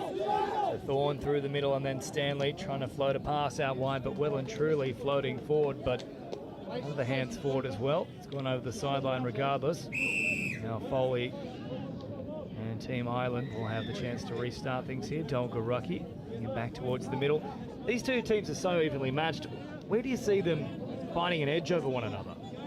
Oh, I mean, I think just sort of completing what they're doing when they're getting up there a little bit. There's been there's been some errors from both teams that, you know, it might be the difference from one team sort of fixing those errors at half time to the other not doing that. Might be the difference of this game. Just like we always used to say, control the controllables. You know, getting that roll ball, completing that final pass. I mean, the Middle East defence in here, it's looking really strong. And like there we see, like Ireland, just that, not quite getting it to hands. They don't need to be rushing, getting up to the line, and that could be the difference essentially in the second half, I'd say. Only 2.5 minutes until that point in time, so both teams will get a chance to mix things up a little bit, make the necessary adjustments. As now Middle East step off the left foot, but I think this might come back for an old school obstruction here. Yes, it is. We don't see too many of those on a touch field. No, you don't really. You don't. But it's always fun to see. But, I'm sure Ireland will be thankful for it. Let's see if they can make the Middle East pay now, though, as a result of that indiscretion. Short ball here for O'Sullivan, who takes off once more. Already a try to his name in this contest. Nice close one at that. O'Sullivan, an option back to the middle. Good touch made, though, from the Middle East. Had to be done as well. It was just centimetres from running away to the try line. O'Sullivan. Popping a little ball here for Connor Slack, who got the first try of this match. And now O'Sullivan once more, popping it back on the inside. It was the right play, but Slack had just slackened off. Yeah, unfortunately so. But yeah, now we've got Middle East coming out again. And maybe they can try and keep the obstructions to a minimum coming on this time and see what they can do with it. Lovely offload there. To, a little wraparound play too, so very creative stuff here from the Middle East. It's always nice to see sort of that expansive open play. And just heads up, like if you see a shooter coming up towards you, just popping off and around, like if you've got the numbers on to help you out, it's always a guaranteed getting an extra few yards. A bit of confusion there in terms of who is going to be half, but they seem to have fixed it now and on the front foot again. Meters on offer here for Pookie. Now out for Warahia. slowing things down momentarily. Oh, the flick pass comes out too, and they did find a little round the corner ball there. And they were perhaps thinking with only a minute left in the first half and the touch count running thin, might try something a little bit magical. Yeah, absolutely. And you know what? It may have come off. It may have come off. Didn't this time, but it might do. Might do in the second half for them. The coaching staff is watching the live stream to get a little bit of live feedback, if you will. We want to see more of it in the second half. Throw it around, boys. Have a bit of fun out there. There's now Ireland on the attack, and that is played out here from the Middle East, so there should be another set to work with. Now, Frank Ennis is pointing at something here and having a chat. Doesn't seem to be particularly pleased about it either, but it's all handshakes, and they'll take that one into the shed. So between Warahia and Frank Ennis, and quite literally we can't split the two teams after the first 20. Yeah, absolutely not. I mean, what a first half. It was they were really evenly matched. It's just, you know, both teams sort of putting in those little silly errors, but it'll be interesting to see sort of what conversations they have at half time and see what gets fixed, and see how they end up.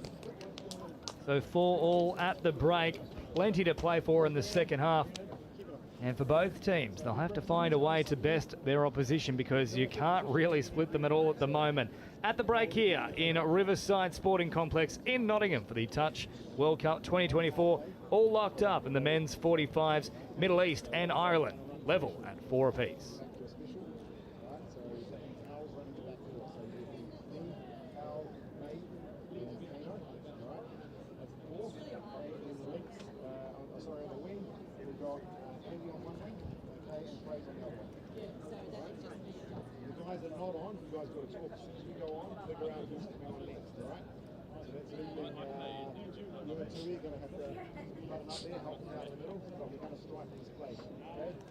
Faking over to Al. I'm giving to Nate. Okay. Al goes back door. We try and it's not on. He slows down, controls it, and runs to 32. 32's not on there. We've got the racket going around. We're running a 32 on the other side. We're trying to open them up. Okay? On my end, defense, guys. Defense is going to want this game for us. Yeah. It's the talking, it's the communications. You know we can score. We've got to stack them on defense. Yeah.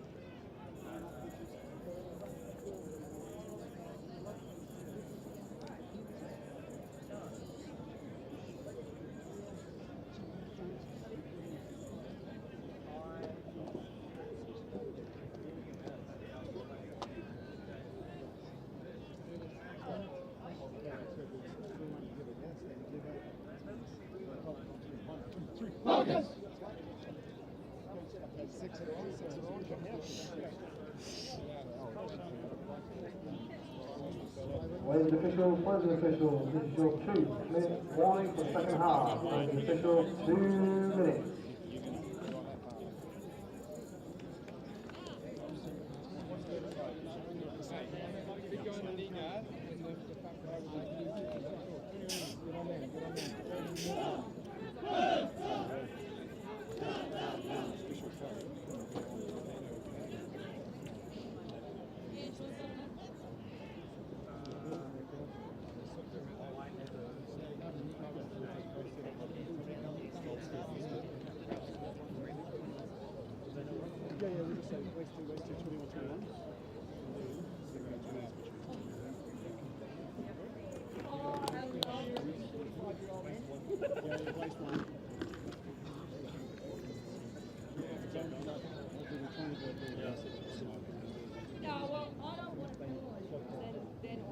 Ladies officials, this is your 1 minute warning for the second half. 1 minute. If you just listen to me, your defense hold back as I'm like, easy, you're actually all been easy.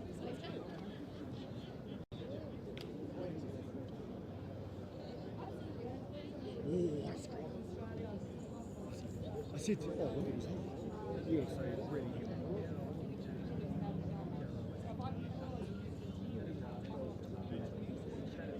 Ladies and officials, 30 seconds.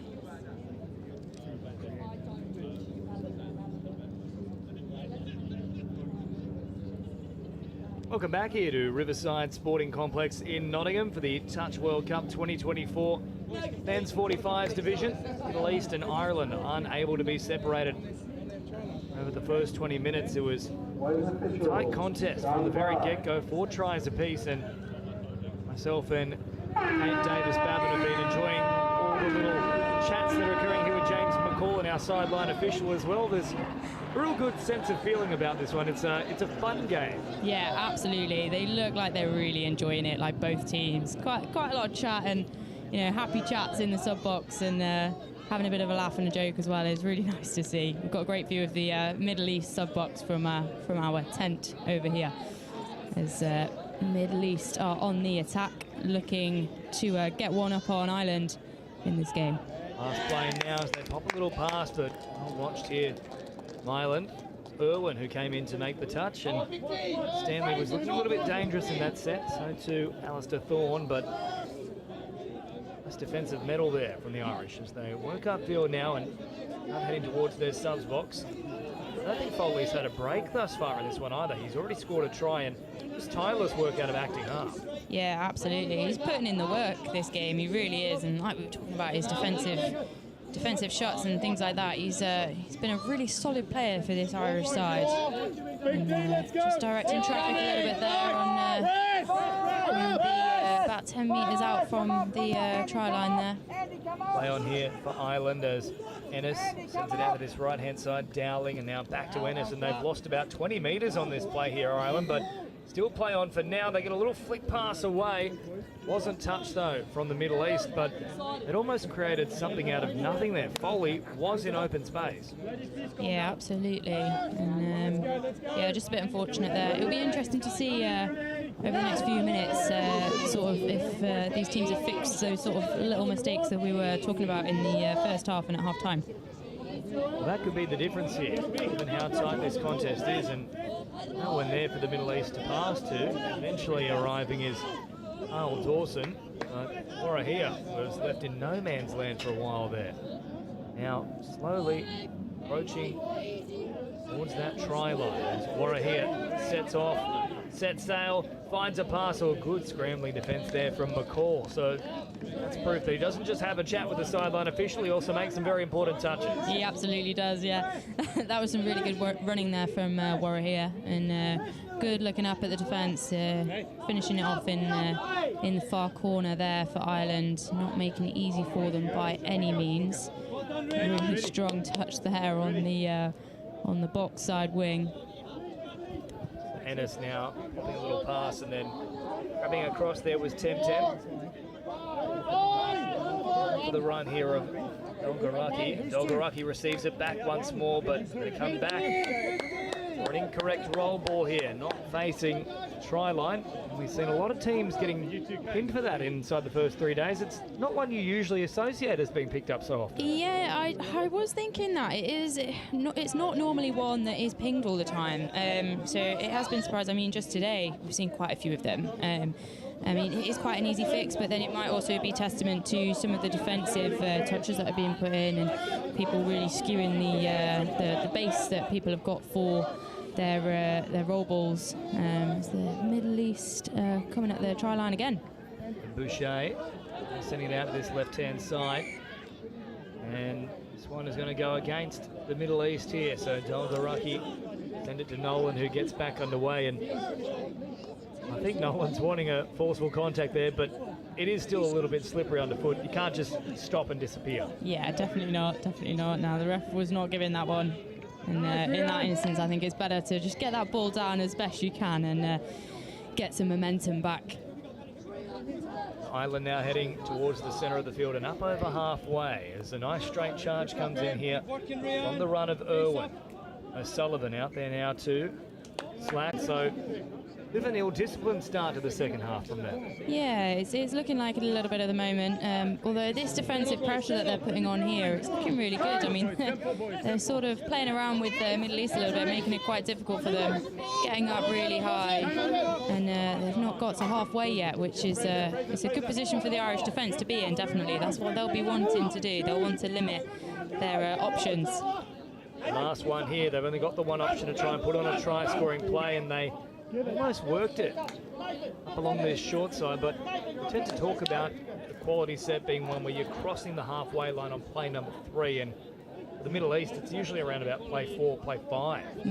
Yeah, that's I think that was definitely testament to Ireland's midfield defence in that instance. They were really working hard. We were talking about their tiny errors that they're sort of making, but they worked hard there to sort of pull it back and keep Middle East down that end. And now they're coming on with some serious injection of pace here. Just not quite initiating the touch. Got to bring it back to the mark there. Dowling drops it down now after that rapid-fire little run at the Middle Eastern defensive line. Ennis holding it up for an eternity before popping a little pass, and now he has worked it nicely here. So they're offside. Now surely there's going to be a penalty here for a late little infringement on the Irishman. And that's what Ennis is trying to say here, and I think they will have a little conference with the sideline official, and there was a bit of extra attention. And yes, it will go the way of Ireland, and it had to as well. Yeah, really good display of refereeing there as well. Just like taking a second to go and speak with your colleague on the sideline and make that decision, and really good result for Ireland there. So let's see if they can capitalise off it. Touch made there from Tom. Now send Ireland back. It was very close for Dowling to nearly squeeze through. Back to the 7-metre mark he goes now though. Ennis. Set up from acting half. Back here for Dowling. Oh, very flat pass, more than flat. I was being kind, but the referees aren't. Yeah, that one was ever so slightly forward, unfortunately. Again, just those little errors. They've got the touches on the try line there. They don't need to rush it. Just take the time to take that extra step back, or help put your other player on side. But giving Middle East an opportunity here to. And they're driving out their half a little bit stronger than they were the last couple of sets. Warra here now in an acting half for the last one and takes off. A good opportunity now for the Middle East as they keep promoting the ball out to this right-hand side of the field. And McCall doesn't really have the brakes on quite quickly enough, and he's got a wry little smile as well. Big contact there, but not with any sort of malice. No, absolutely not. I think it is sometimes, like you're saying, with it being a little bit damp underfoot, sometimes it is difficult to slam those brakes on as quick as they need to be. Not to mention, if there's one thing that is shocking for the knees, it's that rapid stop, which is associated with elite level touch. You cast your mind back a few seasons ago to the New South Wales State Cup for our really switched on Touch World Cup viewers, and Nick Good, at the time the Australian captain of the men's open side, was trying to pull up quickly on a plate. The ACL went, so there's always that little bit of risk of concern of pulling up too quickly. Yeah, it can be a bit of a danger zone, especially, and like if you're planted as well, it's not always the best, not the best for the knees, as we well know. But yeah, got to look after themselves, this men's 45s team. Nolan now hopping in and acting half, picks it up. He's pulling players back towards the middle here with Dolgaraki. Here they come with a little raid. Oh, they had to hit the right-hand side. Dolgaraki was passive back on the middle, but the sweeper came across in the form of Birrell. And that's probably a wasted opportunity there for Ireland. But they might get another penalty here. No, in fact, they'll say this has gone the way of the Middle East. I'm not even sure what that call is. Yeah, I'm not too sure what that was, but Middle East using it to their advantage, getting those early subs coming off. You can see them trying to get early, and that was quite a hard touch in there, and hopefully so it's been given as another penalty, unfortunately, against Ireland. So just getting back on side now. They're on a little bit of the back foot here, and Middle East are rolling with it. Oh, and they've opened up a gap as well. Now they put on the afterburners. Here we go. Pookie all the way through. And the Middle East will get the first try of the second half and soak up an extra few precious seconds. So Pookie just flicked a switch and away he went. Yeah, absolutely. That was, I mean, I do think that came off a bit of a disorganised Irish midfield defence there, unfortunately. Just, giving away that extra penalty, it doesn't help and gets you rolling on the back foot a little bit there, but very well deserved team try there from the Middle East. Well finished off there by Pookie. So Middle East get the first try of the second half. It's taken some time as well, 9.5 minutes. All locked up at the break, 4 tries apiece. Now a bit of work to do here for the Irish. They're not out of this by any stretch of the imagination though. So Sullivan drops it down. Now Slack. Back to O'Sullivan here, just slowing it momentarily. Sullivan. Slack once more. Waiting the defenders to come up and meet him. Now they'll look to launch a raid on the last here, floating it over the top. Not a bad idea, but well watched out wide there from Irwi. Yeah, that was an unfortunate one there. The Slack was doing really well there to bring up the Middle East midfield defenders there, but that pass just wasn't quite on out to the link channel. But again, we're seeing this really hard push, but they have got to be careful. I think, Ireland, they're being pinged now for these touches, and it's a balance of wanting to put the pressure on, but not putting too much pressure on. Before we talk about the Irish hospitality, they're more than happy to greet you with a nice big hug, but you can't do it here on the touch footy field. You've just got to simply put the hand out, not make a tackle. Exactly. And, but they're looking a bit more set in their defence now after that penalty, so hopefully they can pull that back. Boucher now sends it out to this right-hand side. Good touch made in the end, though, from Irwin. Middle East building in confidence here as it comes out for Sanderson. Sanderson now wrapping through the middle. Sanderson with a dummy to the left, sends it out to the right-hand side. And McCall is on duty, makes the touch. Back to the 7, the Middle East go. Sanderson loading it once more here with a run of Boucher, but ultimately that one goes to ground, and that's a fresh set here for Ireland. Yeah, lovely take there by Ireland, and using this opportunity to get those fresh legs on by the looks of things. Just kind of looking for the pass there, got a little bit caught there as half. But it looks like we have the reinforcements coming on now, just trying to get that momentum going forward again. The Middle East did really well to sort of stop them in their tracks there. Nolan now on the charge, 10 into the Middle East territory, but once more they've given it away here. And geez, we've seen a lot of that from the Irish in this second half.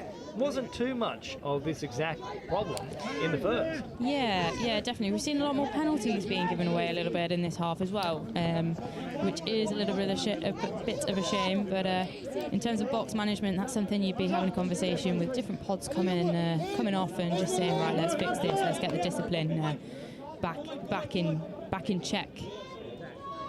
Awara here, out of acting half, has them backpedaling momentarily. Heading across that left-hand side of the field, nothing really coming from it. So, a real stalemate this second half. Just the one try has been scored since the break. We had 8 in the first. You wonder what's got to give here for either side. For Ireland, they just have to start completing the sets and put a bit more pressure on this line. They've seen very little of this end of the field. This is better now, though, from O'Sullivan. Picks it up once more, has them backpedaling, sends it wide early, and a beautiful play there from O'Sullivan. You could see it building throughout the set, and McCall is on call. He answers it, and guess what? It's a try on the other end of the line. That was a lovely ball there, lovely vision there from O'Sullivan, just looking to get that pass away. And again, great work from the link play there as well, just keeping that link and that wing sort of biting in. Gave James McCall all the time in the world, and that nice big gap to just run it in at the end. Well, there's the blueprint for the Irish side. They've simply driven it upfield, stuck to the 1%ers, completed the set, and O'Sullivan, with enough class on the back of it, to send it wide. So they just have to simplify things a little bit. It's been very lateral for much of this second half. Yeah, no, I definitely agree. Now, Middle East straight away with a response. What a ball that is from Alistair Thorne. A real thorn in the side of Ireland. And once more, doesn't take too long for the hit back. Yeah, lovely setup there. Lovely setup for the Middle East. And just trying to get out, and just a second too late there. But what a lovely finish for Irwi on the Middle East there. Adrian Irwi there. Keeping Middle East with that 1 point lead. And maybe Ireland can have a response to it as they're coming up now. Again, with that pace again, it's a bit more flowing now. And again, out to the wing, just not quite finishing it off. Bit of a shame there. Well, Nolan found the pass. Foley on that occasion was probably a little bit too flat. If he was coming onto it, that was a try. Stay alive. Now the Middle East working away on their own end here as the sun is really out in force in Nottingham. It might sound a little bit strange that we're saying this, but it's quite warm here in England. It very much is, and that is very rare considering the July we have had. It's been very rainy, but yeah, it's nice to see. Nawara here, sending it wide and recovering just in time was McCall, but I think the pass was well and truly forward. And yes, there is the call. So it's been a very good game as well for the officials. They've let things flow, but also when we've had an indiscretion, they've picked it up immediately. Yeah, I think it's been really well managed from this referee team, and it's really nice. You know, we talk about the teams and their communication, but the referee, you know, they're a team as well. There's 3 teams on this pitch, and their communication is just as if not more important. And yeah, it's been great to see them all referring to each other and making those decisions as a team. The on-field ref using these sideline referees really effectively there. Speaking of the referees as well, 193 utilised across around about 900 matches here. The Touch World Cup for 2024 across all the different divisions, 13 different categories in total, 39 different nations setting foot here in Nottingham. And between these two, once more, there's very little. Tough to even split hairs between them. 6-5 here, the Middle East in front over Ireland at the moment. Around about 4 minutes remaining. Play on here is the call. They find a pass, or they'd opened up the opportunity, but just a little bit behind Pookie. And this shouldn't be 6 again. There was no hand in there, despite the assertions of some of the Middle Eastern box. But they still had that slender lead. Yeah, absolutely. No, they worked hard there, but it just didn't quite come off, and it's keeping Ireland in the game here. Whistle has been blown, and it's looking like Irish penalty there. Now Dolgaraki popping into the middle here for Dowling. Dowling up towards halfway. Well, very flat pass here from Dolgaraki, right at the advantage line there for Birrell. Dolgaraki once more, bringing it forward. Dowling slows it, pops it back to the middle. Pass one now, not particularly a strike dump here, and they've really lost their bearings on this play. They thought they had one more there, Ireland. Well, that is a coach killer if ever you've seen one.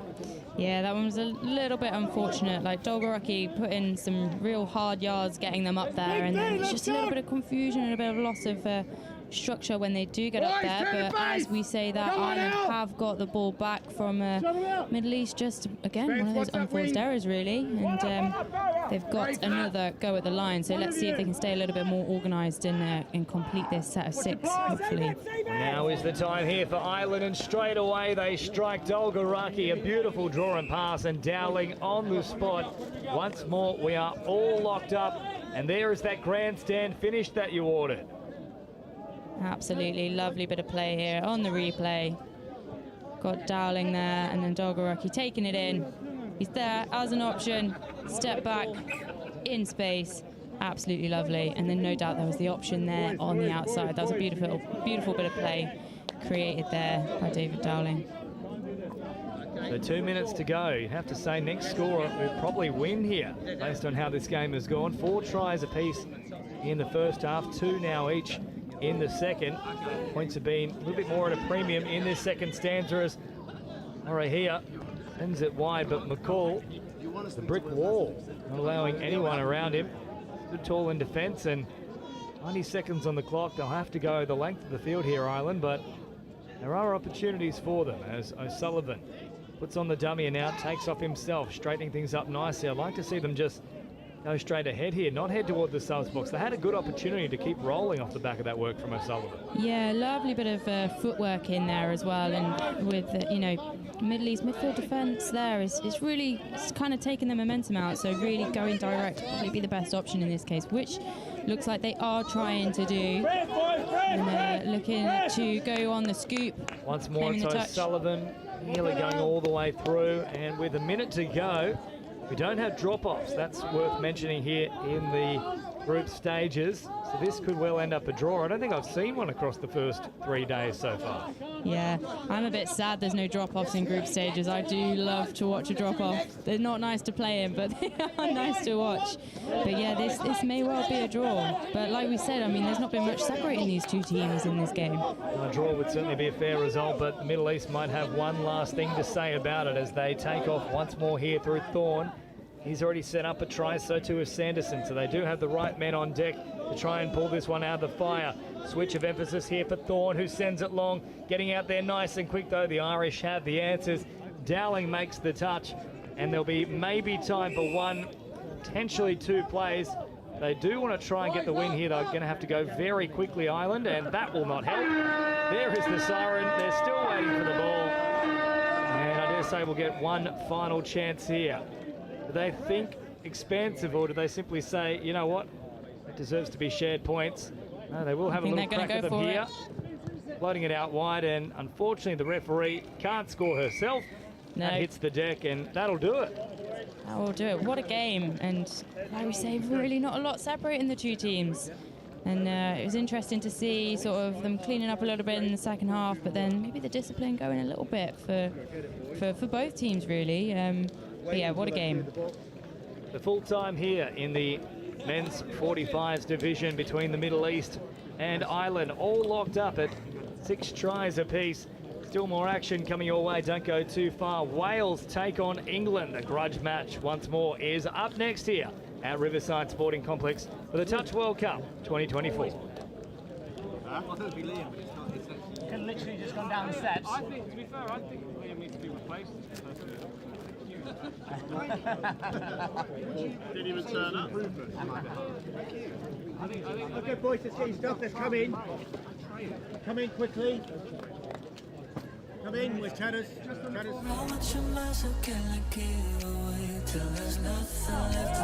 So we're here at Hillhead Sports Club, the 3rd year of our annual Pride in Touch tournament. We have 16 teams, over 200 players. We've got about a dozen or so referees. We've had also a whole heap of volunteers. It's been brilliant to come to Glasgow after previous versions in Manchester and London, and it's ended up being our biggest tournament to date.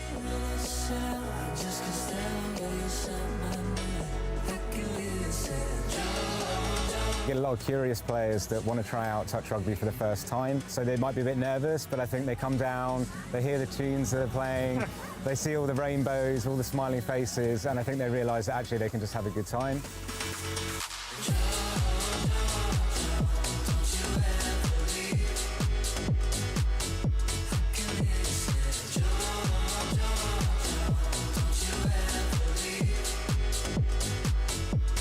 Our ambition is to make touch rugby one of the most inclusive sports there is. We want it to be super accessible to anyone.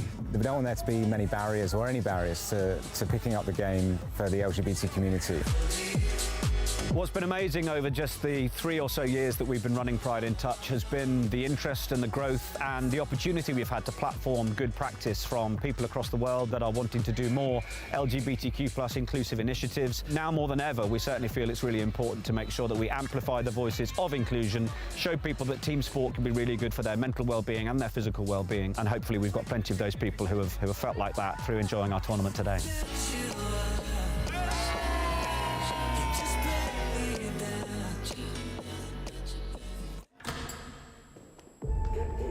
So what does it mean to you? The time? Sweat. The passion. The thrill? The determination. The support. The camaraderie.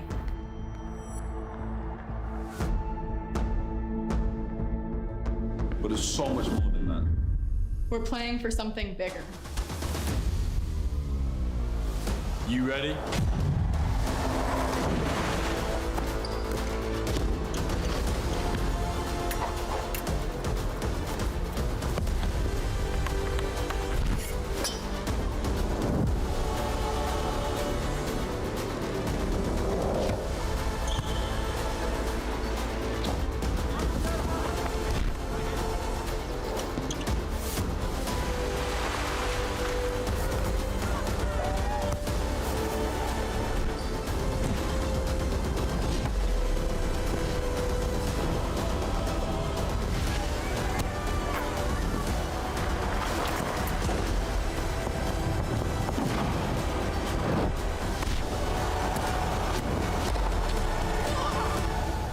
Question is, how are you going to leave your legacy?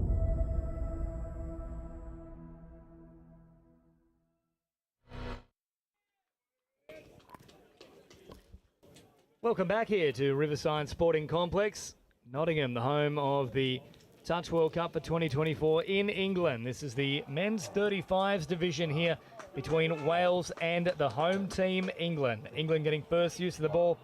James Preston and Kate Davis-Bavin to bring you all the action here as England will get us underway. The siren sounds and forward they march. So a chance to put on an early score here through Patterson. And now coming away for Tregus. Tregus drops it down. Here's a potential chance brewing already, and England capitalise within 10 seconds. Well, that is a frighteningly good start from the home team. Yeah, what a start there. I mean, we are right in front of the England sub box here, and there are some big cheers coming from that. I mean, that was absolutely beautifully executed. They'll be super happy with that from their tap-off move.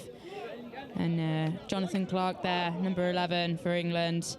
First score on the door. So just 30 seconds gone now, and Wales already playing from behind. They'll head across to this right-hand side of the field. And now Adam Davies bouncing around here, waiting at acting half once this touch is made. Is it made, though? That's the real question coming out here. And eventually they'll say, yes, it was completed on Colin Scott. Colin John, I should say. Now John once more. Grabs across this right-hand side of the field and drops it down quickly. Campbell is looking for a run, but this is another instance of not playing the ball squarely. And geez, there's been a lot of that today. Yeah, I am so surprised. Like I said earlier, it's just not one that you normally see, and we're seeing it a lot, but I'm not sure unless it's a little bit slippy underfoot, but it's just a matter of getting that control and getting your body position and controlling what you can control and getting that ball down and, of course, hip square. And as I say that, there is a ball down there for England, and Wales have the attack. Wales now working forward up towards their subs box.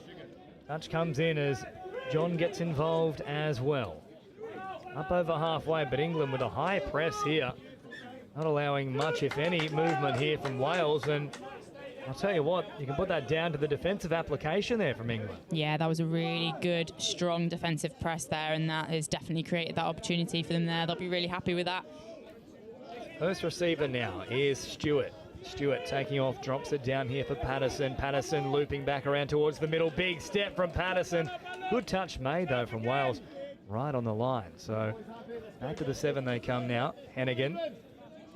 Option here to the middle. They won't use him on this occasion. Now Hennigan steps up and is looking dangerous here. Hennigan looking more than dangerous. He's deadly, and he goes over completely untouched. 2-0 here in favour of England. Yeah, absolutely lovely score there. Just sort of, putting the burners on there at the right point and just getting on the outside. That's a lovely 32 setup there, and basic, but it works. A nice start here for England after 3 minutes. 2 tries already on the board. Now Wales with a whole heap of work to do. They would love to be next to score just to try and stop the momentum here. It's picked up from Campbell, and now they'll head back out to that left-hand side, but they really got the bearings wrong there.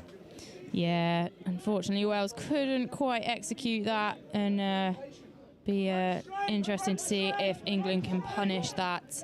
Again, looking really strong, this England men's 35s team so far in this game, and they're choosing to go direct, and they are taking that pace with them. It's looking really quite fluid. Good meters here for England as they send it out to this right-hand side. Looping around there was Lawton, but instead they come to the left, and that's why they went there. A whole heap of space opened up for Jamie Patterson, and it's a 3rd try here for England now. Yeah, absolutely. Lovely bit of play there. Again, it's just Welsh defenders just biting in, and absolute acres of space there for it to just be walked in. And yeah, 3-0 England in less than 4 minutes. Great start here for the home team. Wales needing something on the board pretty quickly as Holland opts out of acting half, and now an option there is Simpson, who rolls it back, and Scott getting involved as well. John And how it comes. So England still pressing high through Scott. John will play it. Last one now. John having a little look at them, changing the angle. Campbell runs into a brick wall. His name is George Headley Miller. Lovely defensive touch there from the Welsh middle. Now England up over halfway as the touch comes in here from Colin John. Played very quickly here from Tim Hughes. And now once more Colin Scott looking for an opening. He's hit the deck, and I think this might be a penalty coming the way of England. Yeah, just slowing it down a little bit there. They're waiting for that tap, and hopefully they've got the time here. They don't need to rush this. They've got a fresh set of 6, so it'll be interesting to see where they go with it. And it's being called back.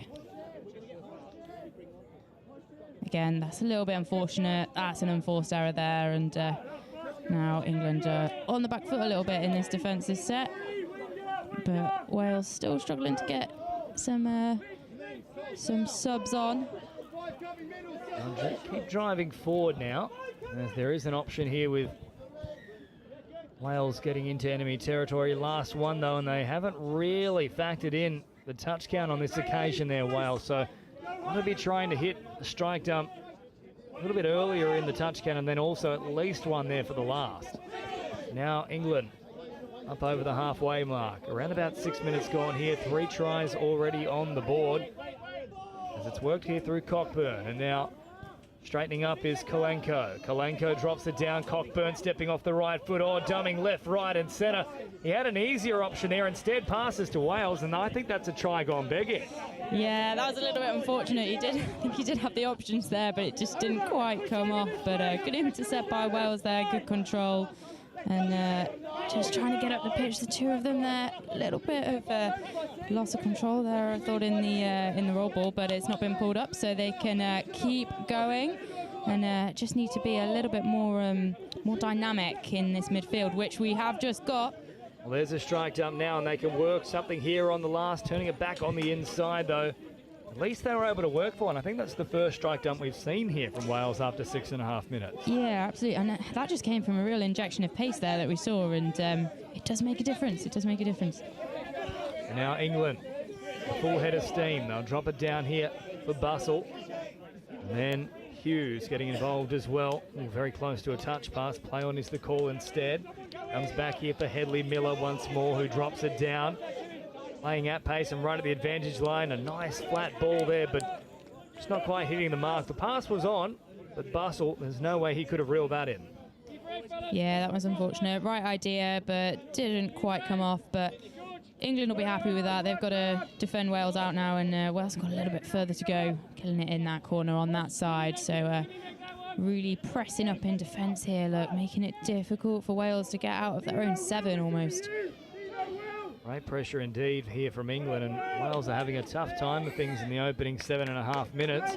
And it's about to get a whole lot tougher too, because they've now gifted possession here to England. We're only around about 25 metres away from the line here, so great opportunity to put a 4th try on the board here. The home team. Short pass provided here for Hancock. Hancock getting up towards the 7. Oh, a little bobble involved there from Hughes, and then trying to tip it on for Stewart. And that will be a changeover here. With the touch pass occurring. And 3-0 it remains here after 8 minutes. So England looked very good in the opening exchanges, but it's falling a little bit flat the last few minutes. Yeah, they came out the blocks really, really quite quickly and quite hard and fast, but seems to be plateauing a little bit now. But they'll be comfortable with that 3-0 lead at present. Probably just sort of conserving a little bit of energy at this point. But it's a good opportunity to work on the processes, and it looks like that might have been a foot in the ruck there rather than a loss of control. So Wales keeping hold of the ball there. Drop it down, and now Williams hanging out here for Dean Thomas, who for a moment I thought was wearing a Santa hat out there, but no, that is the Welsh bucket hat. As now Williams picks it up, nearly going all the way through him there was Thomas, who lost his footing, and for a moment looked like a bull charging the opposition. We're not in Spain, we're in Nottingham. Seems like a little bit of a conversation is being had with Dean Thomas there, and Wales still have possession. He's taking the roll ball. Not sure why the penalty was blown there. I just thought it was a case of almost a mutual infringement, if you will, with Thomas slipping and certainly some heavy contact, but I don't think there's anything England could have done about it. Nonetheless, Wales won't complain. They've got more time here inside the 7 as Harvard steps off the left. Pulled back to the 7 now, though. Approaching the quarter-way point of this match. They'd love to get something on the board here, Wales. They bounce out towards this right-hand side of the field. Thomas now going for the direct option. Oh, popped a little flick pass, but nearly into the waiting arms of England and had that stuck. I think they were off for all money. Yeah, I think you might be right there. And England have got the tap and are looking to go. Oh, look at the pace on that ball from the English link there, and well held there. Number 1 there, Stuart Bussell on the wing. Really, England looking really clinical here, and Thomas just got a hand there to the ball, so that will be 6 again for England, and they will thank him for that little bit of extra time on the ball up on that 7 metres. Scott drops it down, and now they come to this left-hand side through Hennigan once more, but we'll go back for another penalty now. England building more pressure here on the Welsh line. Thomas once more in the eye of the referee there. Scott restarts things. Numbers on that right-hand side. Once more they're going to play at the ball here. That won't count as a penalty, though, and certainly not inside the 7. So just a set restart, if you will. 11 gone here. Another try for England. Make things very difficult for Wales. It's dropped down now here from Hennigan. And Scott turns it back towards this right-hand side of the field. Good touch made in the end from Scourfield, though. Back to the 7 they go once more here, the English. Hennigan looking to take off. Drops a pass here for Patterson, and then it just opens up like you would not believe. Lawton with oodles of space, and it is easy as you like. It's 4-0. Yeah, lovely score there as we've got on the replay here. Just getting to the side of the player and just a foot race at that point to the outside, finishing it off beautifully. Colin Scott. And yeah, England will be really happy with this 4-0 lead at the moment. Bit of fatigue maybe from the Welsh team as well. You know, they had quite a few defensive sets on the line there, and that's the danger with going to knock down that ball and not quite getting hands to it properly. And they're going to see what they can do at the line now. Fairclough twisting, turning, doing a full 360, and then that's a tough one to stomach there, unfortunately, for Wales. Fairclough wanting to hop in there quickly, get something working just on the edge of that 7-yard line, but instead all comes unstuck for Wales as now they keep driving forward here. Good meterage on offer from Stewart. Up through the middle comes Tregus. Tregus drops it down. Stewart once more looking long, playing short. A beautiful ball from Stewart, and Jonathan Clark gives the English their 5th. Yeah, lovely score there really from England. Again, it's just looking so clinical. Well, actually, I think they're going to come back for this one here. So, yeah, there's a late call from the sideline official. They've said forward pass, which that's an interesting call for mine. Yeah, that is interesting, but Wales, that was a big touch in there, and I think it might have been called back for it. Well, it hasn't been a happy couple of minutes here for Fairclough. He's had the drop ball up the other end of the field, and now he's done the big old Greg Inglis straight into the chin. It's giving England another chance to attack at this line, maybe claw back that try that they just haven't got. The drop down now, and Clark receiving it once more. Clark sums it up beautifully and finds a pass in that link position. Aaron Tregus runs a great hole, and it is absolute clockwork there for England. Yeah, lovely finish there. Again, just acres of space there just to walk it in. Really nice finish for Tregus there. And they'll be happy with that 5-0 lead. They'll be feeling very comfortable going into the second quarter of the game at this point. So Wales with a lot of work to do here to try and get themselves back into the contest. The touch is made from Hancock. Wales still driving up towards that 7-metre mark. Stopping on the run now is Thomas, who's gotten rid of the bucket hat. He's decided that's brought him no favours thus far. And they need a fresh approach, and they might get it here as well. Oh, Thomas on the spot. I'll tell you what, maybe the bucket hat was the problem. He nearly goes all the way through. Unfortunately, it'll come back for a forward pass. Oh, that is unfortunate. Maybe he heard you saying it looked like a Christmas tree. Well, it is July. We can do the old Christmas in July here. Does remind me of my Christmas, of course. Back in Australia, it is very warm. Well, there is that. England looking to get a little bit of momentum going forward here. They seem to have lost a little bit of structure in this subbing on move, but they're trying to regain that. Hennigan's done a great job here. Rolls it quickly and all the way through into the backfield they go. Stewart far too easily. And Bustle is there on the spot, and he collects a second now. Yeah, lovely score there. Just getting that platform and injecting that little bit of pace again. And from quite a static play, actually. Well, they were all lining up, waiting for an opportunity to get their name on the scorer sheet. And unfortunately, the other England teammates, Bustle said, no, I want a second. You can't add your name just yet. It's 6-0, and it's hard to pick exactly where Wales are going to be able to pull apart the English defence. Yeah, it's looking really, really tight, really quite clinical. And as I say that, the touch is in, but that was a really good opportunity for Wales there. Maybe starting to see some cracks appearing in the England defence at the end of this first half, sorry. Jonathan Clark, who made the touch there, very close run thing for Fairclough, and then collapsing very quickly. Nearly created something out of nothing, but a good touch nonetheless from Aaron Tregus, who's scored a try not long ago and now potentially saves one there for England as well, as they head upfield now and up over halfway through. Tregus drops it down quickly. Now a run here for Kalanko. And then getting involved is Dean Hancock. Hancock dropped it off very fast there, but nobody was ready to capitalise as Headley Miller sends it to the middle. Now picks it up again. Oh, they've lost their footing there, Wales. And in the end, that's a great little play there from Adam Davies. If he didn't stretch out the arm then, it was a try. Yeah, absolutely. There is a time and a place to be getting your hand to that ball. It's sometimes a little bit unfortunate if you don't quite manage to hold on to it. It's 6 again, but otherwise, you know, it's better than a score coming through. And that looks like that's another knockdown there from the Welsh winger. Well, another smart one too there. Thomas Jones got his hand to the ball, so that's probably 2 tries they've stopped by playing at it mid-flight.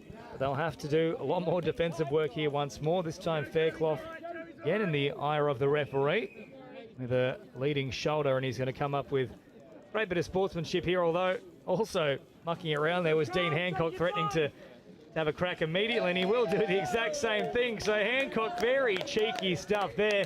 Said, I'll give you the handshake, but I'll also take a try for your troubles. Here it is. Fairclough takes the little tap of the hands, and then the moment he's back, Hancock tries to exploit it, and Fairclough is already heading for the sideline. I think that was a bit of a case of forced sub there. Little handshake was quite nice beforehand, but yeah, Hancock held absolutely no prisoners there. He said, I'll have that right back. Thank you very much. Well, that is very cheeky from Dean Hancock, and I'm sure that'll do the rounds on the English social media as well. Come inside the final 2 minutes of this first half here, and now John, bring it forward inside the 7. Back to that mark he'll go now. Waiting an acting half is Adam Davies. Davies popping in. Oh, finds a little flick pass involved as well. That was pretty nifty. Yeah, England will just be wanting to stay in control of this game. Going into the last couple of minutes of the half. Wales looking to press up in defence, but England are really working their way around them quite easily at the moment. That's something that Wales probably want to be fixing going into the second half, and we're going again. Oh, Simpson takes off and nearly all the way through, and you can just see there he was having a little verbal there with Kalanko, who was coming in support. And he was saying, sorry mate, I nearly got away from them, but I just couldn't get the pass away. Yeah, lovely bit of play there really from England though. And Wales again trying to get out their half. metres here for Wales, but once more in traffic. And look at that, they've just completely quelled the momentum, and it's resulted in an error here. So a chance to put on another late try in this first half here for England. 7-0 already. Wales really feeling all this punishment as it's worked here towards that 7-metre line. Or Traeger had a little look at the line himself. They'll get another set to work with, but not sure if they'll have enough time to get through the entire set. Only about 25 seconds remaining. Traeger will take off immediately. Good read there, though, from Thomas Jones, who makes the touch. 20 more seconds to see off here for Wales. They drop it down on the 7. Rodriguez has 3 cracks in quick succession, and each and every time Wales have an answer. That's probably the most resolute their defence has been the entire first half. Yeah, absolutely. Great bit of defence there from Wales. They really kept them out, especially putting them under pressure. You know, they'd got the turnover sort of as they were coming out of their half, and yeah, it's a big mental game to keep them out in those last few seconds of a half, definitely. So, yeah, good defence there from Wales, and hopefully something they can build on going into the second half here at Riverside. It's going to be a tough task for them, but at least it's not down by 8. That's what they'll be saying from that final play. England, however, with a big lead at the break. It's 7-0. We'll take a short break here at Nottingham. Riverside Sporting Complex for the Touch World Cup 2024. England leading 7-0.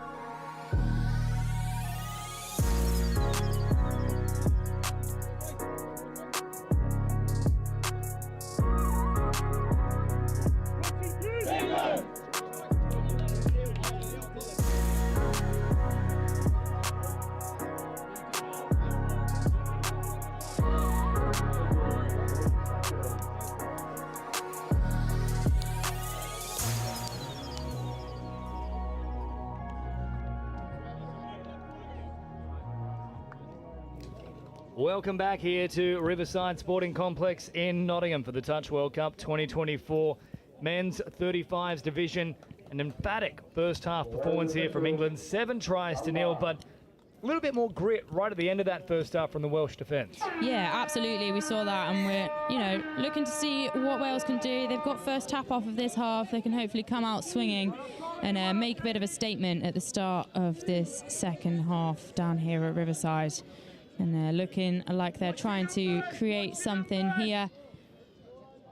John nearly did create a little bit of space there, but he'll go back to the 7-metre mark now. Plenty of width about this Welsh team as well at the moment, so they are keeping wide berth. Last one now, and they might head all the way out there. In fact, they'll pop a little trick play back on the inside, and it needed to be something a little bit special, and John is pumped up. He's got Wales on the board here. What a lovely score, especially first set coming off half-time. Wales would have sat there and had a bit of a chat in their sub-box, and for them to come up with a score in their first set of 6, that is brilliant. And really well executed there from John. Yeah, sneaky little flick pass there from Adam Davies. We don't usually see it work too often, but that was a little bit of a different one. It was the underarm flick, if you will. Absolutely, but when it does work, it is magic. It is magic. Well, certainly it gives Wales something to build on here. It's a whole new half, of course, and if they keep attacking like that, well, might not be the last they get. Yeah, absolutely, and that is, one of the things with touch. You can't really write these teams off too early at all, because it's all to play for. We've got 20 minutes to see what Wales can do and if they can put any more scores on the door. So, and it looks like they're coming at it with a bit of a more structured approach for sure. Fairclough an option here through the middle. Instead, they'll continue on this wide avenue, but easy pickings in the end for England. So about 2 minutes gone in this second half, and just the 1 try added to the tally. Through Wales, and Fairclough once more really jamming in there. He's come off second best in that collision as England head up over halfway, and they're just waiting an eternity here for players to get on the field, and that was a missed opportunity for Wales to really jam in there. And then Fairclough eventually did so, and that's why they should have all been rushing up. He does get the result, but could have almost been a problem there for Wales. Yeah, definitely, especially, given the scoreline, when England are making little errors like that, and they are getting a bit caught in no man's land as they did there, then it's really got to be up to Wales to look at that, see that, and exploit it. And like you say, it was a little bit last minute getting up, and it did come off, but unfortunately, bit of an error there, and England have the ball back just before the halfway line. England now working it forward here with Hughes up over halfway. Pops a nice little pass, and then a touch is made there right through the middle from Thomas. Cockburn, still an option in support through the middle, and they find him beautifully, but they'll come back for an incorrect roll ball, it looks to be. So Wales get away with one there, and still, as it stands, they've put more on the board in this second half. 1 try to 0 since the commencement of play. England, of course, a big half-time advantage, 7-0. Very flat at the advantage line there for Wales as they head up towards halfway. Now, once more, John looking to take off. Gets a quick play the ball to, Davies. That looked to be forward for all money, but play on is the call. No, there it comes now. So it's a late one, but they have got it right. Yeah, again, bit unfortunate there for Wales. They were getting England on the back foot a little bit there, but again, it's just little errors. And England are having another go, getting up the field, waiting again, caught in no man's land a little bit, just waiting for people to come on. Wales can really be exploiting that a little bit more, I think, than what they are doing. And just letting England off the hook a little bit there, I think. Instead, it will result in a brand new set here for England in good field position. Patterson will be the man to restart things as he engages the Welsh defensive line. Head out to this left-hand side of the field now. Scott drops it down, an option once more. Instead, they'll go the direct route here with Patterson diving from distance, and they didn't get to him in time. Patterson with the go-go gadget arms pulls off a try here for England, 8-1. Yeah, lovely score there. Look, getting really direct, get into the side. Again, just reach it out. What a lovely dive, lovely finish. Referee happy with that immediately. And again, another score on the door for England.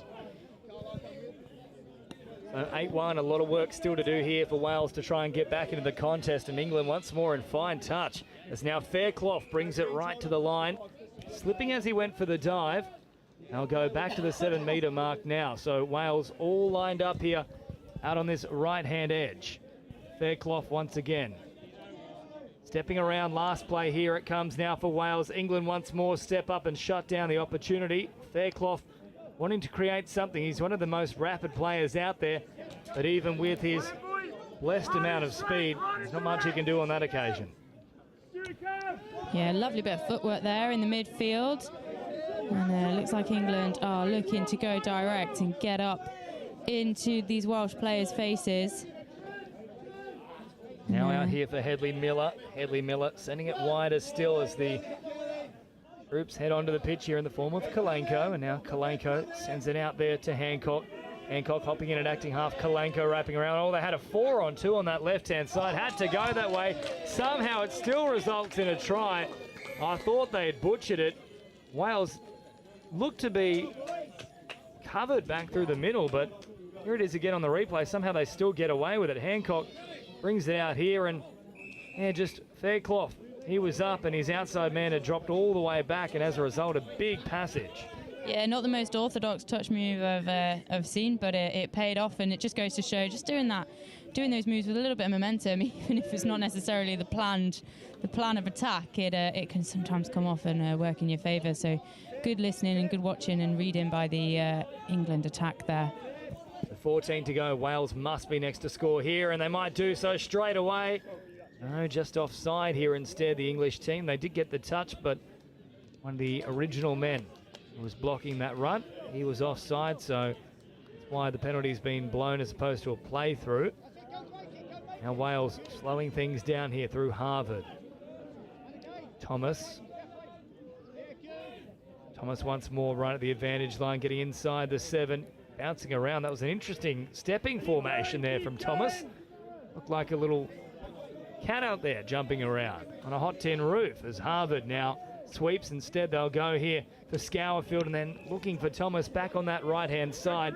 Just a little bit disjointed, though, from Wales. Yeah, a bit unfortunate there. They were looking to sort of go back against the grain and just didn't quite come off, just finishing off that pass. And, yeah, again, it's given England this opportunity to get on the front foot again, but it has gone in Wales' favour in this instance, and they've got another crack at the line from about halfway at this point.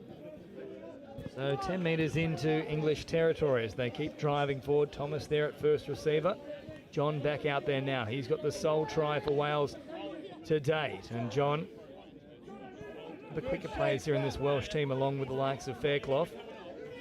John sends it out nice and early into the hands here of Davies. Drops it down once more. John was an option there on that short play. They go long instead, but I think if they went through the hands, they probably score there, Wales. Yeah, looking for almost the more difficult option there, Wales. Sometimes it is just easier, like you say, go through the hands, trust the processes, trust the one outside you, and not always looking to throw that long ball if you can avoid it. But they're putting in a good defensive shift here, just getting up in the England team's faces. Here comes England now on the last, or somehow squeezing through. Great evasive technique there from Jones, who then pops a pass out towards that left-hand side of the field. But it goes to ground here, unfortunately, for Cockburn, and Wales survive. Yeah, I thought they might have been in there, but it's not to be. So Wales will live to attack out another set. Good pace coming off the pitch here. And coming on, getting recruits on. Nice dummy pass there by number 10, Adam Davies. And he's gone and have a little bit of a rest and got the fresh legs coming on. Oh, that might be a hard touch potentially there for against England. Certainly is. And now Wales have good field position here. From bang on halfway, they can start the set. Dewey Williams works it forward now. Fairclough at speed. That's what they needed a little bit more of here, the Welsh. All drives it forward. Fairclough there in support once more, and that's a nothing pass in the end, though, there from Williams, who didn't really engage the defensive line. Now this time he heads out to the right-hand side, drops it down quickly. They've got to try and get Fairclough on the burst. That's where all the likely attacking options come from, is when either John or Fairclough is hitting that ball at speed. Yeah, absolutely. Just that change of pace as well, like sort of knowing when to put that pace on. And here he is again, coming up, shooting up in the line. Just sort of missed that touch there, but great energy. Good movement here as well from England, heading from center of the field out to this right-hand side as Kalanko drops it down. Good pressure once more from Fairclough, stepping up. Last one now here, though, for England as Jones goes all the way through, looking for support, finds it, and Kalanko is in once more. And Jones, outstanding. Just put the foot down right through the middle and burnt his opposition. Yeah, what a lovely run there from Jones. Just absolutely picks up, backs himself. He's looking for the support. He knows it's there. What a finish there. Just great, like playing off your teammates there, and another for Kalanko there.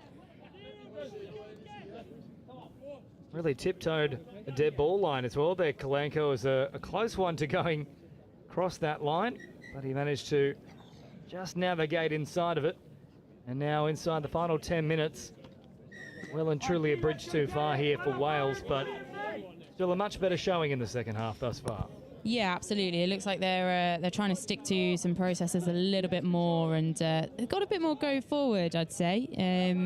Definitely compared to the first half of the first half, and it's looking like they're trying to set up something here. I'd like to see them put both John and Fairclough on at the same time. We haven't really seen that as of yet. They're the two quickest players in this Welsh side, but instead they'll have a little option here through McCartney, and McCartney nearly barreling over the try line there. He'll come back to the 7 instead.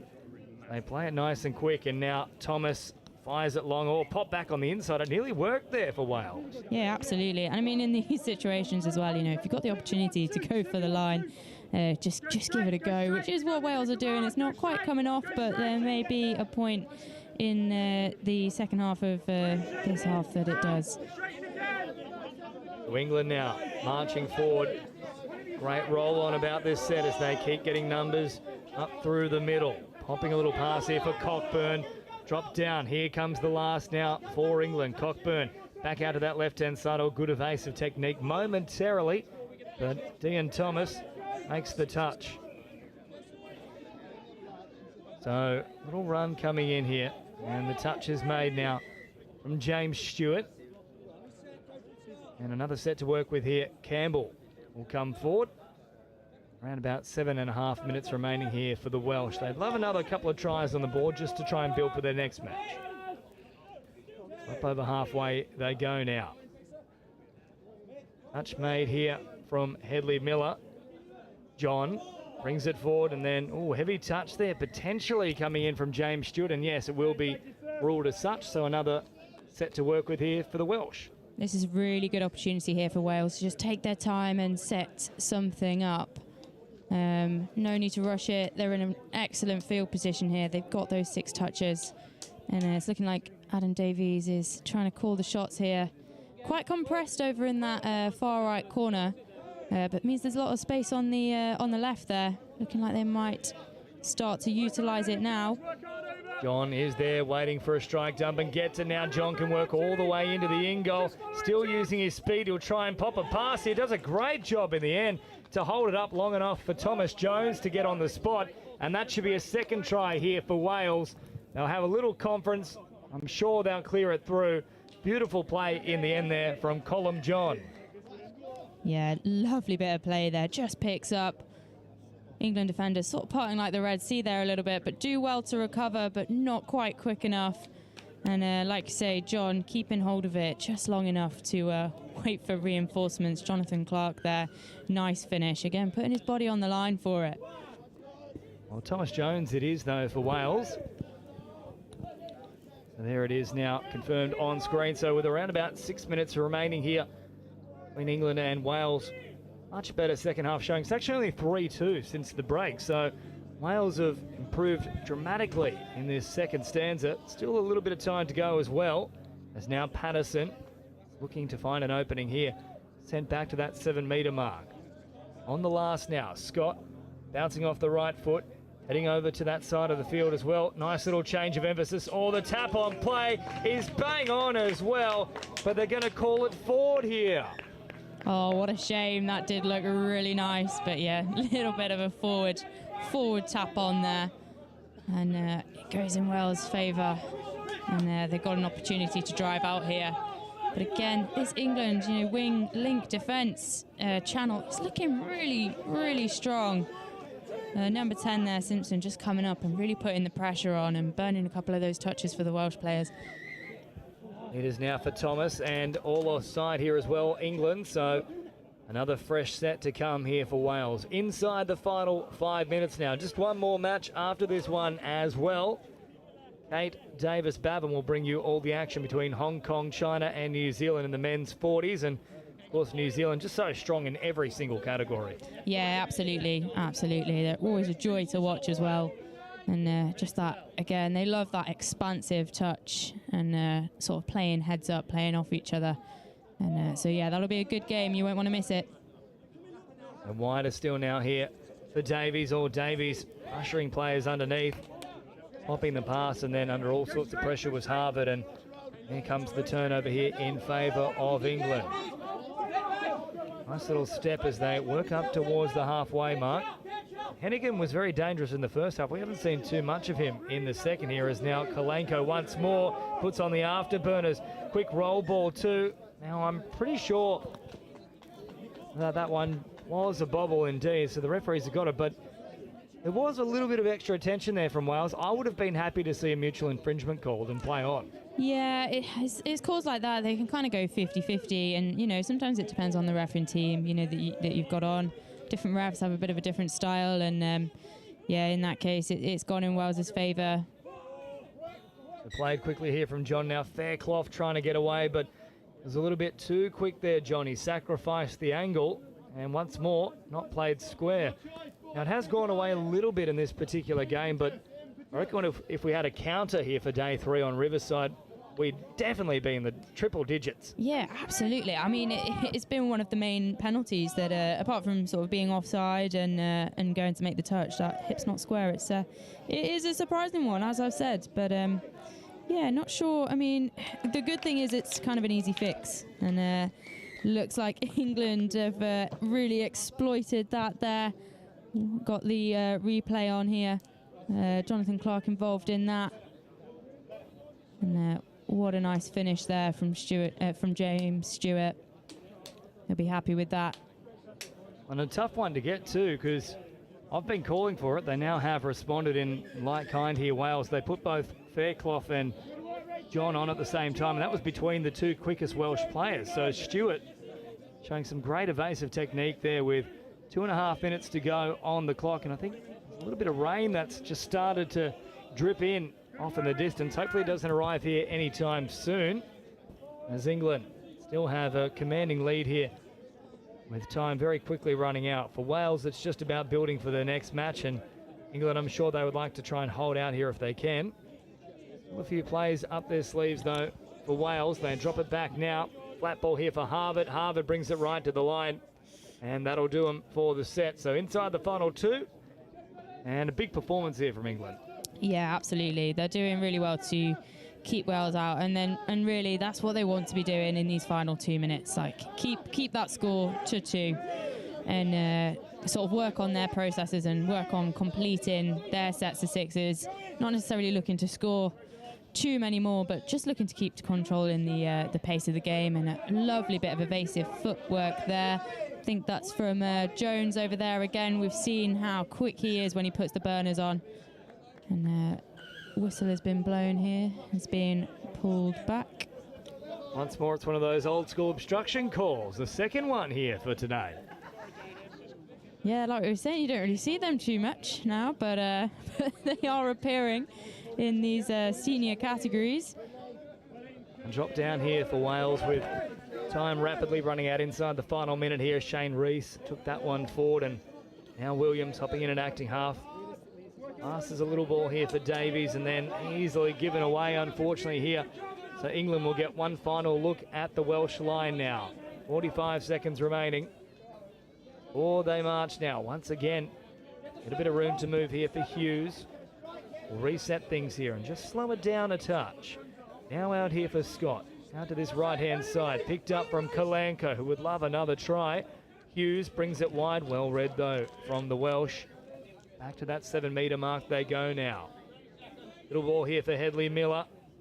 Scott popping a pass and then hopping in and acting half once more. Scott, all looking dangerous, floats it over the top. Well summed up from Scott. Kalanko on the spot, but I think they've done enough here with a diving touch. It's a great save in the end from Shane Reese, who prevents a try. No, in fact, they now call it through, so good honesty there from Reese. Great ball over the top. Kalanko will finish with a hat-trick. And yeah, that was the right call in the end there. Reese just a little outside of his grasp.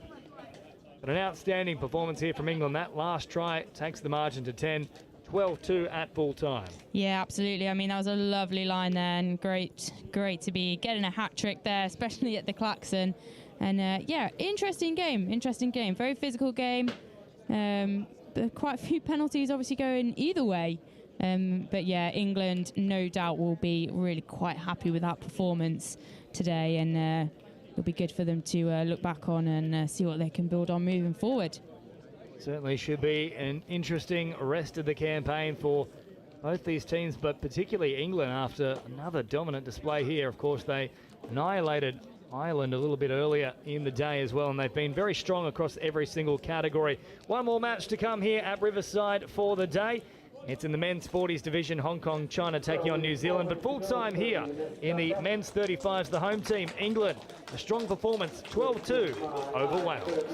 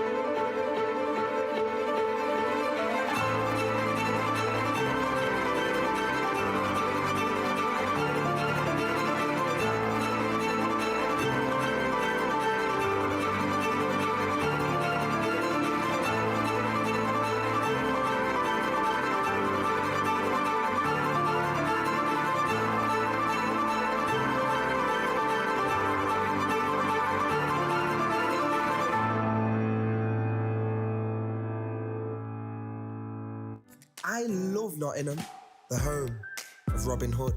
From the bright lights of Goose Fair to the peaceful nature of the Sherwood Forest woods. There's a feeling of togetherness, unity, pure, honest, love. And that feels great like a bright summer's day at the horses down by the lake at Colic. All I love Nottingham.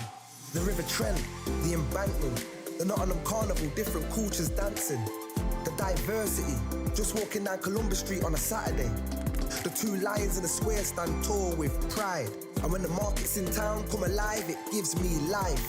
Listen, as the council house clock chimes, and depending on how many times lets you know the time.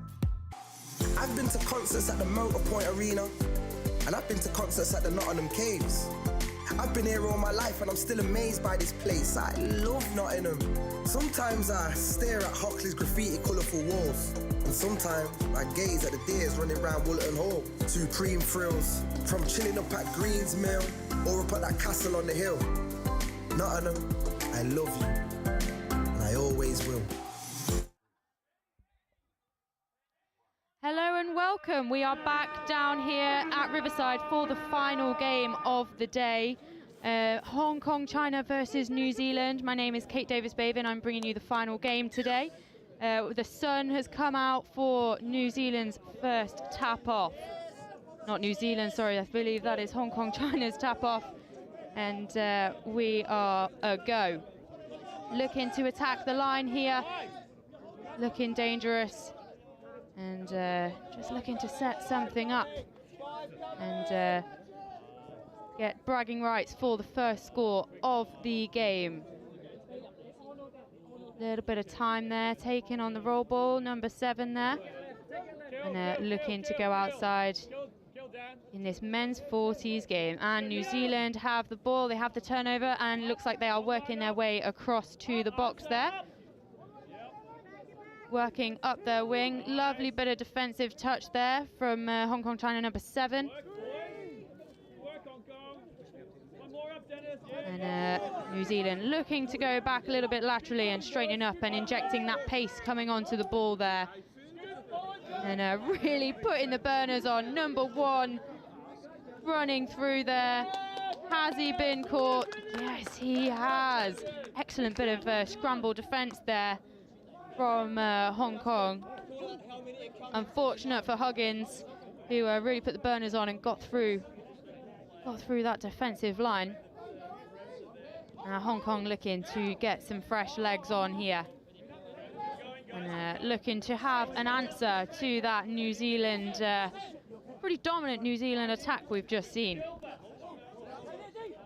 A little bit of hot potato there, a little bit of trying to get a bit more momentum on.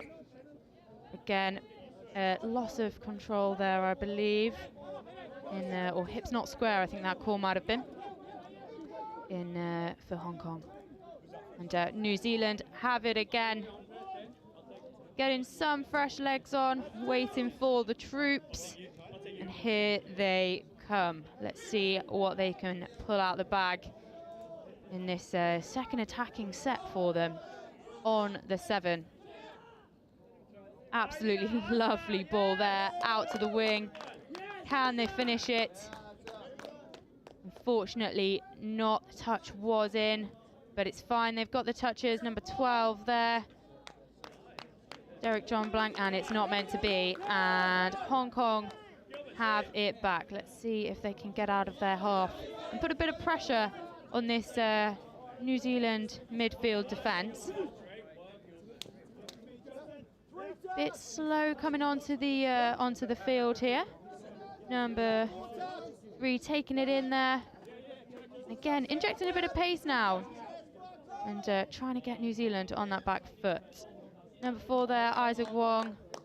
This turnover there, 6 touches.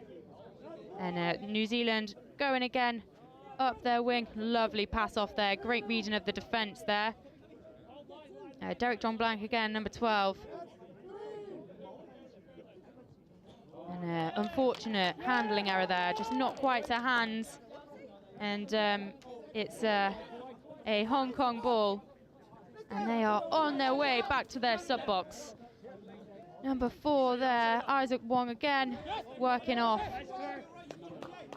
And they're going to have another crack at the line. They are in the attacking 20, almost in New Zealand's danger zone there. Lovely bit of footwork we're seeing here from number 12, Ho. And, not quite come off there. It is a New Zealand ball again. Quite evenly matched so far, these two teams, with no scores on the door, about 4 minutes in, or 4 minutes in now. And looking like they're competing with each other on a pretty level playing field. Who will be the first to break through? Will it be New Zealand on this next attacking set?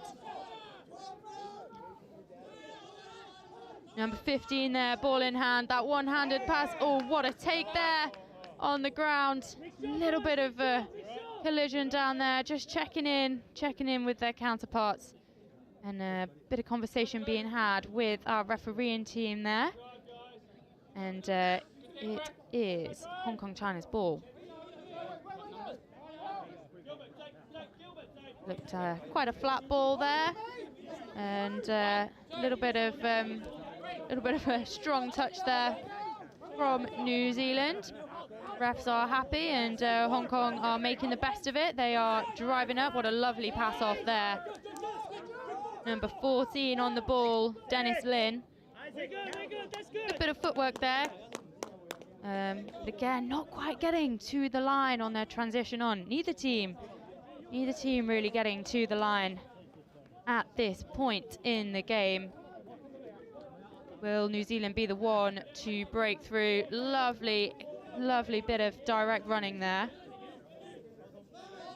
Number 16, Gavin Downs. Looks like he may have been the one to finish it off. We'll be getting the replay coming up here. Gavin Downs taking the ball in. Number 6, James Arledge, picking it up, looking for him. There he is. No defenders on him. Walks it in there. Gavin Downs from New Zealand. He will be happy with that. So New Zealand are our first score on the door.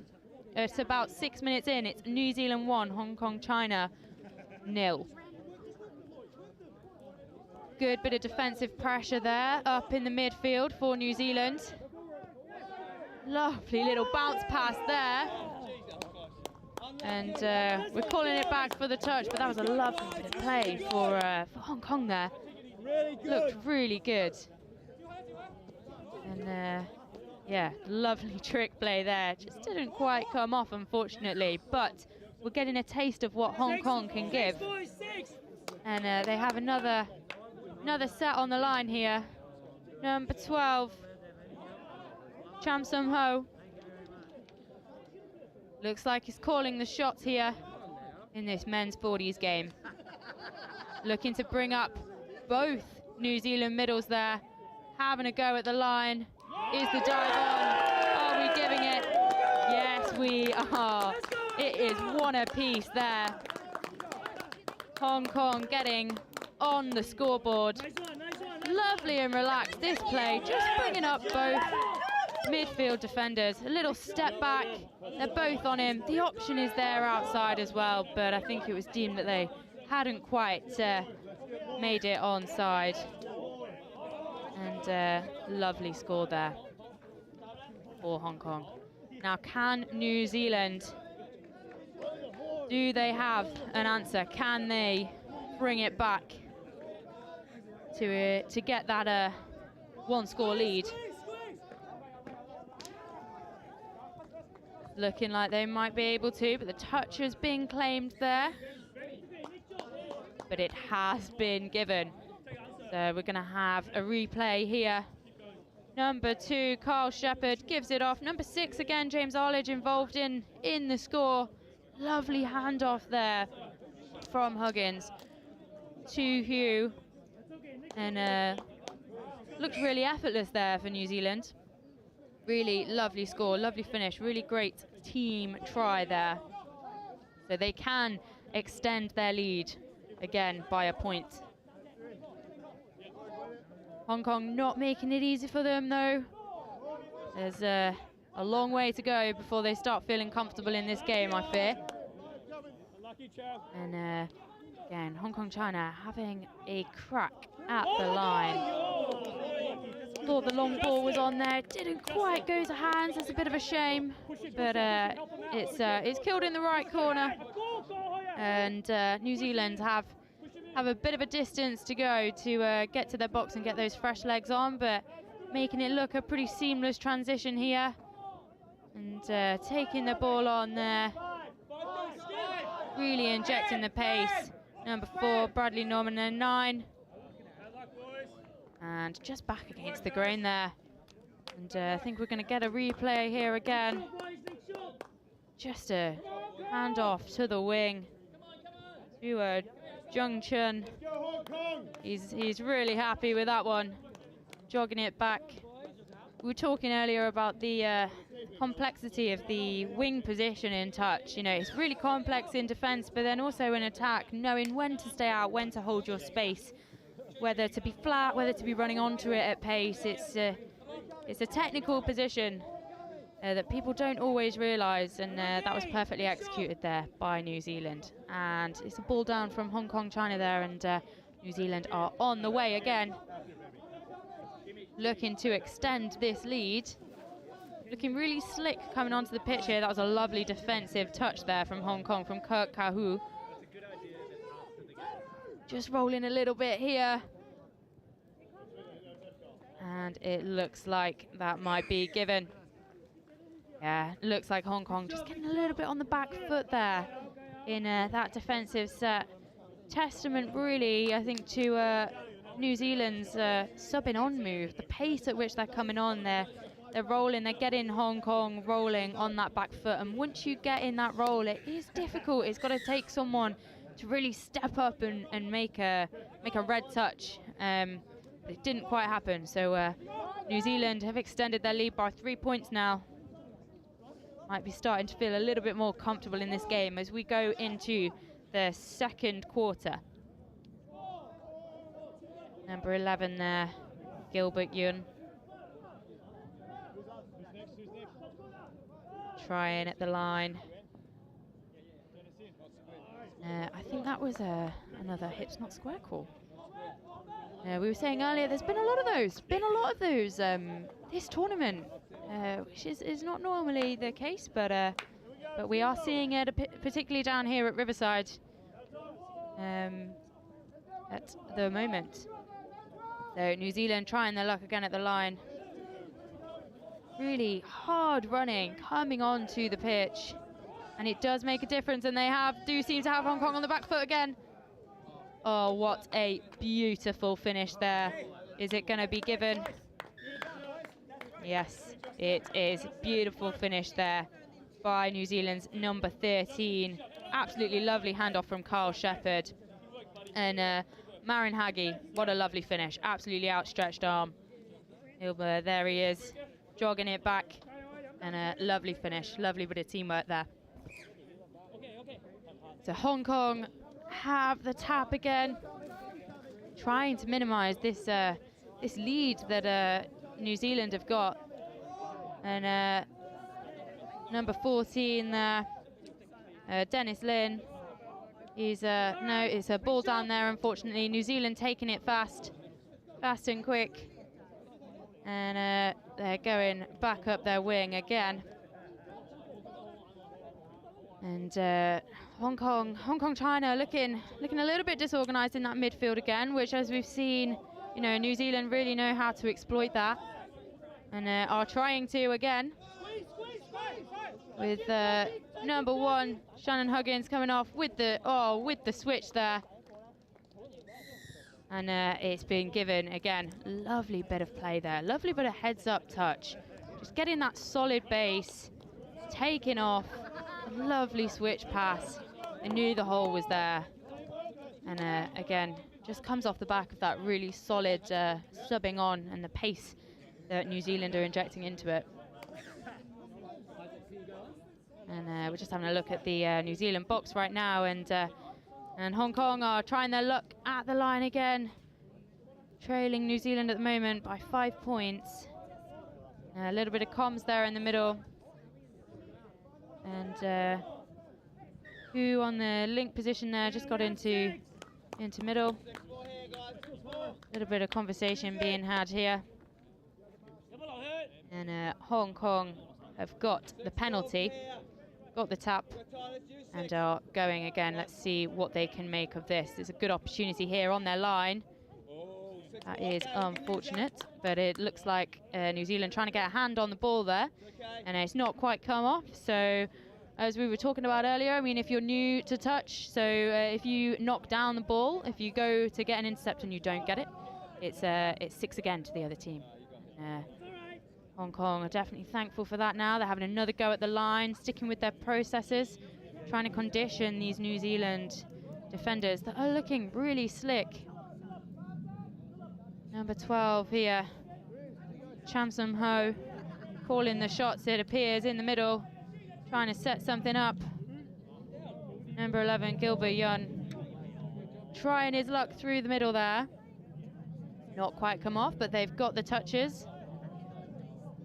It looks like going back against the grain. It was the right idea. It was the right idea there.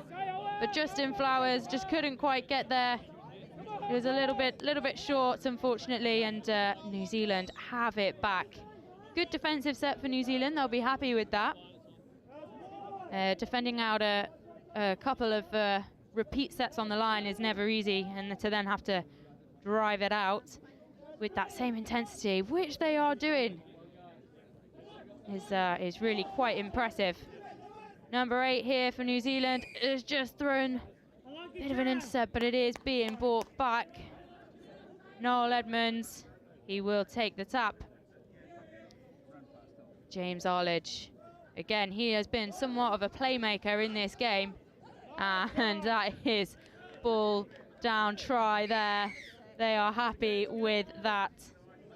As we were saying, James Arledge just looking at bringing up both middle defenders there, and Edmonds was just there as half, nice and quick, and Arledge just able to get that outstretched arm and that dive from the 7. A lovely score there from the 2 middle positions. So Hong Kong 6 points down at the moment, and we'll be looking to minimize that in this set. Just taking a little bit of time on the ball. Isaac Wong there, number 4. Number 14, Dennis Lin, is involved in this too, and he's going for it. And that is unfortunate. That's 6 touch there, and it's a turnover, and New Zealand have it back. They are sticking with what they know. They're getting those fresh legs on, injecting that real lot of pace. I mean, this is a fast game, but the intensity at which New Zealand are running on, as we can see, is just something else. It's being brought back here for an infringement, which is unfortunate for New Zealand, but Hong Kong get a try at the line from their red zone. Moving up, getting those fresh legs on, just trying to inject a little bit of pace there, coming around the back. Number 12, Ho, picking up and going himself. And look at that.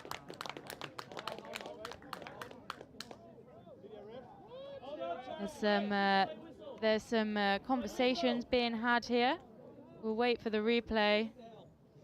So he's picking up.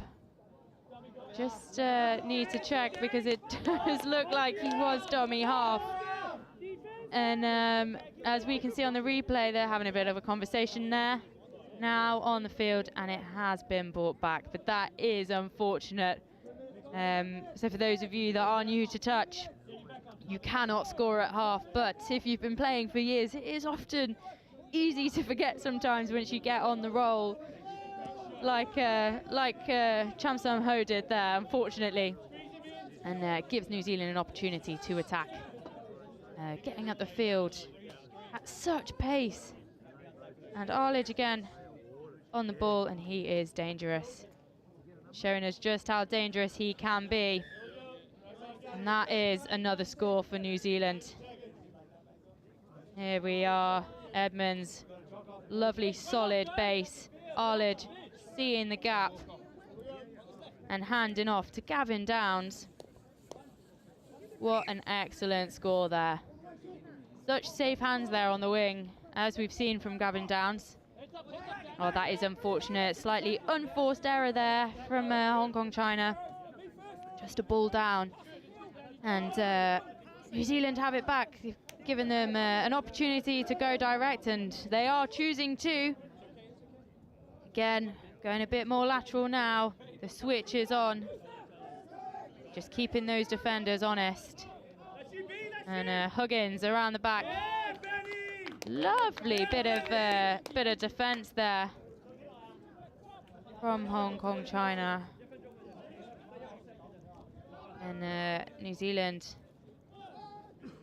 still have touches. That was 5th touch there, I believe. And throwing it wide. Again, looking like it has been given. Lovely pickup there from number 2, Carl Shepherd. And even lovelier ball out to the wing there. Number 11, Jung Chun on the wing. Really safe hands there.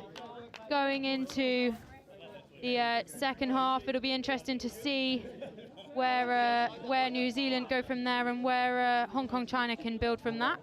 So that is the klaxon gone, the whistle is gone for half time, and the score as it stands at half time here at Riverside for the men's 40s New Zealand Hong Kong China game.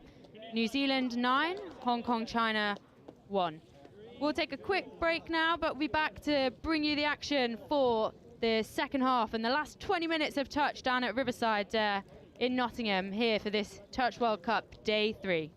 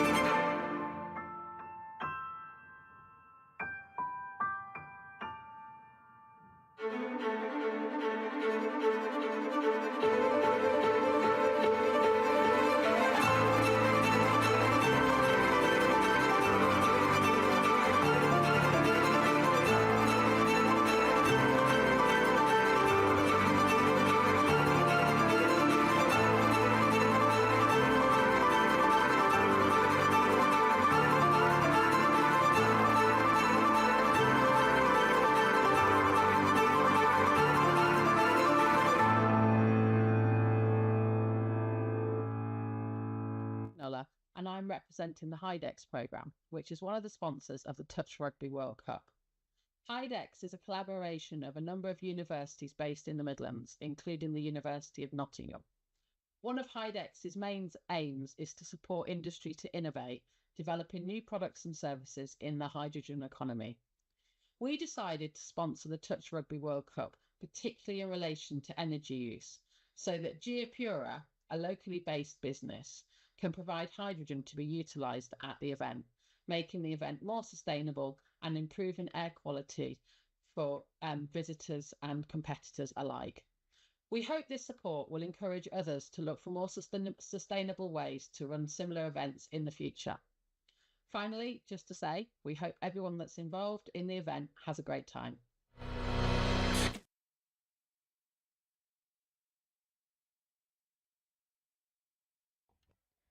Hello and welcome back to the final 20 minutes of touch footy down at Riverside, Nottingham today.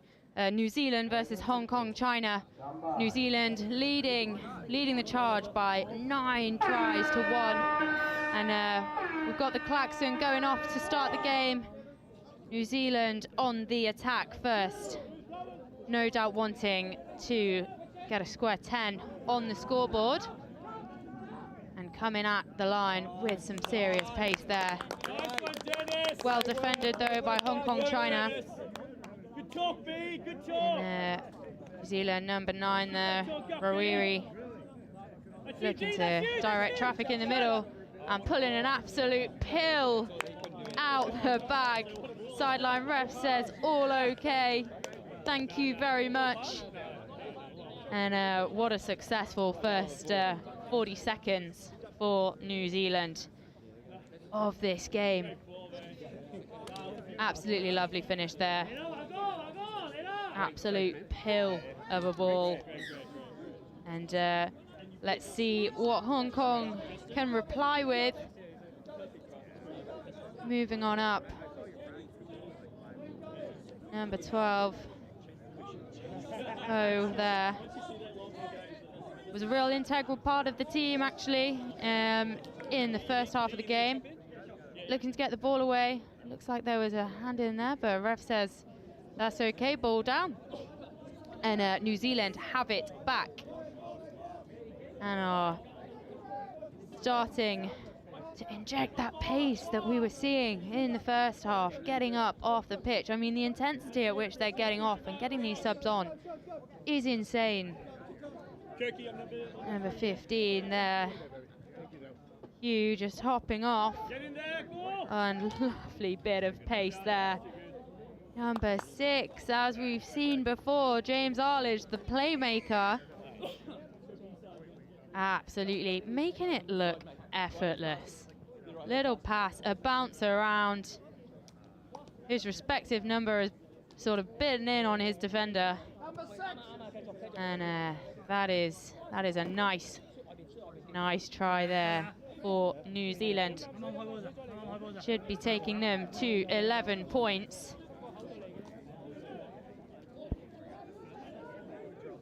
And Hong Kong trying to reply with some intensity. Number 7 here, Kahu, trying to call the shots there with Isaac Wong. And going for a mid play there. Looking outsides. And it's not quite come off, unfortunately, there. New Zealand asking for the ball back. And they're going to go again. We were talking earlier about the physicality and the speed of these senior games. The men's 40s division is really looking, everyone's looking very strong. And it's very physical. And it's coming off. New Zealand powering through again, looking for a player. And there he is. Anaru Bartlett, I believe. And what a finish there. Weary involved in that. Number 4, Bradley Norman, looking for a player.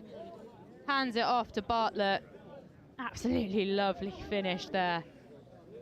He will be happy with that one. We can see the sunnies and the hats are on now down at Riverside. Here in Nottingham, the sun has come out. And oh, here we go. Oh, thought Ho was going to get through then. Almost. As we've seen, he's been a real playmaker for this team. Really quite dangerous on the ball. But got called, unfortunately. And New Zealand have the attack yet again. Working hard in defence, though, Hong Kong here. And number 12 there, Derek John Blank from New Zealand getting a nice square roll ball down for New Zealand. Again, lovely bit of hands there from Carl Shepherd to Marion Haggie on the wing. Just the wing bites in there, and really well read there from Carl Shepherd. Just cool as a cucumber, gets it away to Haggie, who has proved himself to be a real safe pair of hands in this game. Number 7, Kahu for Hong Kong, China. Dennis Lin involved as well. And, working hard here, he's wrapping round and he's not quite there. That is unfortunate, and it is New Zealand roll again. They are on the up and on the way to their sub box. Absolutely steamrolling through the Hong Kong China midfield defence.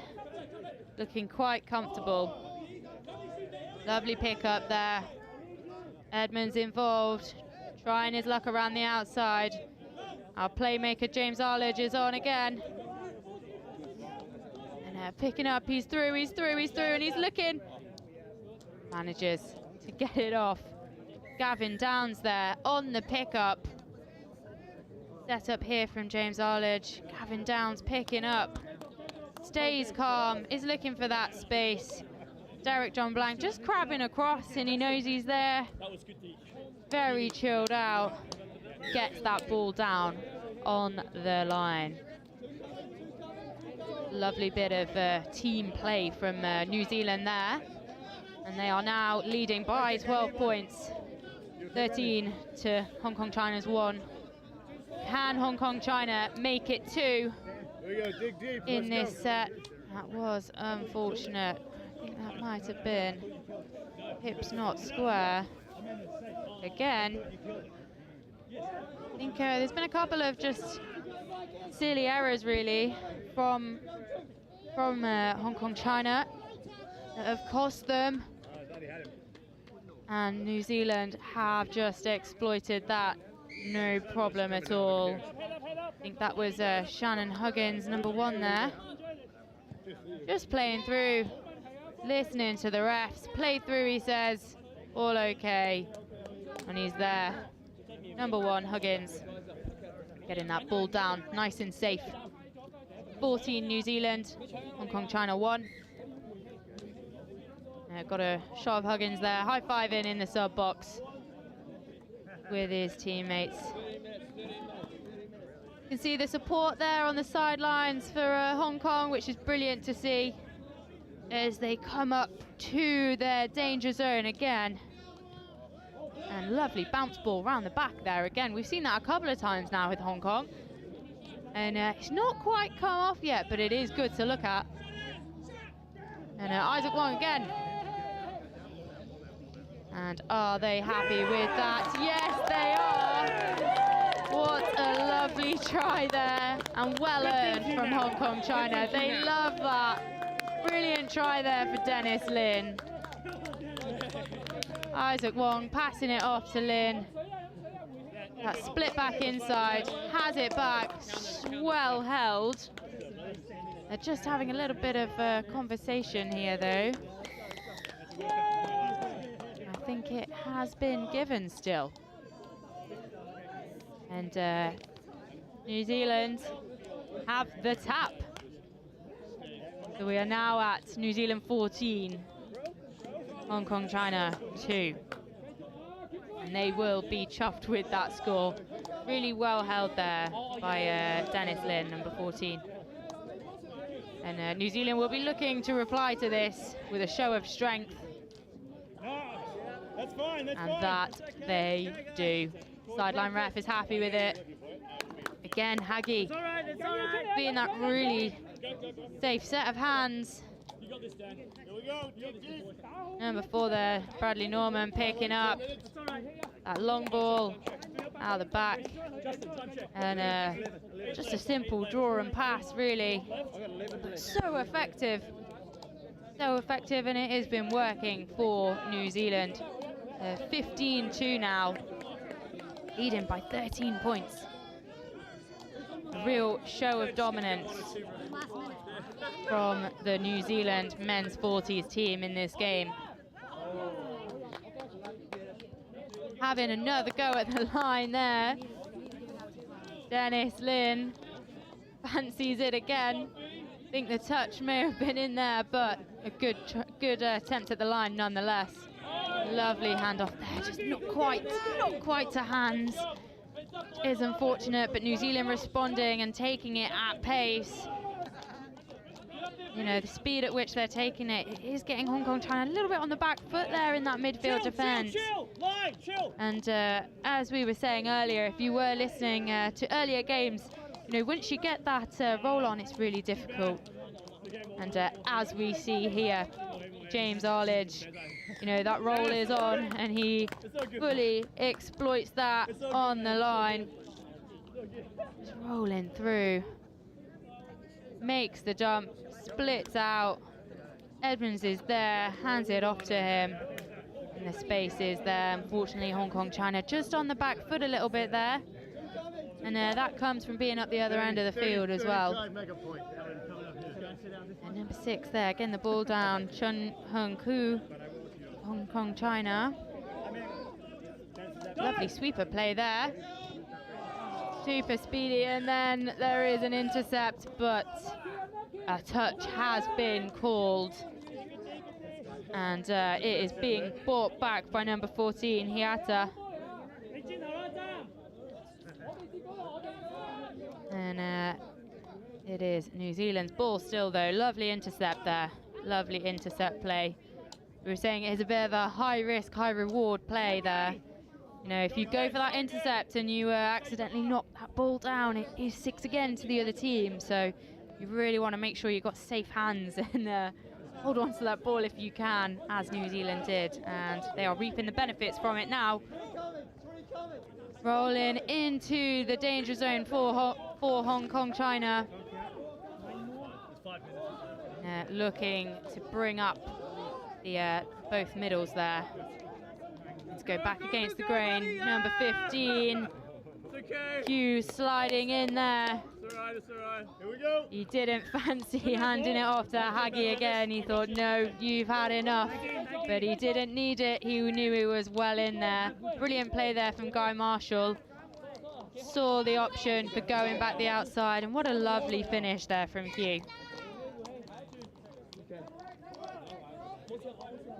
And Hagi there, our very reliable New Zealand scorer. And what can Hong Kong say to this now? Nice bit of defence there from James Arledge. And, Edmonds staying up there. Bit of a high press. High press, getting really bold up there, putting pressure on Hong Kong. Working really hard here to Hong Kong China, working really hard here to keep New Zealand from getting that roll on into their half. And number 14 there, Hiata again, looking to call the shots. Doing a nice 33 setup. 33 short. Did number 7 make it onside? Yes, he did. Referee is happy. New Zealand were querying that, I think, a little bit, but he was onside. The touch was good. Lovely defensive touch there from the New Zealand middle. This high press is working really well. They're not giving Hong Kong China too much to work with. But Hong Kong are looking really dangerous here. Trying them on the outside a little bit. Didn't quite come off the way they maybe would have wanted, but it's got New Zealand scrambling a little bit. Whistle has been blown there, and it is a turnover for New Zealand. They are getting back over to their sub box again to get fresh legs on as we come into the final 5 minutes almost of this game. They'll be looking to not let Hong Kong China score, maybe to pad out their own scores a little bit more. James Arledge again. Good bit of comms there in the middle between Arledge and Edmonds. They're on the 7, in the danger zone, looking to score. Step back, he dives. Is ref happy with it? Yes, he is. Absolutely lovely. Lovely mid-mid. Quickie step back there. Set up there. Edmonds stays cool. He's brought up both middles there. Test him outside. He says, no, I'm going to go back inside. And he knew the option was there as well with Arledge on the outside. Lovely score there from Edmonds. Hong Kong trying to reply. Number 4 there, Isaac Wong again. This duo of Wong and Lin has been, they've really been creating things. It's not quite come off all the time, but they've been some real playmakers in this team. So that is unfortunate. They didn't get a try at the line there. But New Zealand going again with a real show of force. Absolutely steaming over the halfway line. Number 5 there, Bartlett, getting involved. Real safe dump there from him. Lovely ball out there to number 9, Rawiri. Again, really shown to be a really safe set of hands in this game. And a lovely setup play from Bartlett there. Gets that clean dump, that step back. And some excellent off the ball work there that we could see from the other Kiwi players. Lovely score there from Michael Rawiri. And that takes New Zealand to 19 points. Leading by 17. Hong Kong China. Try in again. Oh, and that is Michael Moe there. Looking to create something there in the middle and then have gone wide. Ref has got his hand up for 5th touch. They'll be looking to do something with this. Got no more touches left. That is it. 6th touch called there. And that is a turnover. New Zealand have it again. Just a little bit of a shame there. They had their middle set up and it was going quite well and just pushed it outside, which may sometimes be the right option, but just wasn't quite the right one there. Didn't quite finish it off. But New Zealand taking a tap there. Got a penalty. Number 10 there, Guy Marshall. Steaming over the gain line. Looking really quite strong. Bit of a force to be reckoned with, this team. Carl Shepherd gets to dummy half. He's there on the sweeper, coming round. Really well read though by the defence, but not quite getting onside by the looks of things.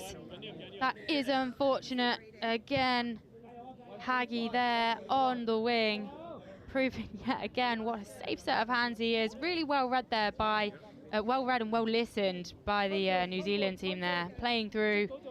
If that link number 6, who wasn't onside, just playing through, listening to the referee there. And Haggy scores New Zealand's 20th try of this game with just over a minute left to go in this game. Can Hong Kong get another score on the door? It is too late for them due to such a show of force from New Zealand, but it would be nice to see them get another score and just translate some of this work that they've been putting in and these opportunities they have been creating. Lovely bit of footwork there in the midfield. New Zealand choosing to go forward, to go direct. As I say that, they are getting some fresh legs on, but they've got some good meters. They're in that, almost in that red, that danger zone. They are running onto it with some serious intent. Number 2 there, Carl Shepherd. We've seen how dangerous he is. And that knowledge and that view that he has.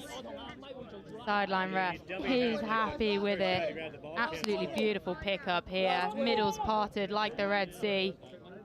Carl Shepherd stays cool as a cucumber and is running around at the back looking for someone to give to. And the klaxon has just gone here as Hong Kong China had their final tap off. And referees have blown the final whistle, leaving our score being New Zealand 21, Hong Kong China 2. Now I really thought at some points in the sort of end of that second half that Hong Kong China would be I thought they'd get another point, another score on the door there. They were looking really quite strong at times. But it wasn't quite meant to be with the New Zealand defence. They were really not making it easy for them. So what a brilliant game to finish on. Such a strong show of force from New Zealand there. Full time in the men's 40s New Zealand game versus Hong Kong. New Zealand 21, Hong Kong China 2. And to round up this brilliant game of touch down here at sunny Riverside in Nottingham, we're going to have a look at the try-lights, if you like, from all the games of today, and there's been a lot of them, so we will show those to you now. The teams that have just played that require ice baths and changing rooms. So the changing rooms now to be cleared now as soon as possible. So here we have from the first game, should be in chronological order. That's looking like USA there. USA versus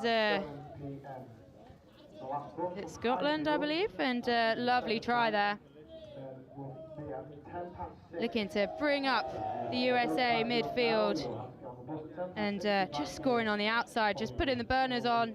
That lovely pass out in the men's 50s game. And USA were a real show of force in this game. Lovely dive there. And Scotland coming at him again. Really putting the burners on the outside. 11, scoring on 11. And again, really just USA were a real show of force today in this Scotland game, as we've seen. And Scotland didn't take it lying down though. Injection of pace there, as we can see. Absolutely lovely take there. Brilliant line, beautifully timed. And we move on now to the Sweden-Portugal game of the men's 40s. Portugal looking really strong. And Sweden, again, did not take it lying down, and there were some beautiful scores to be had. Portugal going again with that 32 setup, just getting them on the outside, breaking some ankles in the process on the wing there. And then we had England, Ireland. Number 7, Eric Chen there. Really excellent bit of play. He was a real playmaker in this game earlier on today, in the men's 45s game. And Matt Hall was also an absolutely solid setup there. Looking really strong. I mean, we were talking earlier about how clinical the England team were. I mean, this was a pretty crushing defeat for Ireland. But yeah, looking really strong there were the England men's 45s team. And another for them there. Just reading it really well. We move on now to the Australia-New Zealand women's 40s game. pace of this game was incredible. The scores there, and we're switching around back now to the England-France men's 50s game. Looking really strong. Just executing those 2-on-1s. That was Spencer on the wing there. He was a really safe set of hands. Really reliable. But France, again, did not take it lying down. They really did have something to say about it. And we're back to the England. And this right here is our 100th cap score there. What a special moment, and you could see how much it meant to the England team. We had a great view of it in the box. All the high fives. They were super proud and super happy for Simon there. And now we are back to the USA-Japan game. USA coming out of the blocks of this game, super strong and super fast. Japan normally known for being quite clinical in their execution, but the USA pulling them apart at times. And but Japan did have something to say about it, and they really did have a good go at the line quite a few times, and it did come off. And here we have the Middle East Ireland game. Ireland were looking to make a point here in the men's 45s category after their game against England earlier on, suffering quite a significant loss. And really looking to come back. But these teams, you could not separate them. It was a real hard-fought battle, this game. And really good running, good strong play happening in the latter half of this afternoon. And Middle East executing and getting the roll on Ireland quite a few times, but they always did have something to say. As seen there, lovely score out on the wing there for Ireland. And utilising all their players on the pitch, as we can see. And again, this was a lovely team score.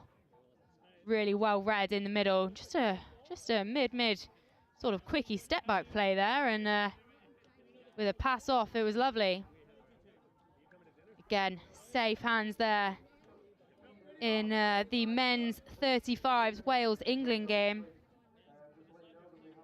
This was a high-scoring game for a men's 35s team. But an absolute show of force, really, really dominant in attack and in defence. They were not making it easy for Wales at all. This is the cheeky try that we saw where there was a little high five, no hard feelings for the hard touch. And a Welsh middle getting forced subbed, and English middle saying, thank you very much, I will have that. Lovely diving score there through the middle for our men's 35s team. And it was much of the same. Much of the same here. Getting through. Lovely team try there. It's been brilliant to see everyone playing off each other so well and so slick in these senior categories.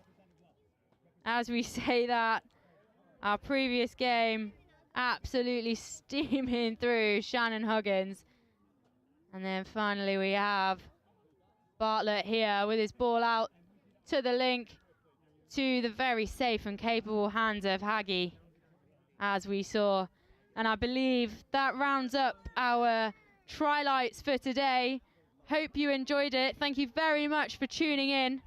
That's us finished down here at Riverside in Nottingham for today. But if you want to be watching some more touch, there is still the live stream over up at Highfields, where our Opens and 27s, etc. teams are playing. So if you've not fed up with us yet, take a trip on over to there, hit the live stream up there, and enjoy a little bit more touch in the sun here in sunny Nottingham on the third day of the Touch World Cup 2024. Thank you very much for listening. Thank you for tuning in, and we will see you here at Riverside tomorrow.